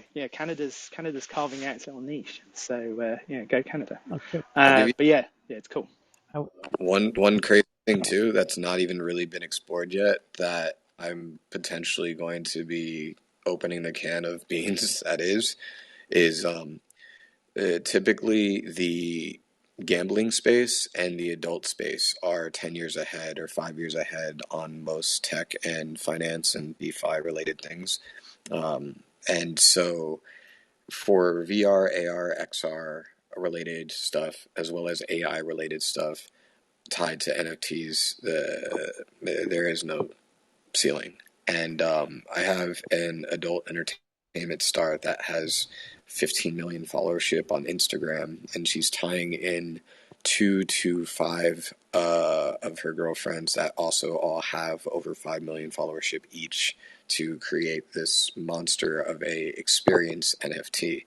And when you think about I mean, use cases and case studies around all of this stuff.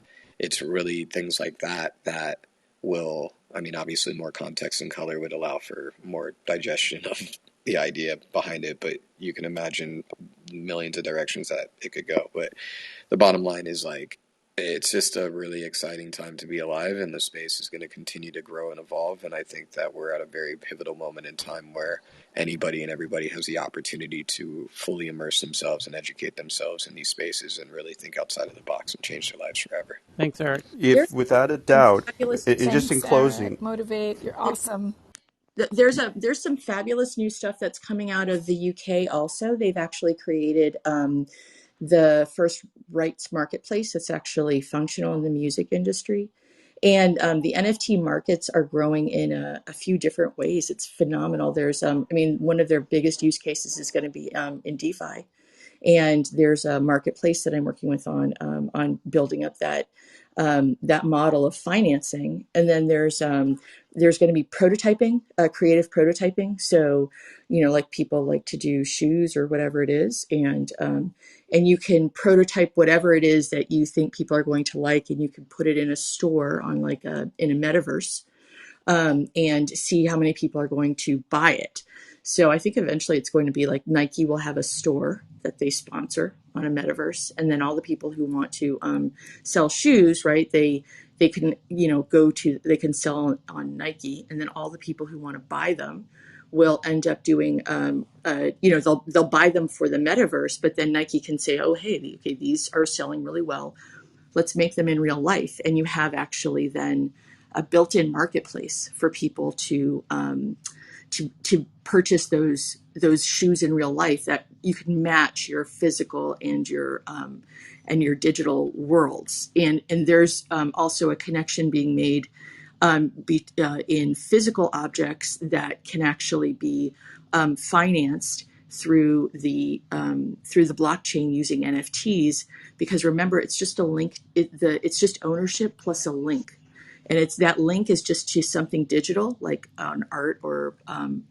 music, or it's just the digital representation of something that's physical. And it's already being used by Groupe Richemont and LVMH put together this deal to combat counterfeiting, so that you can verify whether or not a particular item is real. Right now, there are verification services, but they rely entirely on someone's knowledge of a particular designer or their pattern making a particular year. But this way you actually have, through the entire supply chain, you can verify that it is a legitimate item. So then there's going to be user generated games are huge. If anybody's ever played Roblox or spent money for their kid to get like freaking 5 million Robux. So those are user generated games. And if people like your game, they will, they'll pay you money to play it. So I think what's going to happen is, these NFTs were originally objects for gaming. They were like, the flaming sword that you could trade to someone else. That's how the Engine marketplace started. And originally the concept was I could take assets from one game and put them in another game. And the problem is game logic, right? So you have to make sure that whatever you're doing in one game, like that NFT doesn't work universally, it works per game logic. So I genuinely believe there are going to be people who are developing not based on the company that that they're with or the kind of games that that company is trying to develop. But essentially, you can develop a particular thing for a particular game. Like you're really good at traps or something. You develop a series of traps, each one an NFT for different logic. And then they go into a library. And if you want to build your own, you decide what you're doing, like single shooter, single person shooter game, whatever it is. And then you go and pick out the elements in the game that you want from these NFT libraries. And by clicking on it, you get a license to use it, and you have to pay monthly, or however, whatever else they decide. And then if you don't pay, if the money isn't transferred automatically, then the link breaks, right? So you just can't use it anymore. There's and then if people pay to use that game, then that's another revenue stream for both the designer of the game and the developers of those features that are put together like Legos into a game. So there's so many options that are going to happen with these. We're already starting to see a little bit of these, but it's like the very, very, very edge of what's actually able to be done. I mean, it's going to open up financing for people who ordinarily can't get it because banks are horrendous in terms of like they look at where you live and your ethnicity. They don't look at, do you have collateral? They also only let you borrow a percentage of the collateral, like usually 20 to 40%. And that percentage is even lower because they don't value your asset at full price. So instead of going through a bank, you could say, like, say you have a cask of brandy that's aged 7 years and it needs to go to 15. You could sell NFTs on that 7-year brandy and use the money to finance, say, another crop that you needed to finance. So you have money to do that. It's not a loan, so you don't actually have to draw from your working capital in order to repay that loan. You just take the money, you continue your operations. When that cask reaches 15 years, it's sold to a new owner who can, spill it, bottle it, sell it, whatever they want. And all of that money is returned to all of the NFT holders. And those NFTs are basically just burnt. So all the ownership is reunited in the new buyer, and everybody gets repaid and makes an additional amount, right? Because they bought it. You price it not at a poor value, but because it's like 7 and 15 years, then you get the benefit of that additional time that you waited. And now you have people who could never get involved in financing of like land development, of like antique cars and things like that. All of these things that are the marketplace only of the very wealthy. You can now have people who can invest in these things and see the upside of it. So this kind of financing can really drive generational wealth. I think that it's just an enormous field in the future. Okay, thanks for James, Alexandra. I want to move on partly because there's a large number of faces have changed on stage since we started this last headline. And thanks to Eric and Gareth for the deep dive on that. Welcome to Greg. And of course, Alexandra joined recently. I welcome back from Myanmar. I want to turn to you next. And hello again to our friends Jeremiah and Michelle and Mahogany. First I wanted to ask you, are you familiar with the publication, the Irrawaddy blog, news blog? I'm sorry, I don't really familiar with that. Okay, it gets in English, and it's the best source that I've found for. It's clearly it's somebody local. The new channels. Oh yeah, I know. Is there any publication? Because I haven't been like following news for a while these days. Yeah, the big headline that Cheryl and I both found, although from different sources, is that Yangon, the capital, or no, the biggest city rather, that they now have way too many bodies than they can figure out what to do with, of people who have died due to COVID.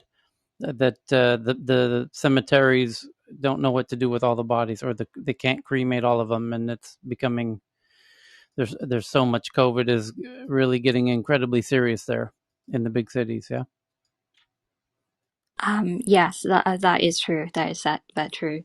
Like more than like a 400, 500 of bodies stuck it up in the cemetery to be waiting in line to get the body to be burned. Yeah. Since yeah, the cases are like really worse and skyrocketed these days. Like you, like everyone I know is like when I ask them like whether they have a like any kind of like having that, so they have is like mostly people are like suffering for that. So we have like major lockdowns in coming week because we have the long holiday. So I think that the military government is trying to like give out the whole long week to under the stay home notice and something like that. But I'm not. But I don't think that the numbers were gonna be lower down in any minute or any because the infrastructure of the like health system is totally broke down. Also the private, also the public. So I think this will be last for like another 2 or 3 months in our country, I guess. And on the political front, is there any progress at all? It seems like it's becoming more clear that the people have clearly said we're not going to stand for this, and now I think internationally people are starting to understand that it's not like basically the people have said um, you can the government can try and stop us, but we've all decided we're not going to settle for this coup. And I think now that the world is starting to realize that, it changes the whole perception of the military in that sense. Yeah. So is it possible that if the world starts to see what I'm seeing, that the citizens, the people of Myanmar, essentially are united in resisting the military coup, in very much willing to fight and are fighting, and they can't fight everybody, right? I mean, the citizens will win given the the resolve of the people at the moment.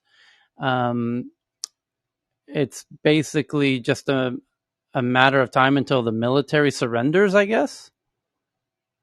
Yes, that is true. Like people do not seem to be back down for this opposings to military governments. And they are still like even though they're like currently they're undergoing this like pandemic, the worst period of time for the for us. So they stay opposing. They have no how should I say like no intentions of like reconciling with the military governments. That is one thing for sure, I guess. Since the time has already passed for like 6 months now, they have been residents for what all the torture that have been done to us, and like, they all like. As you can see in so many social media, mostly on Twitter, like people stay doing the like Twitter campaigns, like asking out to shouting out to UN. So like, what are they doing or something like that. The campaign has been going on, like with the issues. I don't think that citizen would never be back down and never gonna like do the recognition with the military government. That is one thing for Yeah, sure. I just want to express to the people who don't have any friends from Myanmar. I have team members who I work with every day from Myanmar, and when they say they're not going to back down, you can bet everything you own that they're not going to. These are special individuals that come from Myanmar. So I want to. There was two headlines that lead me to one important question I have for you. One headline that, of course, you know both of these headlines already. That the U.S. through Joe Biden said they have a block on selling anything to the military, of selling any weapons and selling really anything, any kind of support, removing any kind of support for the military. And then the second headline is that China said that that's irresponsible and not reasonable.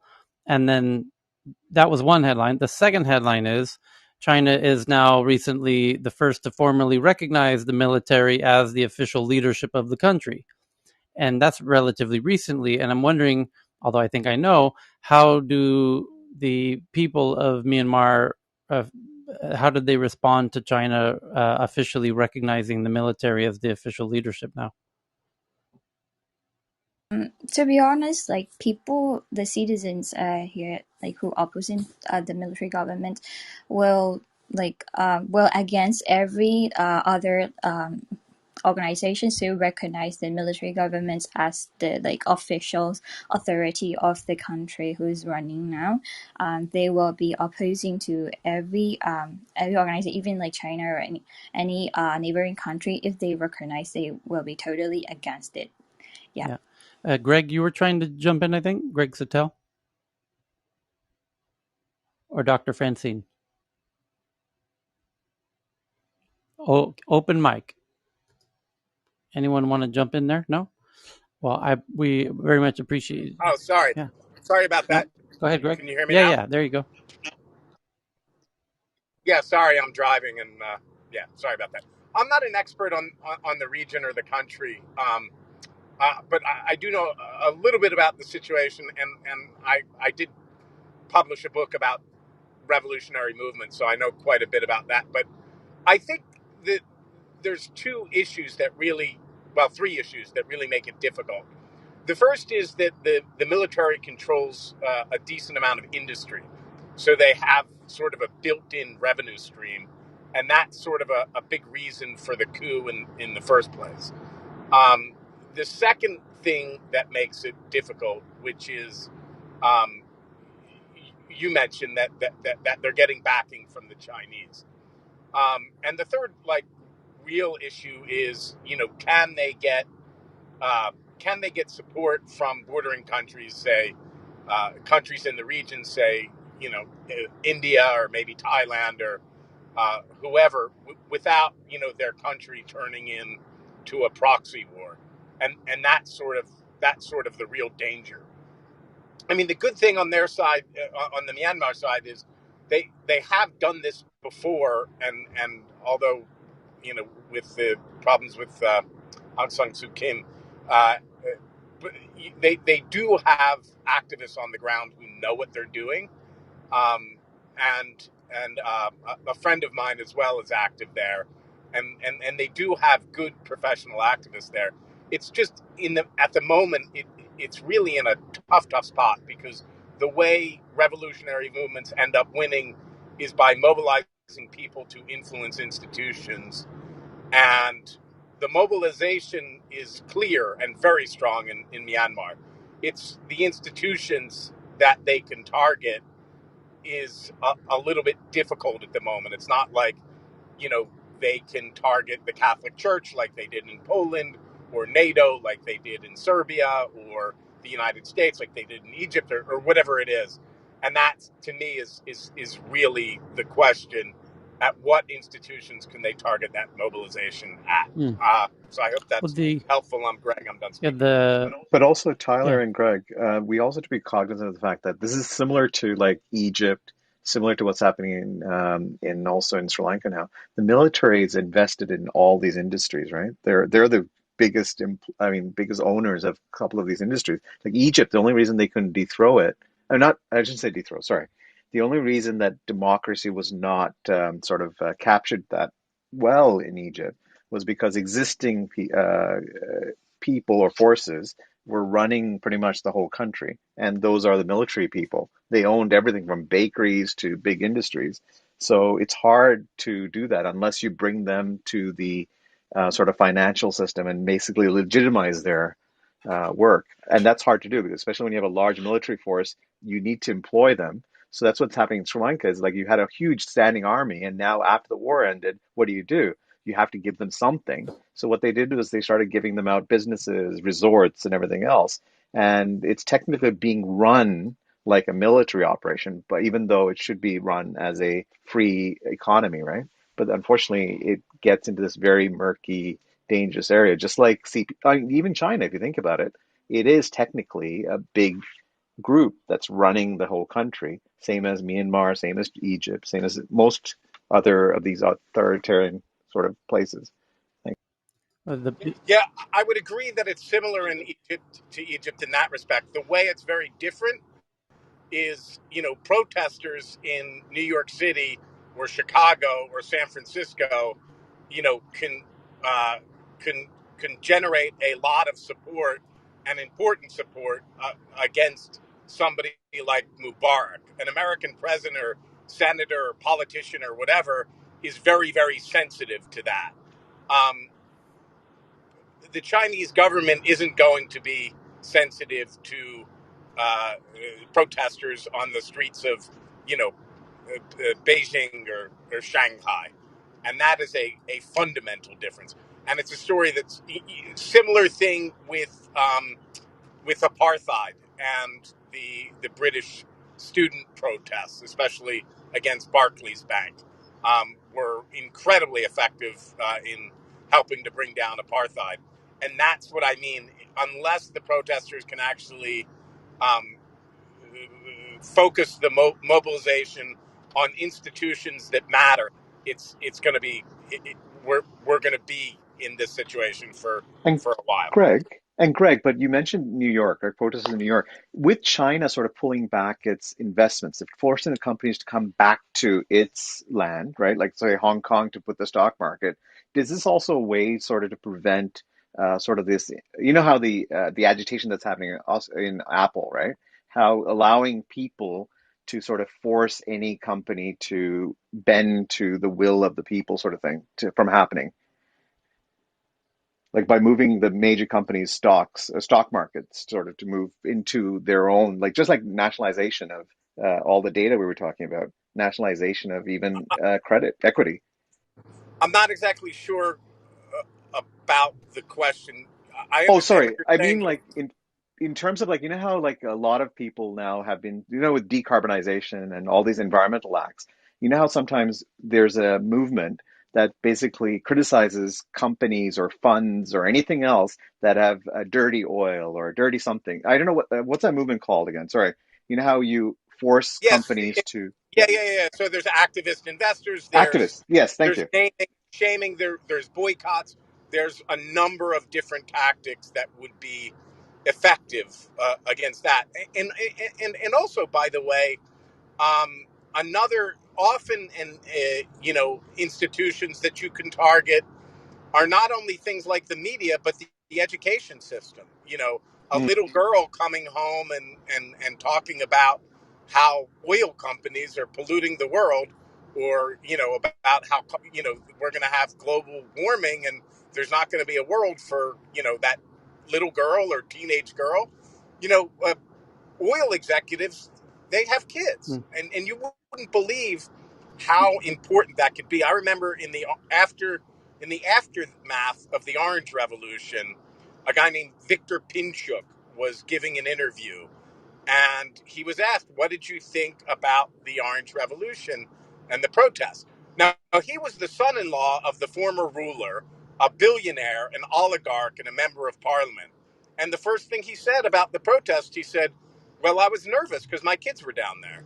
mm. So, there's all different institutions that you can target uh, for a particular cause, uh, and that you can direct a mobilization at.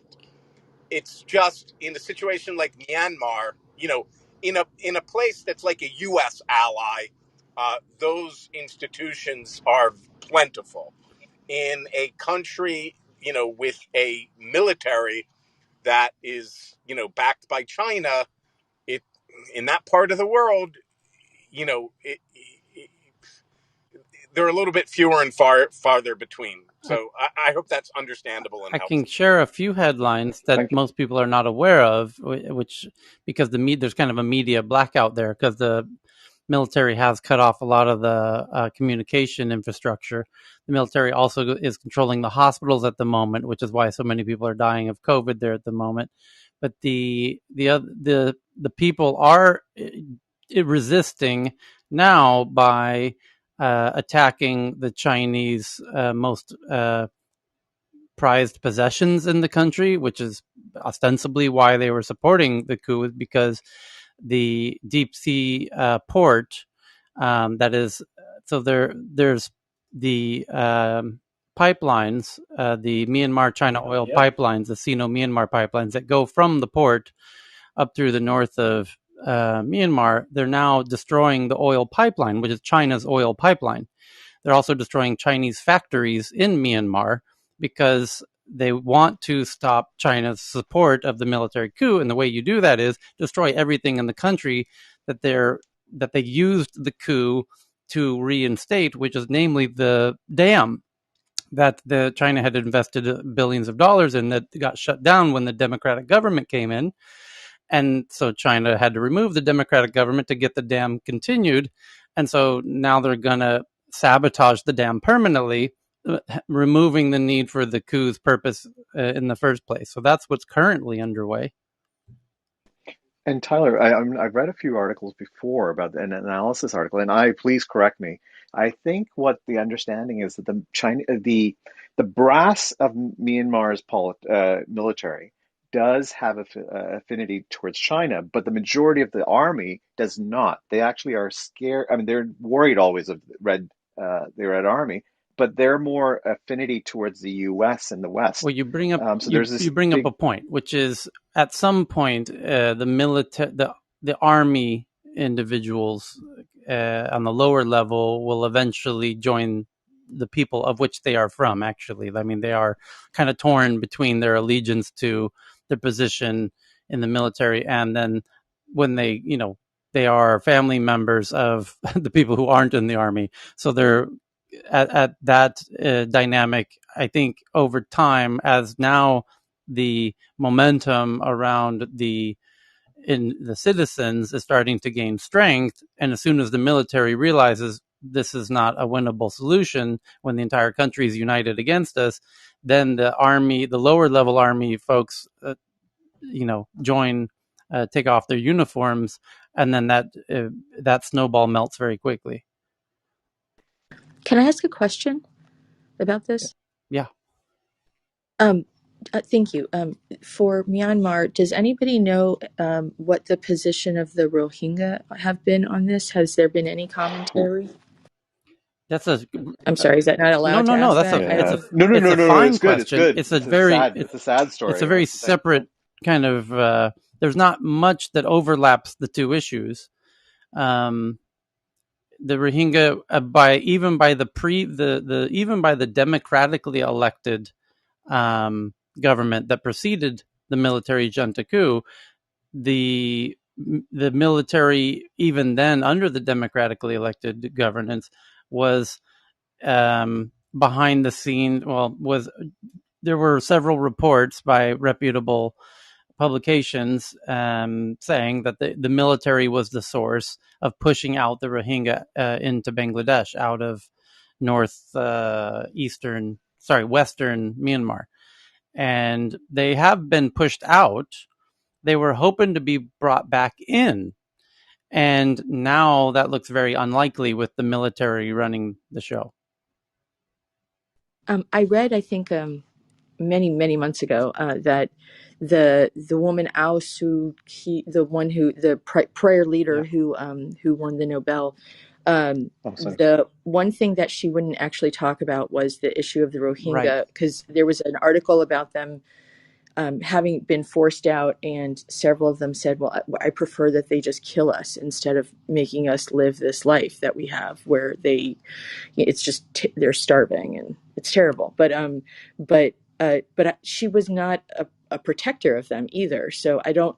Do they just not care, or is it? Well, it was I don't really know. yeah, it was a very polarizing issue, even in the region, and there's a lot of new. It's kind of like trying to talk about, you know, um, Israel Palestine. It's just a little much to get into.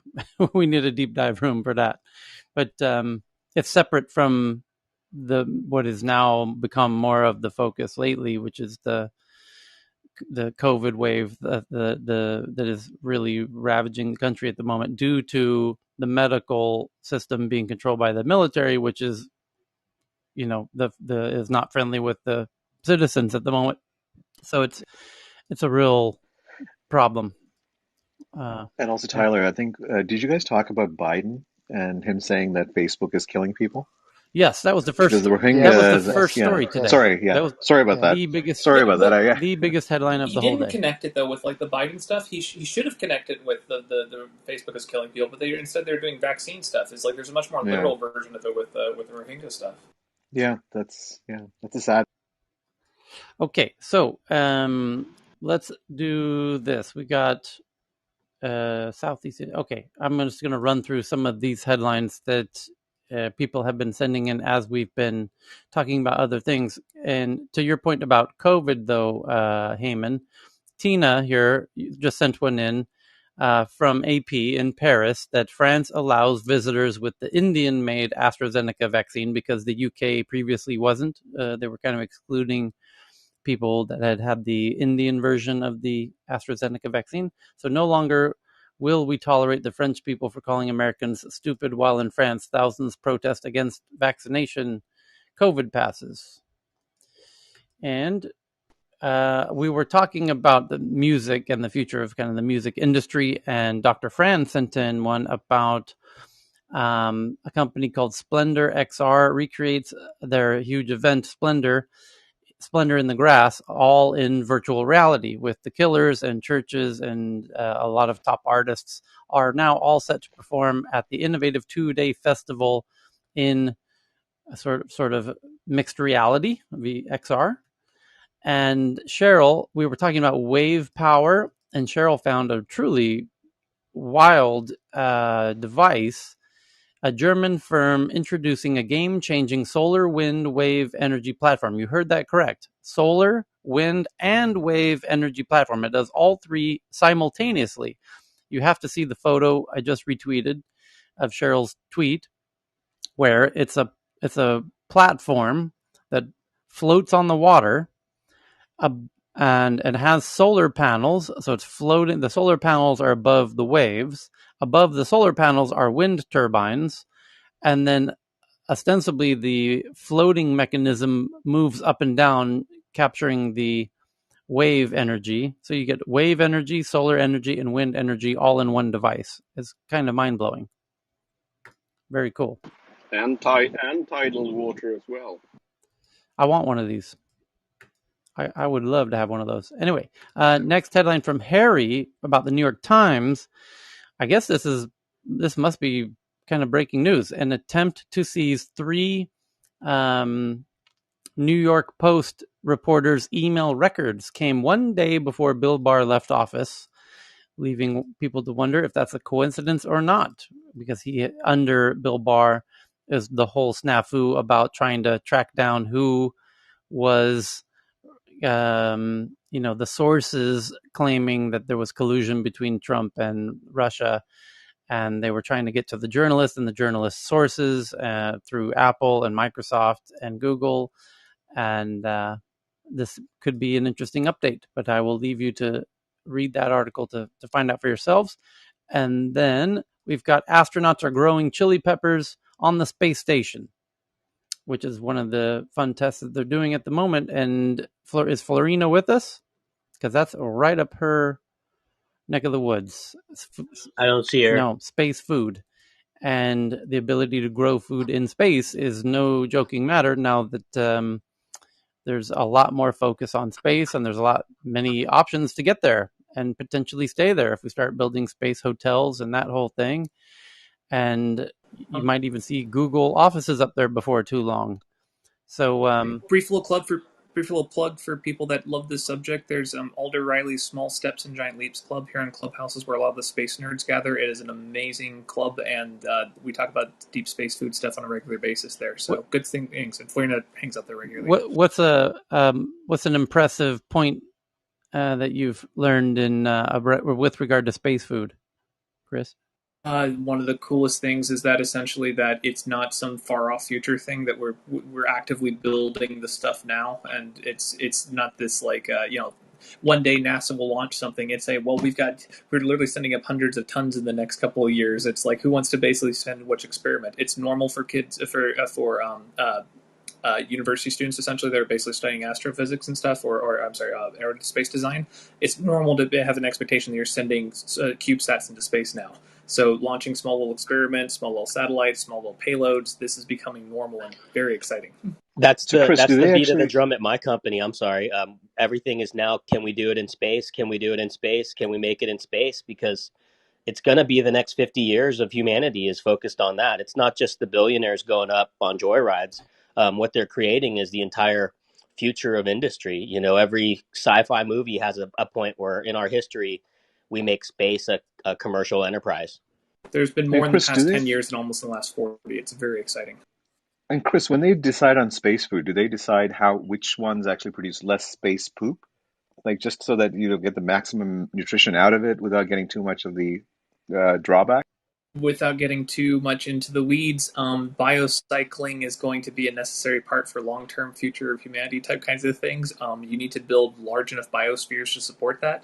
NASA's put a lot of work into those sorts of things. Right now, we just basically send it and burn it up on reentry. Wow, But in the long-term future, that's going to Oh, be something. Yeah, that's some you mean there's a Singapore's lot of big Space plan. asteroid poop. poops? that's some You mean far. there's asteroid poops? Soil. No, You no. need to. The poop goes to soil, potatoes, all sorts of things. You saw the little Mars movie or whatever, Martian, with things like long term. There's going to be a full carbon cycling for everything. In the short term, we don't have quite enough mass for it, but in the long term future, you're going to see an entire self sufficient biosphere. It's going to be crazy. I was very disappointed by freeze dried ice cream from the NASA program, Apollo. That's some real far out shit. So the next headline is Literally. Russia to unveil a new fighter jet at Moscow's air show.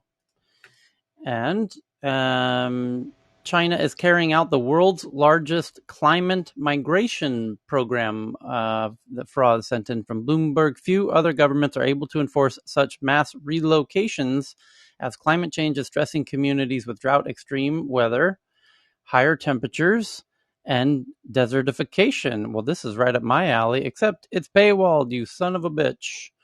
And it's Uh, Fun thing on China migration. So two of the things that they have that a lot of people don't know about. So they have these on the northern side of China.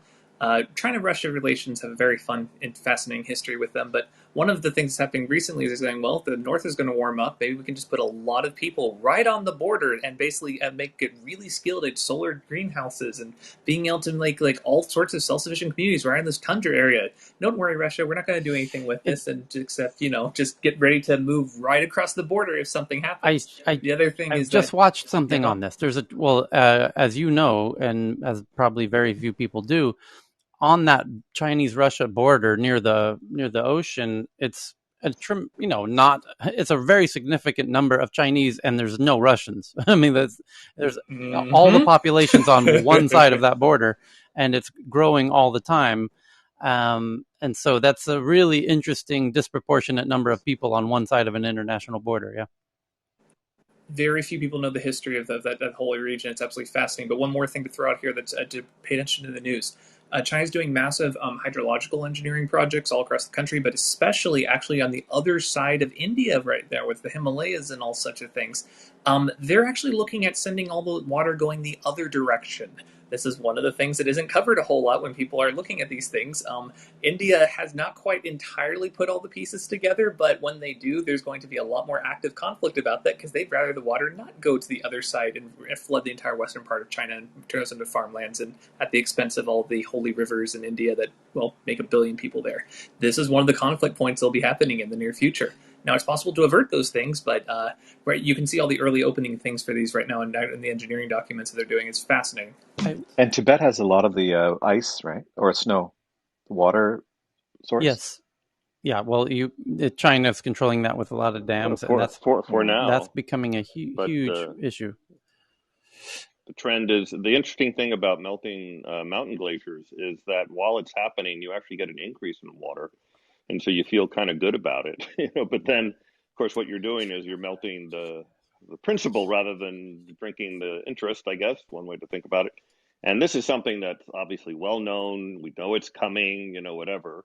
And this is the water source for a couple billion people, right? So it's a crisis that we can see way, way ahead of time, and not much obviously is being done about it. But I guess China will be more prepared than anybody because they can do a lot of infrastructure So stuff. here's But I managed to open the article about the Chinese migration, the world's largest migration. It says Guizhou, the province with China's biggest ecological migration program, which is set at a target to move 2 million people between now and no. Oh, this is an old article. Over the past 8 years. It's one of the nation's poorest areas where tens of millions lived in the mountains areas with little arable land. Most of the terrain is in karst, a thin layer of soil covering limestone bedrock that is hollowed out by subterranean streams, creating sinkholes and caves. The geology, da da da da da. It's there's not a whole lot of. I wanted to get into the details of there's 2 million people and over the course of 8 years, but yeah, this is the same article. This is weird. It's dated today, but then it says, oh, maybe June. they're just referencing a previous move, which set a target to move 2 million people between 2012 and 2020. I'm sorry, I thought we were living in 2020 already. That's my mistake. Okay, so this is not in the past. It's today. So they're starting now, and over the next 8 years, they will move the 2 million people from Guizhou. The geology they talk about, but they don't give really any other details other than the 2 million people over the next 8 years. Okay. One other dynamic just to throw out there is that China has trained so many engineers and they've invested so much in their infrastructure, they've actually run into a bit of a weird problem.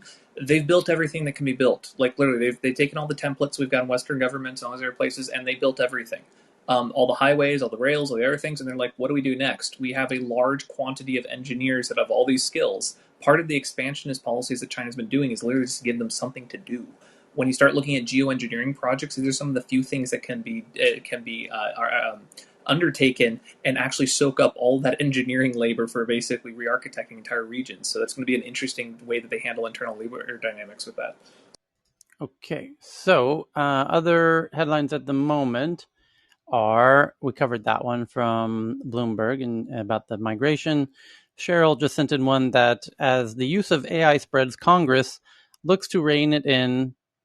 The White House, lawmakers from both parties, and federal agencies are all working on bills or projects to constrain potential downsides of AI, as is the EU simultaneously, by the way. That's coming from Wired, so just tweeted that out. And then Faraz found one from Bloomberg about city governments that have mastered data, and they're ranking.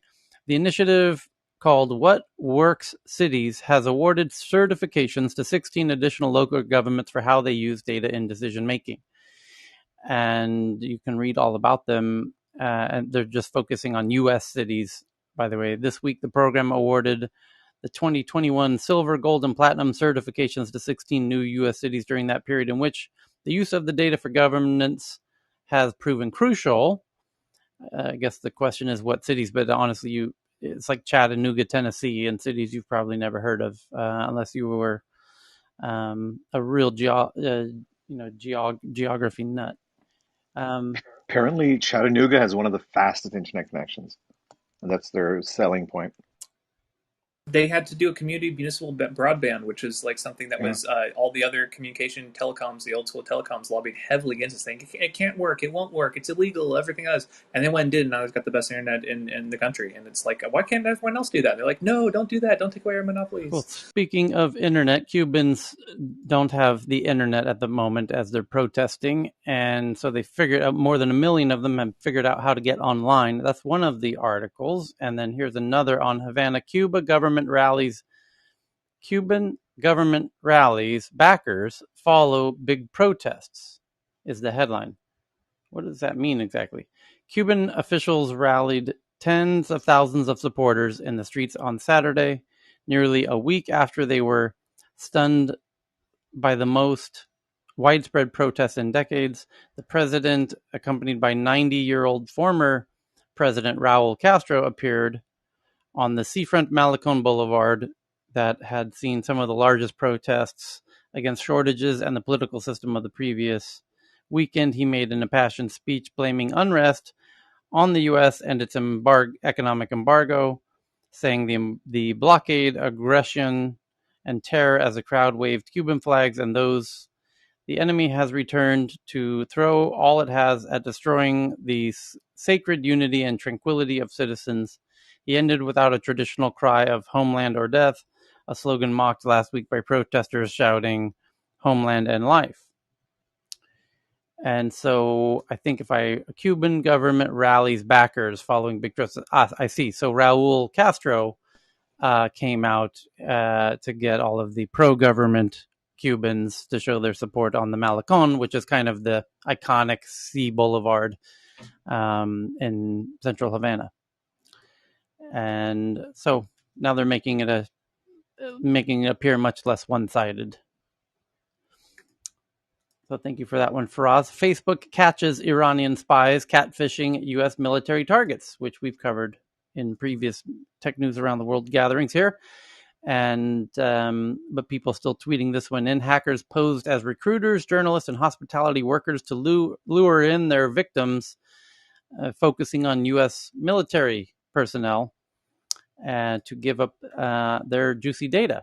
Dr. Fran sent in a really interesting one about her favorite person, Donald Trump, which says, "This is why we are the laughingstock of the world." And the headline says, "Trump Organization improperly uses the presidential seal at a Trump property. Department of Justice should investigate whether Trump National Golf Course at Bedminster is improperly displaying the presidential seal in violations of the law." So perhaps he's. Did you cover the Freedom Phone? I'm just about to do The it. new Do it for us, so Evan. But wait, the wait, just Freedom about the seal. Phone. I'm so sorry. I mean, the seal. I think he actually did use the former office, like the office of the former president. It looks very, very similar. Right. So I don't know that it's actually the wrong one. Sorry, Evan, please. No, not at all. It's fascinating. So, unveiled by far right Trumpers, the Freedom Phone was supposed to be, free from censorship and basically spying.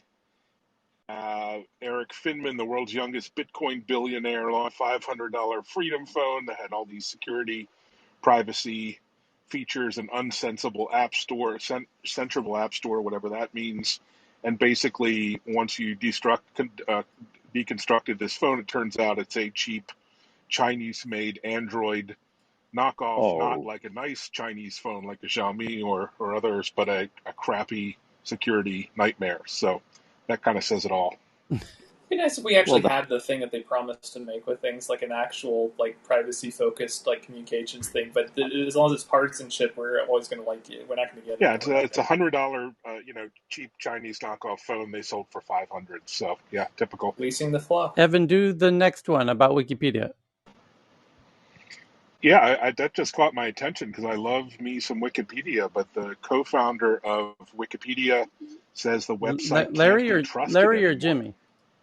Larry Yeah, Sanger, Larry's great. Wow. and said basically you can't trust what's presented on Wikipedia. There's all this gamification and fraud, and it's behind a paywall on the Independent, so I can't go Well, much deeper than that. there's a But little backstory there, which is Jimmy Wales took all of the limelight for Wikipedia when Larry appears to be potentially the real genius behind it, and it's like the classic Steve Jobs Wozniak thing. well, actually they're quite similar because Larry's the real technical person behind it, and Jimmy's not a technical person. So, Right.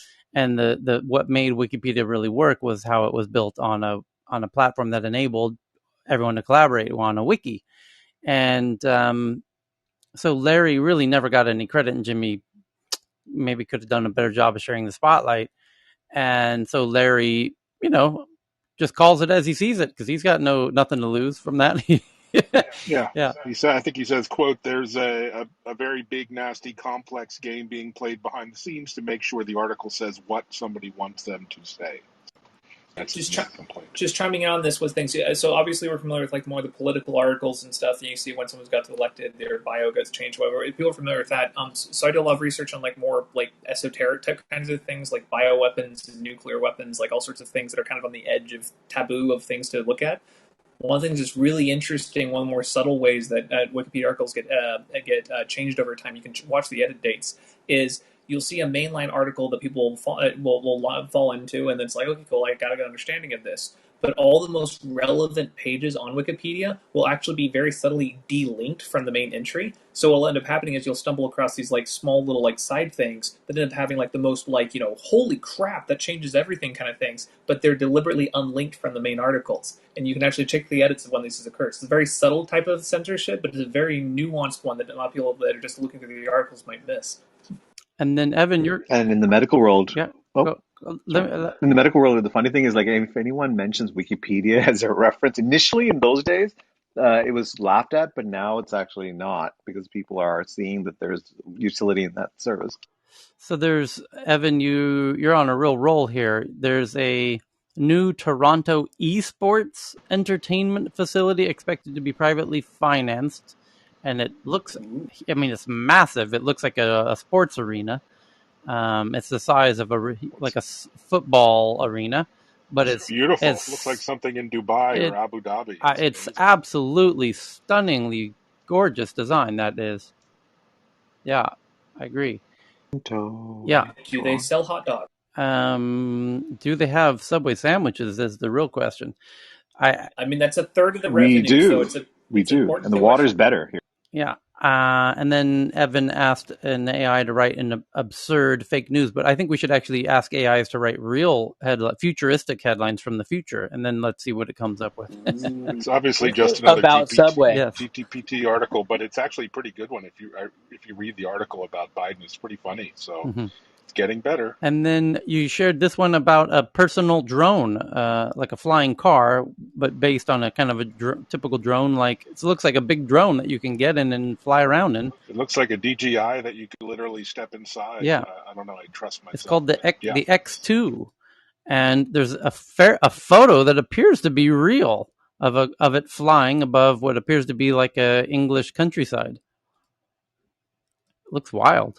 That's number one on my list is my own flyable drone from my island, so I don't have to bother with the boat. That would be fantastic. And then this one person EVTOL could soon be your exclusive mode of transportation.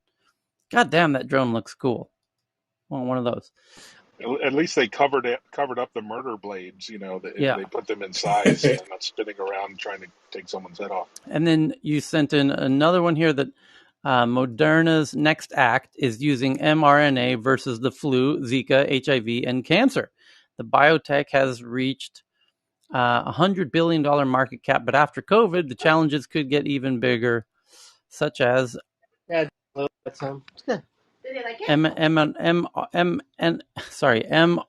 vaccines for, yeah, absolutely Zika, very likely HIV. Cancer is going to be tricky, but and flu has so many variations. There's apparently over 1,000 variations of flu that would be tricky. But maybe you could make a master lock for all of the, a master key for all those locks, perhaps. What could go wrong? Yes. Royal Marines seek battlefield advantage as they train with drone swarms in the UK for the first time, manifesting another one of my predictions that we will start seeing countries promoting headlines that they are working with drone swarms. Royal Marines in the UK have a battlefield advantage as they train with drone swarms. And I happen to have seen another article. It's in my articles to share. It's got to be right here, right here, right here. There it is. Researchers create drone swarms that can detect gas leaks and other threats. A new algorithm called Sniffybug shows how tiny drones will do dangerous work even in areas where they can't use GPS. And these are little palm-sized drones, even half palm-sized, like they're tiny. And but now doing drone swarms is becoming child play, and that's where things are going to get really interesting. Here's another drone story: new Russian drones that will change life in the Arctic region as it melts. These drones will be able to carry hundreds of kilos of cargo, as well as save drowning people in cold waters off northern Atlantic.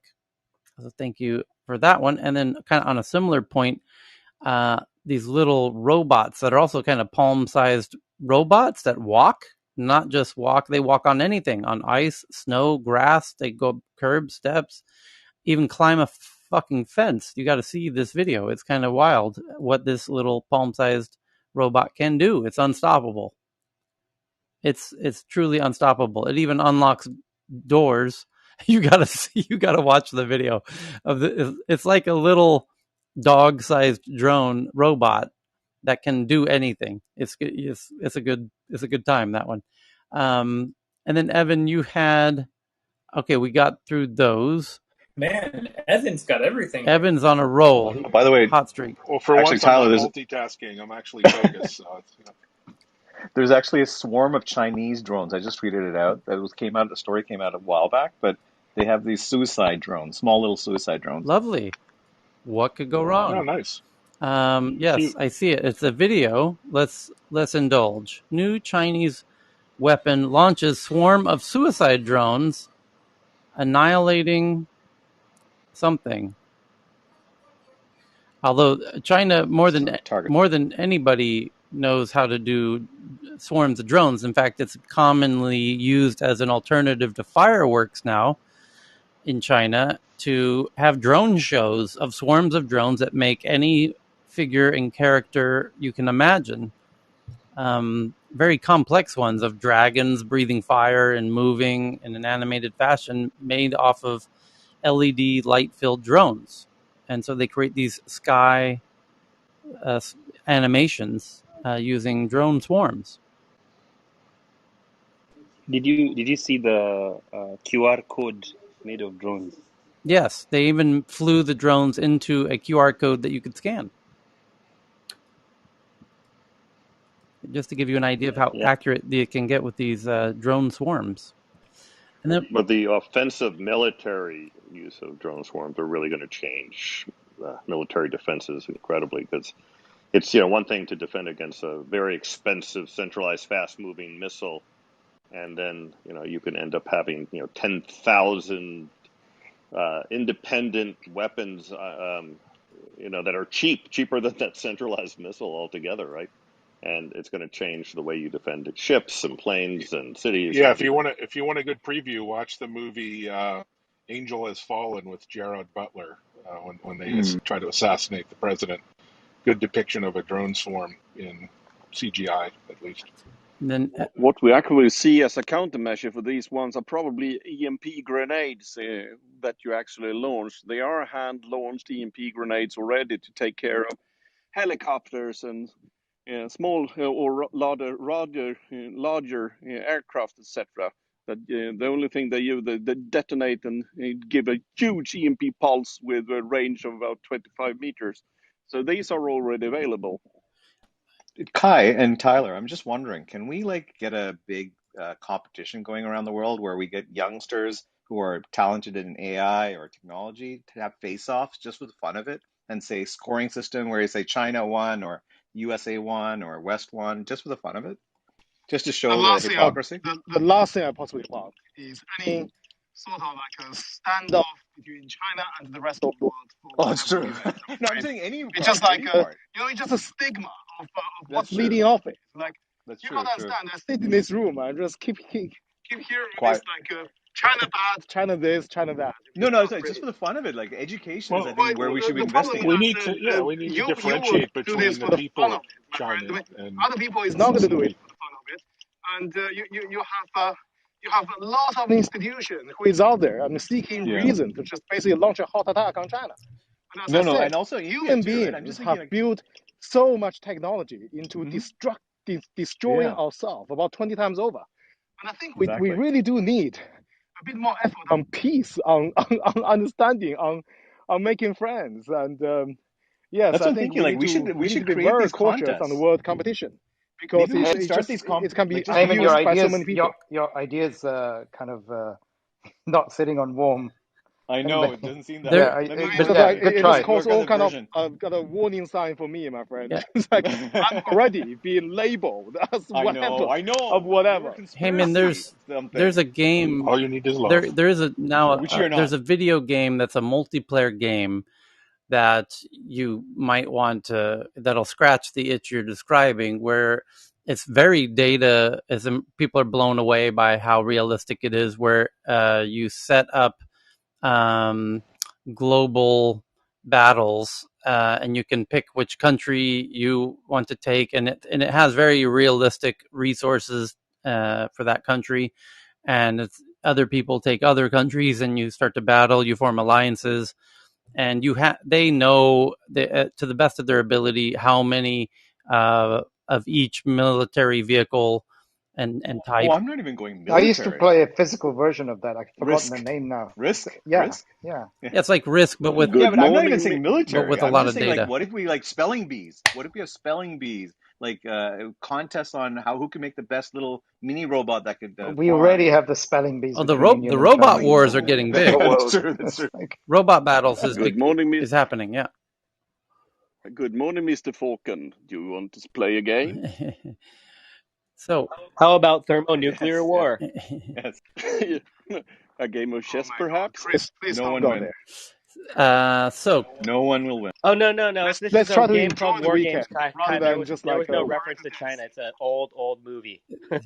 So the Evan found another one about pavement that charges electric vehicles being developed in Indiana. That's great to see, because we had seen videos of that in Sweden. Um, I've seen that. Oh, was it Sweden and Netherlands yeah, maybe? But looks Sweden. like it might be coming here. Yeah, So that's good. very cool. Let's hope that works. And then, Evan, you had another one. This is a big, important breaking news that basically the Biden administration on Thursday rolling out a tool that enables instant permitting for rooftop solar installations, addressing a major source of friction that was previously impeding. It's interesting. If you ever watch the Bill Maher show, he was on a rant for about 2 years trying to get a solar Yeah. permit in LA, and finally he got one after 2 years of berating the authorities for how difficult it is. So this will be great. Yep. And speaking of Yeah, cars and and solar, but by the way, just to follow up to the last conversation about drones and EMPs, I just DM'd you the folks on the YouTube probably know the lock picking lawyer, one of the most popular things where he does 2 minute videos on how to pick locks. And so there was a cheap little timer padlock, and he made a little pocket EMP device to open it, and it just shows you what EMPs can do to these little tiny drones, and it's of course entertaining at the same time. So I just DM'd you that. And if you haven't seen the Hey, lockpicking lawyer, you should take there's something fascinating about watching a master in opening any kind of lock in any situation do it all different ways. It's really kind of, and it's super popular. Actually, what do you use these mini EMP that he was building there? They use it to reset the passwords of stolen iPhones as well. They use a minusculous EMP charge to actually reset the iPads and iPhones and Android phones out of the what we thought were unbreakable. You want done? hey, I was going to add to that solar headline just to let folks know that across the U.S. right now, there's been a lot of friction with the power companies and the solar installers because the power companies in different areas need to inspect this software. And like in Austin, Texas, they basically had to use social media to go viral to add to the backlog of inspections. But there's also been a number of power companies across the U.S. trying to unnecessarily put rate hikes during peak demand hours on solar companies. And so I see the federal government here in the U.S. hopefully stepping in, hopefully some more to help get that energy independence going. yeah. Hey, Tyler, if I could just add to that solar thing, if you go into any of the detail on the Biden thing, it's still going to be, it's just a tool. It's still going to be in the hand of local governments. It's all optional to them. So it won't not probably Wow. solve Bill Maher's problem because it's still local bureaucracy. Mashallah. Oh, Lovely. Well, did you get the post with regards to Joe Manchin being invited to Houston to get a whole lot of fossil fuel money No. for his campaign or for his chest? Yeah, no, Manchin in Houston. I think it's this weekend or today, being invited. Texas Tribune. I'll send it off to you. I'll post it to you. Okay. Many municipal utilities have long-term loans from the Wall Street banks that literally, if everyone they go completely 100% solar overnight, they still have to pay those back. And so it's a weird situation where you have, say, a group saying, "Let's go environmental, let's go, the 100% renewable." But when you actually look at the financial allocations or outlays, they want to do it exactly, hit it on the exact date that those loans are up, and they don't really use this in the public things in their decision-making process, which is kind of frustrating because if we actually saw where those things are, we could make a much more sane policies about it. So JT, Ooh, I have one. JT, I go send it in, Harry, on the tweet so I can retweet it. I'm up to speed now on the past 2 minutes, so for the first time in weeks. So the crew, I had to do tweet bankruptcy just to catch up, but so apologies to everybody who I tweeted in the last week. You know you've gone twice the I amount of declare time, don't you? Yeah. bankruptcy. So Zero inbox. JT, you've got one about VR on the space station with NASA. Yeah, it's very interesting. Astronauts are actually using VR and AR up in the International Space Station. So the Expedition 65 crew, they're using it mainly for maintenance work and physics experiments.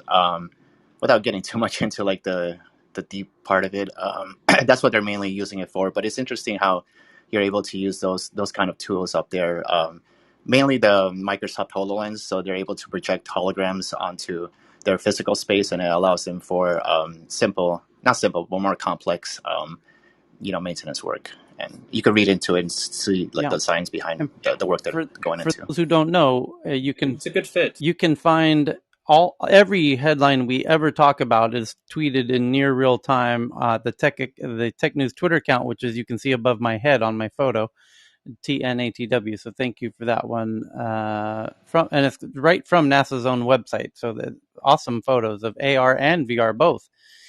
Thank you for that, JT. And then Thomas. Having spent a lot of time with the HoloLens on my face, I can say to you the space station would be a really good scenario with that because you've got lots of tracking points. You've got essentially lighting control. It's a really good fit for that place. Yeah. Well, you would instantly be able to understand more context of everything that you're looking at, and it would be incredibly useful if the image video is able to be fed back to HQ on the ground to help guide the team to understand more what they're looking at if they're trying to figure something out, some mechanical thing. Even more incredible is having localized AI that can actually understand the meta context of what task is being carried out. Yeah. So instead of saying the full video stream, it's just saying, "Oh, you're at step 38 of this process," and then just basically highlights the hologram of what you need to do next. That stuff is huge for being able to do like in-flight repairs. So they could just ship, instead of heavy equipment, they could just send like a data upgrade. So it's like, "Oh, here's how you do the maintenance on that." It shows a huge amount of time that they would have done otherwise. It'd be amazing for They're doing that in. Oh, I'm sorry. It'd be amazing for pilots, anyways, who aren't aren't intimately familiar with their aircraft, which is very often the case. Oh yeah. So, the Thomas sent in one up when we were talking about drones, about the Thor anti-drone microwave weapon, where they blast the sky with a microwave that knocks the drones out of the sky, and just tweeted that one out. And then Mahogany found a humdinger related to the conversation we were just having about the future of vaccines, that according to Oxford University of Oxford's website, it looks like an Oxford HIV vaccine trial is starting to evaluate the safety, tolerability, and immunogenicity across a range of variants of HIV. Results expected in April of next year. Similar tests are planned for the US, Europe, and Africa. That's fantastic. And there was a bunch of other good ones, and a bunch of people sending in this one, that Tesla launches its full self-driving subscription package for $199 per month. Tesla has officially launched the FSD subscription for $199 per month, or $99 for those who have previously bought the now discontinued. The sentence got cut off, but and then Thomas sent in one about officials pull emergency lever as Lake Powell plunges to new lows. The West's second largest reservoir could be at risk of losing the ability to generate hydropower as officials rush to fill it. And they won't, because we're fucked. And Get used to it. We have a monsoon schedule for tomorrow. Seriously, Oh, in the is west. someone rain dancing Yeah. over there? Apparently, I don't know, but there's a monsoon where I am in Vegas. They're scheduled for Sunday, so Wow. Pray. We need Did to you read the unionize article this, about the the water rain witch? dancers. Just get them all together, put a guild together. Because I mean, that's the real problem for why we're not having rain stuff. We didn't respect local traditions. It just need to have more of that. Do we ever go down the HARP rabbit hole here? What's that? The high Oh, that one. altitude oral research project. Basically, the ionosphere. They believe that you can mess with the ionosphere and change the Is amount that of like solar radiation chemtrails? coming in. No, this is different. This is basically making the Research ionosphere. 3Ds. Like crop dust? It put some treaties, so they have to be a little secretive about it. But yeah, there's some cool things you can do with that stuff. Well, the plot Crop. thickens because they activated it like in June 20th or so. I'll Dun share Oh. the dun link with the dun. team. By the way, there's a water witch apparently in the U.S. who could predict where the water is. I just tweeted out. New York Times, of course, reported on it. Yeah, I got that. I'm tweeting that out now. It says Rob Thompson, a water witch, claims that he can locate gushing streams of water beneath the Earth's bedrock. Amid California's extreme drought, his services are in demand, but not everyone is convinced. Oh, Hey, Tyler. Also, I just tweeted to Tech News because you mentioned the thing in yeah, Toronto, an article from some AR yeah. publication at a virtual esports stadium. So you could do this huge virtual esports stadium, and you never have to go to a physical location. Maybe somebody should question building a $500 million esports venue. I don't know. Oh no, but you need the physical interactions too, right? That's the best part. Every You need physically interact with certain areas. Yeah, it's called the Vertex Stadium, the first true virtual reality stadium for esports. Launches soon, and I just retweeted that one, and that looks very cool as well. And then Evan continues his news tweeting spree with algorithms used to detect Alzheimer's during phone conversations. As mentioned previously, Ooh. audio algorithms can detect, or claim to detect anyways, the earliest stages of Alzheimer's. Maybe on Tech News Around the World, we could test these speakers for various maladies. Funny. Lindsey Graham said he would go to war to defend Chick-fil-A in Notre Dame culture war clash. Anyone know that? What's going on there? I don't. Well, in Well, the I can article, I tell you a think little bit about Chick-fil-A's politics. Maybe that's what he's referring to. I mean, Yeah, I was the one who shared that. So Notre Dame just opened a new Chick-fil-A, and they're beginning construction like in a couple.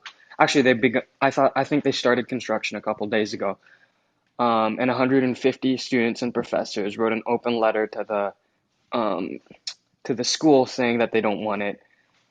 So Lindsey Graham is dying on the Chick-fil-A hill, saying that they should be okay, and they shouldn't be protesting Chick-fil-A. It is some good chicken. Evan And they're closed on Sundays when you actually want to eat. Evan just Actually, it's pretty good. tweeted photos of Amsterdam's new bridge, and what's very unique about it, it is 3D printed, and it goes over one of the canals in Amsterdam. Wild. Just drop it in. Yeah. Just drops in. There's work done from some of the early drone maps where they're actually doing rope bridges that were constructed by drones, which is pretty cool stuff. They're also like autonomous, just small drones, just building stuff. It's crazy things. University of Pennsylvania. There's also good stuff with ETH Zurich Flying Lab. Stuff over there. So the wind and solar profits, the race between falling costs and declining revenue, solar and wind plants will be major contributors to low carbon power grids, but there's a key obstacle to their profitability, according to the authors, which I'm not aware of. Let's see what it is.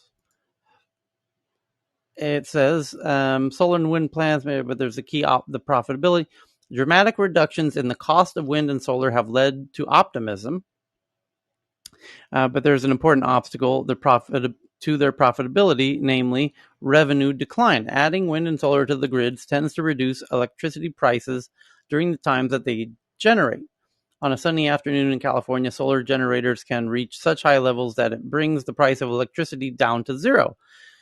This wasn't a problem when the first few solar panels were built, but it means that the value of new solar is lower than it used to be because it will generate during periods when the price of electricity is already low. Declining revenue isn't a new concept, and there are several important trends that are already working to slow it down. Storage, demand response, and increasing interconnection. Storage allows energy produced by renewables at times when prices are low to be saved and sold when prices are higher. Demand response can move demand from high price periods to times when renewables are generating. Interconnection enables movement of renewables over large spatial scales, allowing renewable energy to find its way to distant markets where prices are higher. In the end, though, the net profitability of solar and wind farms is the outcome of two opposing forces: technological progress reducing cost and revenue decline reducing income. Which of the two forces is stronger? We analyzed it in this recent paper. That's an interesting point, but what a great problem to have. That's the world's best problem right there. It doesn't exist in a vacuum either. I mean, those are the smaller sources of income to a grid that's already powered by all this other stuff, right? The fossil fuel and the coal and stuff like that. So, that's the stranded asset problem. If you scope that economically properly.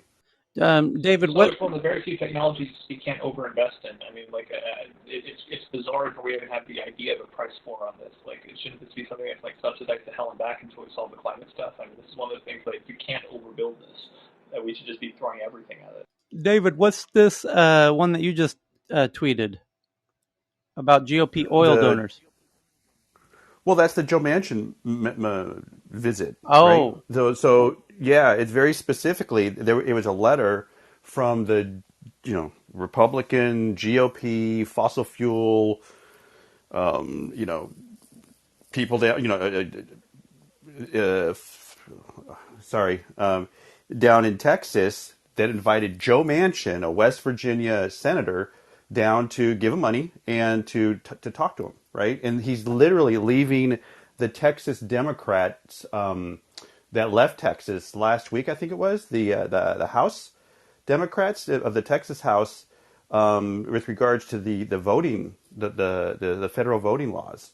So it's just a perfect juxtaposition of the key senator, right, with regards to the agenda for climate, because that's part of the whole Democratic agenda, running away from, well, let me not state it that way,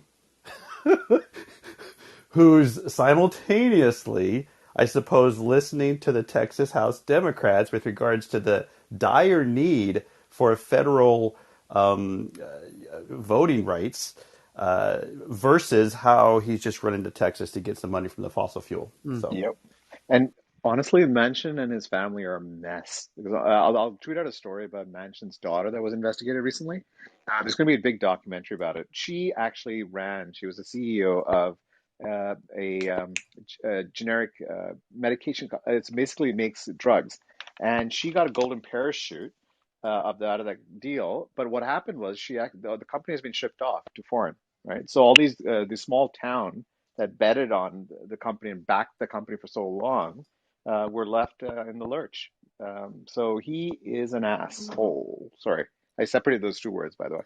Thanks. I mean, the key thing here is that the whole climate thing is a three-legged stool. It's the supply of all these cool new innovations and the current grid, and it's the demand side of how people are going to migrate to start to accommodate and integrate and use these and commercialize, therefore, all these cool new humanity saving solutions. But the third leg of the stool is legislative, right? So this year we've got some victories, but doggone it, it's literally in the Joe Manchin office in Washington where he and it's just they've got a lot of power to just keep the movement to saving the planet from moving forward. Yeah. So Thomas Tong, who sends in a lot of tweets, sent in one just now that the space tourism industry is stuck in its billionaire phase. Launching billionaires to space is just the beginning. And it's I haven't read the article, but David Freeberg made a fantastic point in the latest All In podcast where he compares the space industry today to undoubtedly a similar moment in the 1450s of Europe when Christopher Columbus, was raising tons of money from the Queen to go explore the oceans in vessels that may or may not make it. And it's quite, you can draw some and imagine some similar um, levels of progress where the large vessels were an investment that often wouldn't make it anywhere, and they would sink to the bottom, sometimes with people on them. And then eventually they did have start to have some breakthroughs when they found new lands. And he makes the point that nobody at that time could ever imagine what we do today in terms of sending fruits and tomatoes. Everything you've eaten in the past week was sent across one of the biggest oceans in the world. And there's literally everything you consume comes from another country. And the way that we've expanded um, international shipping, and it's become kind of trivial. And we even have individuals doing it on their own crafts now. And it's like, if we make the same progress it took 500 years to get where we are today, imagine we would make similar progress in much less than 500 years, probably 100 years in space. So in 100 years the moon will seem like going over the Atlantic or the Pacific, and going to Mars will be more like something like that. So it's quite, it changes the perception when you adjust for the time difference. But interesting nonetheless.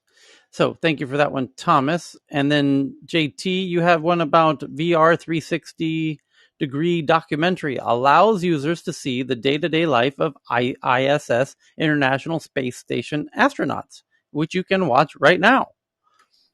Yeah, that was just a reply to the article that I posted previously. But that documentary came out a while ago. But it's highly recommended because I went in outer space and actually had the chance to see the day-to-day life of the astronauts. It's pretty cool. You get to literally experience it in 360 video. Somebody was saying something? I was clapping, and I just have mayhem here with the kids. I'm sorry. No worries. I really think that is going to be, people aren't making a big enough deal yet of the empathy that will hopefully arise out of VR in that kind of a use case of seeing Earth from space in VR. I think could have transformative effects if it's done correctly. And similar, just news in general of, we see videos and TikTok videos of Cuban protest and what's happening in Myanmar, but to be in Myanmar through VR will cause such empathy that it's going to be amazing to see what news will be like through VR in that kind of a way. I have to imagine an incredibly profoundly improvement to empathy for people around the world. Kind of to Kai's point, actually. Just to connect the empathy to Branson, the thing that was the biggest heartbreaking thing about what Branson stated when he was able to take the plane up, space plane. He was just talking about the inspiration to the younger generation to go up to space, when he should have said, "Hey, fellow baby boomers, the blue marble is in trouble." That's just something that I wanted to share. That was a missed opportunity. I just think from a quote unquote billionaire with regards to the excitement of space, but kind of just redirecting it to literally what inspired Earth Day, right? 50 whatever years ago, when Lovell saw Earth. So And his spaceship And the ruins the ozone layer. carbon impact of space tourism is off the charts. It's really kind of absurd in my opinion. And especially cost his jet, and especially we his fuel is the worst. Nitrous oxide and all that stuff, the combination.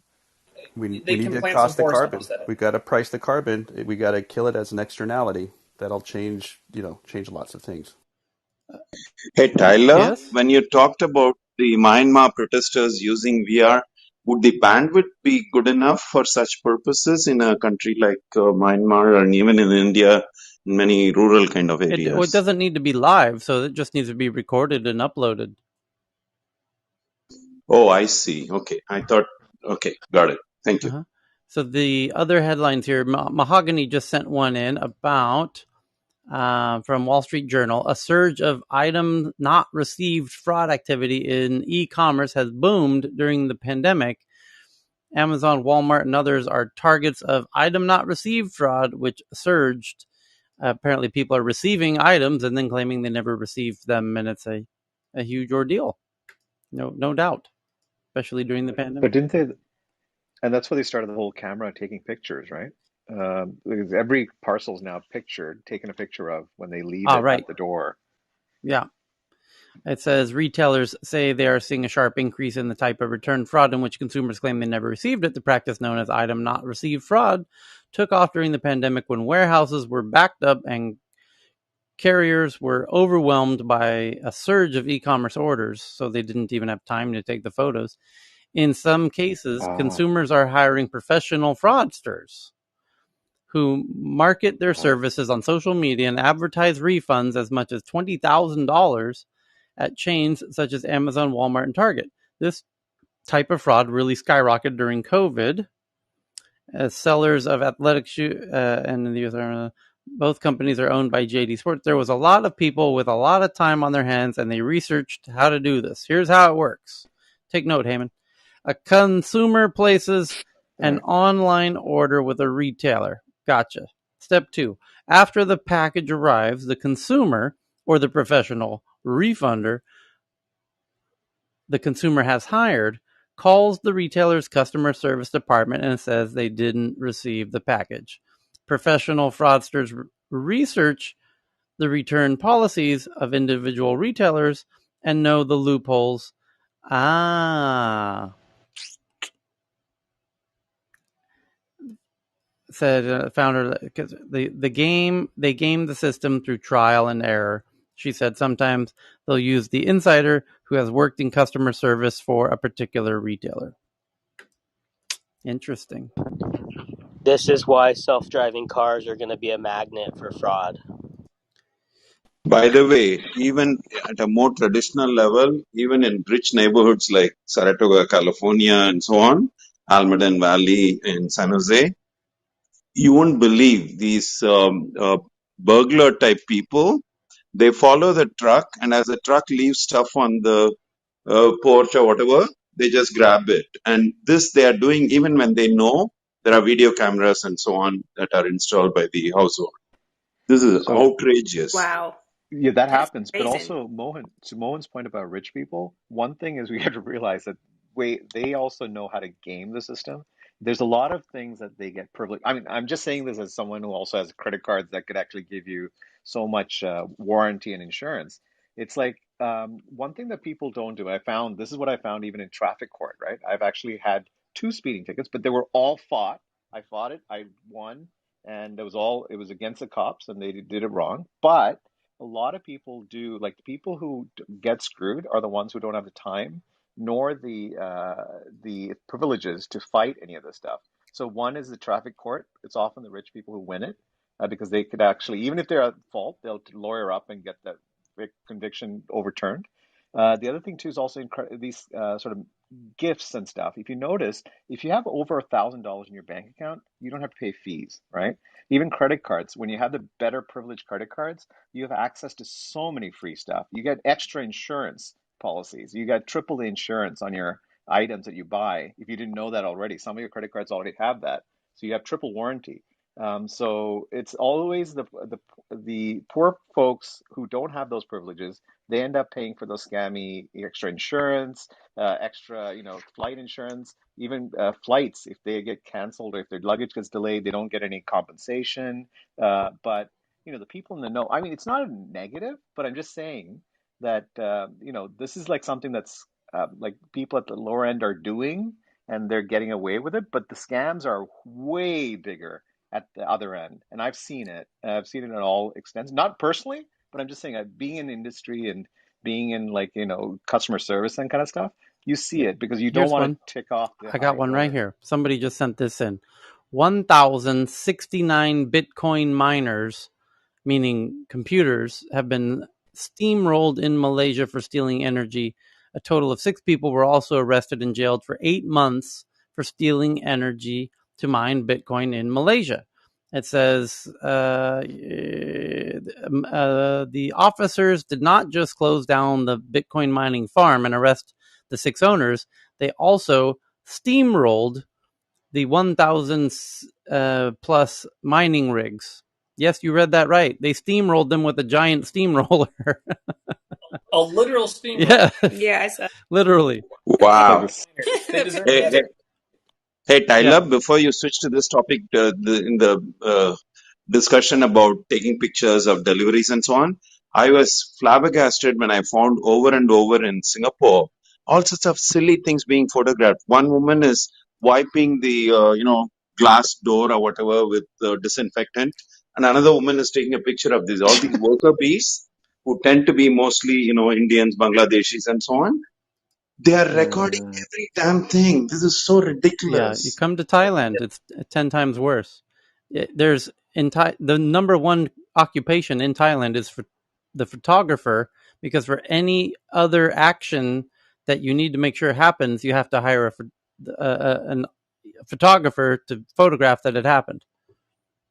But that's social media, though, right? No, That's no, a no. social media No, thing. The no, I'm police, no, if when you no. have for This is police services. anywhere in Thailand, one of them is a photographer Oh, every time, because there's a wow. person who's uh, constantly verifying and sending in the photos to prove that everything we are supposed to be doing, we're doing. And it's at every gas station, you have 3 people working and 1 person photographing. At every 7-Eleven, you have 4 people working, 1 person Holy photographing. crap. At every hey, at Hemant every or building site, whoever. when somebody's doing Sorry. construction to like build a new house, there's a photographer. At any occupation where people are To doing prove. things, there's a photographer that's there to verify that activity is happening.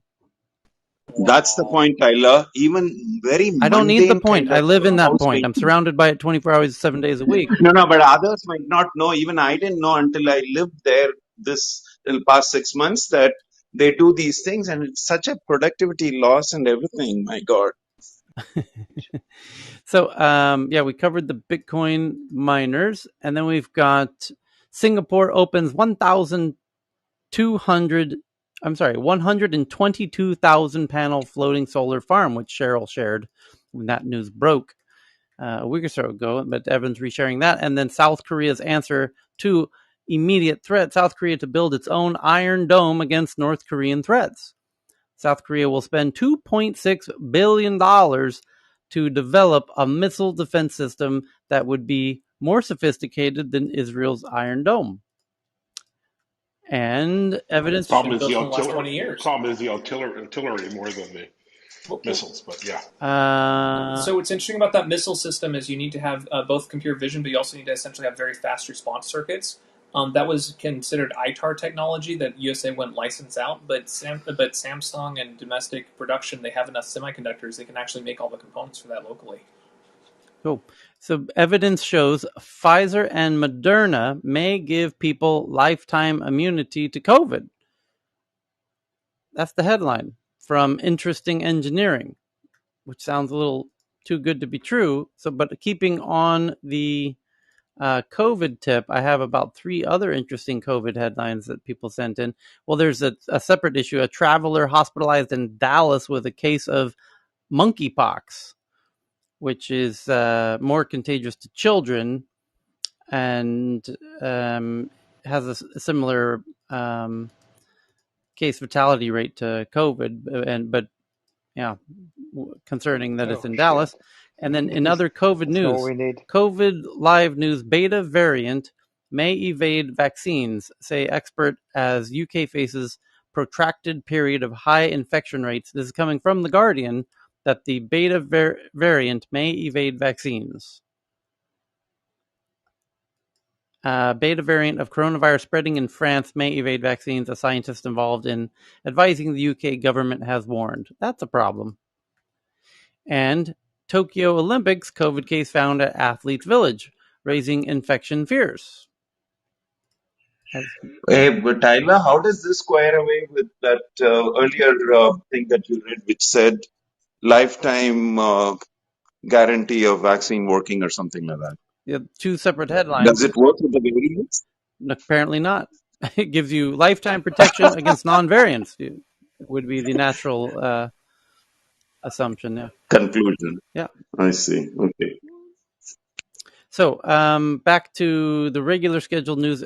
We've skipped over one of the drone swarms. India now testing drone swarms as well, adding that to the now growing list of countries proud to demonstrate their testing of drone swarms. And then Evan had a 3D printed knee implant. Could help thousands with arthritis of a 3D printed knee. And SpaceX Starlink internet speed perfect for online gaming. Elon Musk teases to reduce the ping under 20 milliseconds, making it Woo! useful for online video games. That's fast. That's That's really really cool. fast. That's nice. And then a co-founder of Ethereum is done with the cryptocurrency world, partially because of personal safety concerns. Yeah, personal safety. I don't feel necessarily safe in this space. If I was focused on larger problems, I think I'd be safer, he said. Please don't kill me. I give money to charity. And then the Freedom Phone that Evan mentioned a half an hour ago, the uncensorable Freedom Phone raises a host of security questions, is the headline from CNET. The absence of specs has caught the attention of skeptics. And then Dr. Fran, speaking of fast internet, says California passes historic plan for statewide open access fiber network and building a mid-mile network open to all ISPs and give $2 billion in last mile grants. And then, You know, yeah, having just suffered not having even cell phone access, let alone data access in Yosemite of all places, I take all this with a bag of salt. I mean, I was outrageously upset about this, of all places in a national park like Yosemite, Verizon not having any signal. what the UK, let's see, people are sending in a whole bunch of headlines right now. Give me 1 second here. Here we go. We're all caught up now. Here we go. So, Harry sent in one just now that could balloons power uncensored internet in Cuba? Oh boy, we're going to bring them the internets. Um, Florida Republican Governor Ron DeSantis called this week on the administration of President Joe Biden to greenlight a plan to bring up the balloons to give the Cubans some internet so they can send us those juicy videos of those fantastic protests. And so they can do other things as well as these Cuba's shutting down the internet. But that's interesting, interesting international. They lead the world in cancer research or something like that, I think, right? But it's just a really interesting move from a foreign policy perspective, like uh, providing internet to a country that's temporarily shutting off internet. I don't know that that's ever been done before. It's kind of funny. It JT, has been done. Arab Spring was one example. There was some stealth things going on there, but they weren't as visible or oh, public about it. the But mesh yeah, there's networks on the phones, yeah, This is like in the good old days, Voice of America doing radio transmissions, right? In countries very where. much like that. pirate radio, yeah.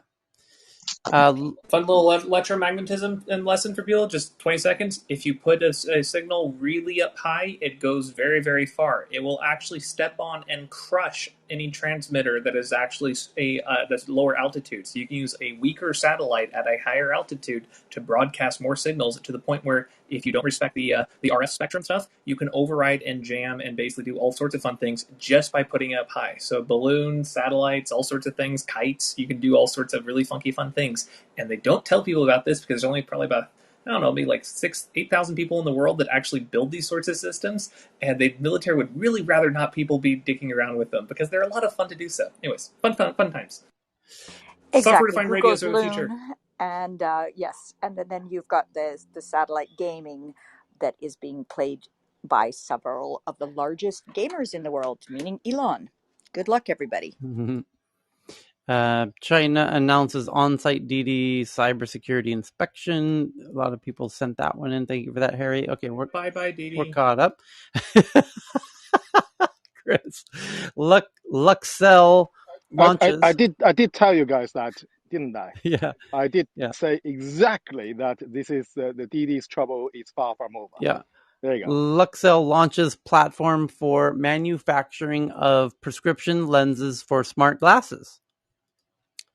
Ooh. Right, yeah. By the way, Luxottica owns everything. They own all the glasses, all the world, everywhere. And it's something that says, oh no, you can't wear the augmented reality smart glasses because they're not cool. And cool is a thing, it's fashionable. You know who's putting that out? It's all the Luxottica bullshit PR people because they say, we own the entire market. You got to pay the piper on stuff. So they literally will not let you basically wear the glasses with things. The moment they get a cut in and the moment they decide to do augmented reality, which they've kind of done small little things off to the side, the moment they do so, you're going to start seeing on every celebrity in existence in every market on the planet, and they're going to say, "Hey, look, it's all basically cool to wear now." It's amazing how many like little psychological things they have everywhere.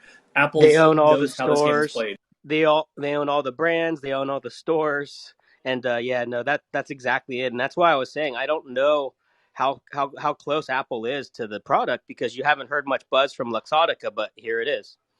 But The tech has been ready for a while. It's just a matter of they have to build the good thing alliances for all is, the though, infrastructure in the the back good end. thing is there's very little markup on those designer glasses for $300. I mean, that's all very low Oh margin. yeah, Yeah. it's completely. You know what the greatest thing that happened to me is? I got LASIK, and now I celebrate the $1 go to the dollar store gas station sunglasses. Just one little fine thing. Steve Mann essentially did a lot of work in this space. Where he's one of the first guys to like wear a camera on his face, like cyborg style, like glass hole style. But he's doing that for decades. He did a lot of stuff at MIT, a lot of research in this. The reason why I say this is that from what he's described as saying, look, you don't actually need a whole lot of augmented reality overlays for most of the most useful information. If you have even the most basic spatial information and just the ability to basically have it seamlessly connect with what you're doing, you can actually use a very low bandwidth connection to do a lot of really cool things. And so this is from someone that you would expect to be one of the largest proponents of advanced technology, saying actually just a bare minimum version is actually going to be provide 80-90% of the utility right now. So we're already there on the tech threshold. It's a matter of whether or not we're culturally ready to accept these things. So Thomas sends in what the UK knows about violent crime that the US can't figure out is the headline. The GOP is ignorant of the link between alleviating child poverty and crime reduction despite mounds of evidence. It sounds like a great article. I'm tweeting that one out. I'm tweeting all of these out in real time to the Tech News Twitter account, TNATW. Just look at my photo above my head. You'll see the Twitter account there. And here's some scary shit from the New York Times. A frozen land burns. Siberia trembles. If we don't have a forest, let's see here. New York Times. Let's hope it's not roadblocked. As the forest land burns, Siberia trembles. If we don't have the forest, we don't have life. And there's a big old roadblock. But I've been hearing about this Siberian fire, and there's been one previously that was one of the largest fires in recorded history, but because Siberia is so unimaginably large, there's no fear of it ever doing anything to anybody in terms of harm, other than, of course, all of us through raising the CO2 level in the atmosphere. But they just let it burn endlessly because there's nobody. Siberia is so the whole eastern half of Russia is just endless forest with nothing in it other than trees, so to speak. Chris, does this affect the methane there? And Dan, if you're in the audience, Maybe slightly. It's kind of unrelated, but there is like all sorts of things.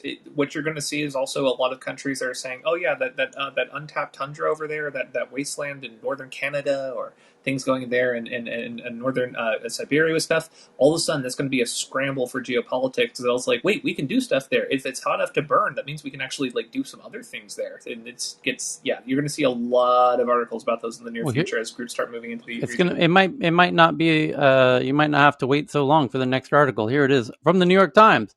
No one is safe. Extreme weather batters the wealthy world. Floods swept Germany. Fires ravaged the American West. And another heat wave loomed, driving home the reality that the world's richest nations remain unprepared for the intensifying consequences of climate change. Nah, come on. I'm not buying this. I'm staying right. I'm staying right in California. Right here. Nice and safe. Thank you for that one, Thomas. Then Evan, trying to ruffle our friend Kai's feathers here with another China, another China headline. China says it conducted a successful suborbital test of a reusable space plane, which you can see. A Why do all of China's space planes look surprisingly like our space planes? Is it? it For now, don't fall into the Well, trap to go and they can't make their own. They will. All the planes look very much the same as human They're beings. identical Yes, right Just, now. the just, flow just of They follow. won't air. stay Okay, that it's the way. same. That's the thing. Even the Russians have the same plane. Why do Right. I China's just planes want to have know. wings? You guys can say anything about China. I'm just putting on Oxfordshire golf course, so But you're don't worry. I'm British. in a Who's the really, winner really good here mood. now? I'm Kai going to take it won. all Why you. do Kai's winning. The, So the thing this ties the thing into that's the most Russia. dangerous Go ahead, Grace. the thing that's most dangerous about China basically copying a lot of things with USA with things is while they build it, they might realize you don't need half the components that we spend as wasteful Yes. things to military contractors to basically keep for other things. The most dangerous part is they So don't true. copy the full design. They go, wait, you don't need half this shit. Well, what happened is, when I was in school in early 2000s, Russia stopped going to the trade shows because they'd go try to sell a MiG and China would have the exact same copy for much cheaper. By the And time so they got to the show, the fact that Russia's selling a new jet is indicative that they've buttoned up their side of things. They switched to typewriters in the Soviet Union like 5-10 years ago. So that by the way, that was my own experience. I had a clothing company in Los Angeles with a Thai production team, and I went in. This was 2002, and there's two big fashion shows in the U.S. each year in Las Vegas called the Magic Show. It's semi-annual, and so I've been times before and know a lot of the other exhibitors around me. It's all these fashion designers who have their own brands, and this is where you go to write orders for and meet potential buyers from Wet Seal and Nordstrom's and Urban Outfitters. Everybody's there. Forever 21, and then all the boutiques are there. So I'm writing all the orders, and that's great. And then go back 6 months later, and this time there's a whole bunch of Chinese older dudes in business suits, which is not really the attire for this event. But they come into the booth and they ask you how much do you pay to make each of your items, which is everyone knows to the penny what it costs to make each of your items. Like if you have a shirt design or a skirt or whatever, because you're selling them at very, very high volumes and you're making rather small margins. So you're very aware of every penny that you put into the price of making it. And because the buyer's job essentially is to push and get as close to your actual cost without hurting you, because if you won't do this deal with them, they know somebody else who will copy it from you anyway. So these Chinese businessmen come in and say, how much does it cost you to make this shirt and this shirt and this shirt and this shirt? And you might be paying $4, $4.50, $5 for your shirt, and they say, okay, we'll make it for you for 40 cents, 50 cents, 55 cents for this one. And now you're making an extra. If you were to do your manufacturing with them, you're saving an extra, $3-4 per shirt. On a 10,000 piece order, you just saved $50,000. So this seemed too good to be true, and in fact, it was, because an hour later, the big buyers, Nordstrom's, Forever 21, Urban Outfitters, comes in and says, you still have your prices from 6 months ago. The same prices, yeah. Oh, but now you can produce in China for 1/10 of the price. So I'm not going to pay you what I paid you 6 months ago, last season. I'm going to pay you $1 now because you can go make it for 50 cents. So it forced everybody in fashion in America instantly. The entire fashion business in America instantly shut down in one day and moved to China. And you either had to move to China or shut down. So I shut down. And it was due to it was a trade agreement, because previous to that, China, you were not able to import textile goods from China. And so it was a blockade. and then that got removed in part of a trade deal, and so that China could import textile goods. And as soon as they could, they showed up at the show and said, "Hey, you can now produce all of your textiles in China and have them shipped back in, no problem, easy peasy." And but the benefactor of that was not the clothing companies that were producing in America or the people doing the production in America. That downtown LA was a garment industry. The entire thing, all of downtown LA turned into a ghost town within the span of about 2.5 weeks. Yep. I've I seen was it. told that there are many successful projects, I mean, as in products that launch on crowdfunding site that were actually being copied in that way. So But go ahead, one Chris. of the aspects that doesn't get appreciated as much about this will be very brief. Is when we basically have the trade with China. Well, essentially, right now, USA is making a big deal about human rights and everything else like that. For the last 2 or 3 decades, while basically we've been outsourcing a lot of our business and factories and everything to China, the people that were doing those negotiations, one of the reasons they were able to achieve that cost reduction, they say, hey, what we can do is build a factory in like 20 different ways. And it's like, okay, build the one that's the absolute cheapest. We literally do not care about anything else. And so, like, well, what about the human rights things? We can treat our workers well. It's like, no, we got to save more money with that. So we've spent like 20, 30 years saying one thing officially and then de facto in all our business arrangements saying, oh, yeah, we don't give a crap about this and stuff in practice. And then all of a sudden we're starting to care about that for reals now. And that's why you might hear some of the disconnect between when some of the public Well, rhetoric around things. it's kind of too late now because China's moving up the value chain Correct. and is They're almost at innovating and making semiconductors. incredible Correct. products. So, I mean, I'm a fan of DJI, and I own like every one of their drones, and they're just the best drones in the world and the most innovative and fastest, the best cameras. And we don't make drones here in the U.S., so they've gone We could beyond just have. copying. Well, we just added DJI to the block list, so Japan is now ramping up their drones, and US is ramping up Oh, for that my. reason. But you're exactly right. Is since then, that was back in 2000, and in the past 20 years, the cost of per hour of production in China has really accelerated to the point where it's now cheaper to produce in Thailand and specifically Indonesia. It's even cheaper to produce in India, actually. So Indonesia is now, And Vietnam. yeah, and Vietnam, yeah. Vietnam is, I mean, they'll be making, they won't be buying Boeing and Airbus planes in China in 10 years. They'll be making their own that are far more sophisticated Yeah. locally. They've already started. So, yeah. But that is still sourcing most of the important parts from either US or UK or Japan And don't For forget, now. they need today. that semiconductor. Well, here's a related headline. Evan just found Apple Car batteries to be manufactured in U.S. Taiwanese suppliers reportedly looking to set up a factory in the U.S. as Apple Car project gathers pace. They should have said picks up speed. Come on, it's a car article. What are you doing, journalists?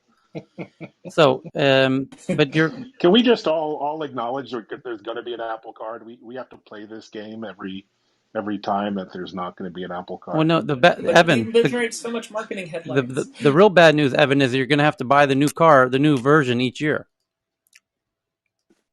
You'll just rent it Because it'll too. be the Like this, best this. Apple car they've ever made each year, And I will buy one. and it'll be faster and slimmer and lighter and with better cameras. Will it have chamfered edges though? Chamfered Yeah, edges? you better believe it will. Oh, of course. Oh, okay. Uh, And if you basically take the sticky part off, you have to get like reshined because of any buff on it. You know, Yeah. it's constantly It'll the be car made out of wash is going to be part of aluminium. it. okay, chugging right along. Ericsson signs an $8.5 billion Verizon 5G deal. Landmark deal will improve the coverage and speed of Verizon's 5G network. And here's something that nobody else knows except me and the other Swedes in the room. Is that the CEO of Verizon was previously the CEO of Ericsson. So the Ericsson Verizon I, deal is the only surprising thing about it is what took so fucking long. Landmark deal, 8.5 yeah, it's billion. a lot of jobs in Sweden and the U.S. with that Yeah, but deal. the two CEOs have known each other for 30 years. There's a lot of drinking going on after that deal. Schnapps and a lot of songs, perhaps. Boeing's $1 billion drone tanker program takes flight, so it's a unmanned drone refueler drone. That's clever. There was so much drama around that one; it's ridiculous. We covered the Apple Car. Twitter adds captions to voice tweets in 11 languages, and we got to go check if they've done it in their Twitter Spaces auto transcriptions in 11 languages, because that would be slick. And we got the car, we got the drone, and then Microsoft memorializes Clippy by making it an emoji.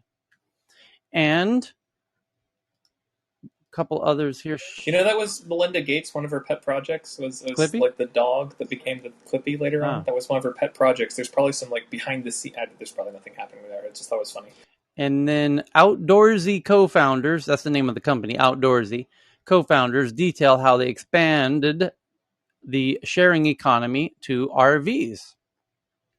Jen Young and Jeff Cavins decided to craft a business around their passion for being in nature. They saw the opportunity in 20 million RVs in America because you're not using them all the time. It's Airbnb for your RV. That's kind of clever. And there's an incredible... They're designed to collapse. All the components are designed to last an exact number of weekend trips before they basically fall apart. And what's interesting is the fact is the RVs are designed to not be used on a regular basis. If they actually get used anywhere close to that, it's going to do some really crazy things to all those components and fit outs on the interior. Like you're going to see rapid degradation on those things. Jesse, we need to cook. And here it is. Last but not least, in Southeast Asia, real-time payment schemes are entering the mainstream, with many consumers now favoring the payment option over cash. A shift caused by changing payment necessities and preferences, meaning Asians don't like viruses and cash have viruses, and amid the COVID-19 pandemic. And in South, there it is. Just tweeted that out. Let's double check. Did we actually do it? Did we do it? Did we do it? We did it. We ran out of tweets. Holy shit, everybody. We did it. In an absolute first for tech news around the world, we actually ran out of headlines. It only took us 5 hours and 19 minutes. We did it, everybody. That's a first. An absolute first. Good Hey, and job. folks, I have a Clubhouse game changer. If you're annoyed with the button being on the right side, if you're holding it in your left, The mic button. I've learned you could turn it upside down. Yeah, if you turn it upside down, so you're like talking into the mic, the button's right there for your thumb if you're holding it in your left. Game changer. JT just sent in one last headline. DigiLens looks like to plastic waveguides as alternative to glass for AR. When it comes to the future of AR smart glasses, a company called DigiLens has one word for you, just one word. Are you listening? Plastics. And it's a plastic, incredibly cheap AR system. DigiLens looks to plastic waveguides as alternative to glass for AR smart glasses. That's interesting. You got to see it to believe it. But that could be ridiculously, insanely cheap way to do AR. Yeah, they'll be free. They're almost like 3D movie glasses, but for AR. And 3D printed too. 3D printed. So like on site. Yep. There we go. We did it. And in new materials, it will be great when it can be out of organic bamboo. Now you're talking. There you go. Now you're talking. Thank you, everybody, for a very memorable Tech News Around the World where we actually covered every fucking headline from everywhere on the planet. We did it. It had to be done. It was the It had to first. be done once. Well done. It only took 5 You hours really are the hero. and 15 minutes, but we did it. Good job, everybody. We will It see. had to be Fire done. salon.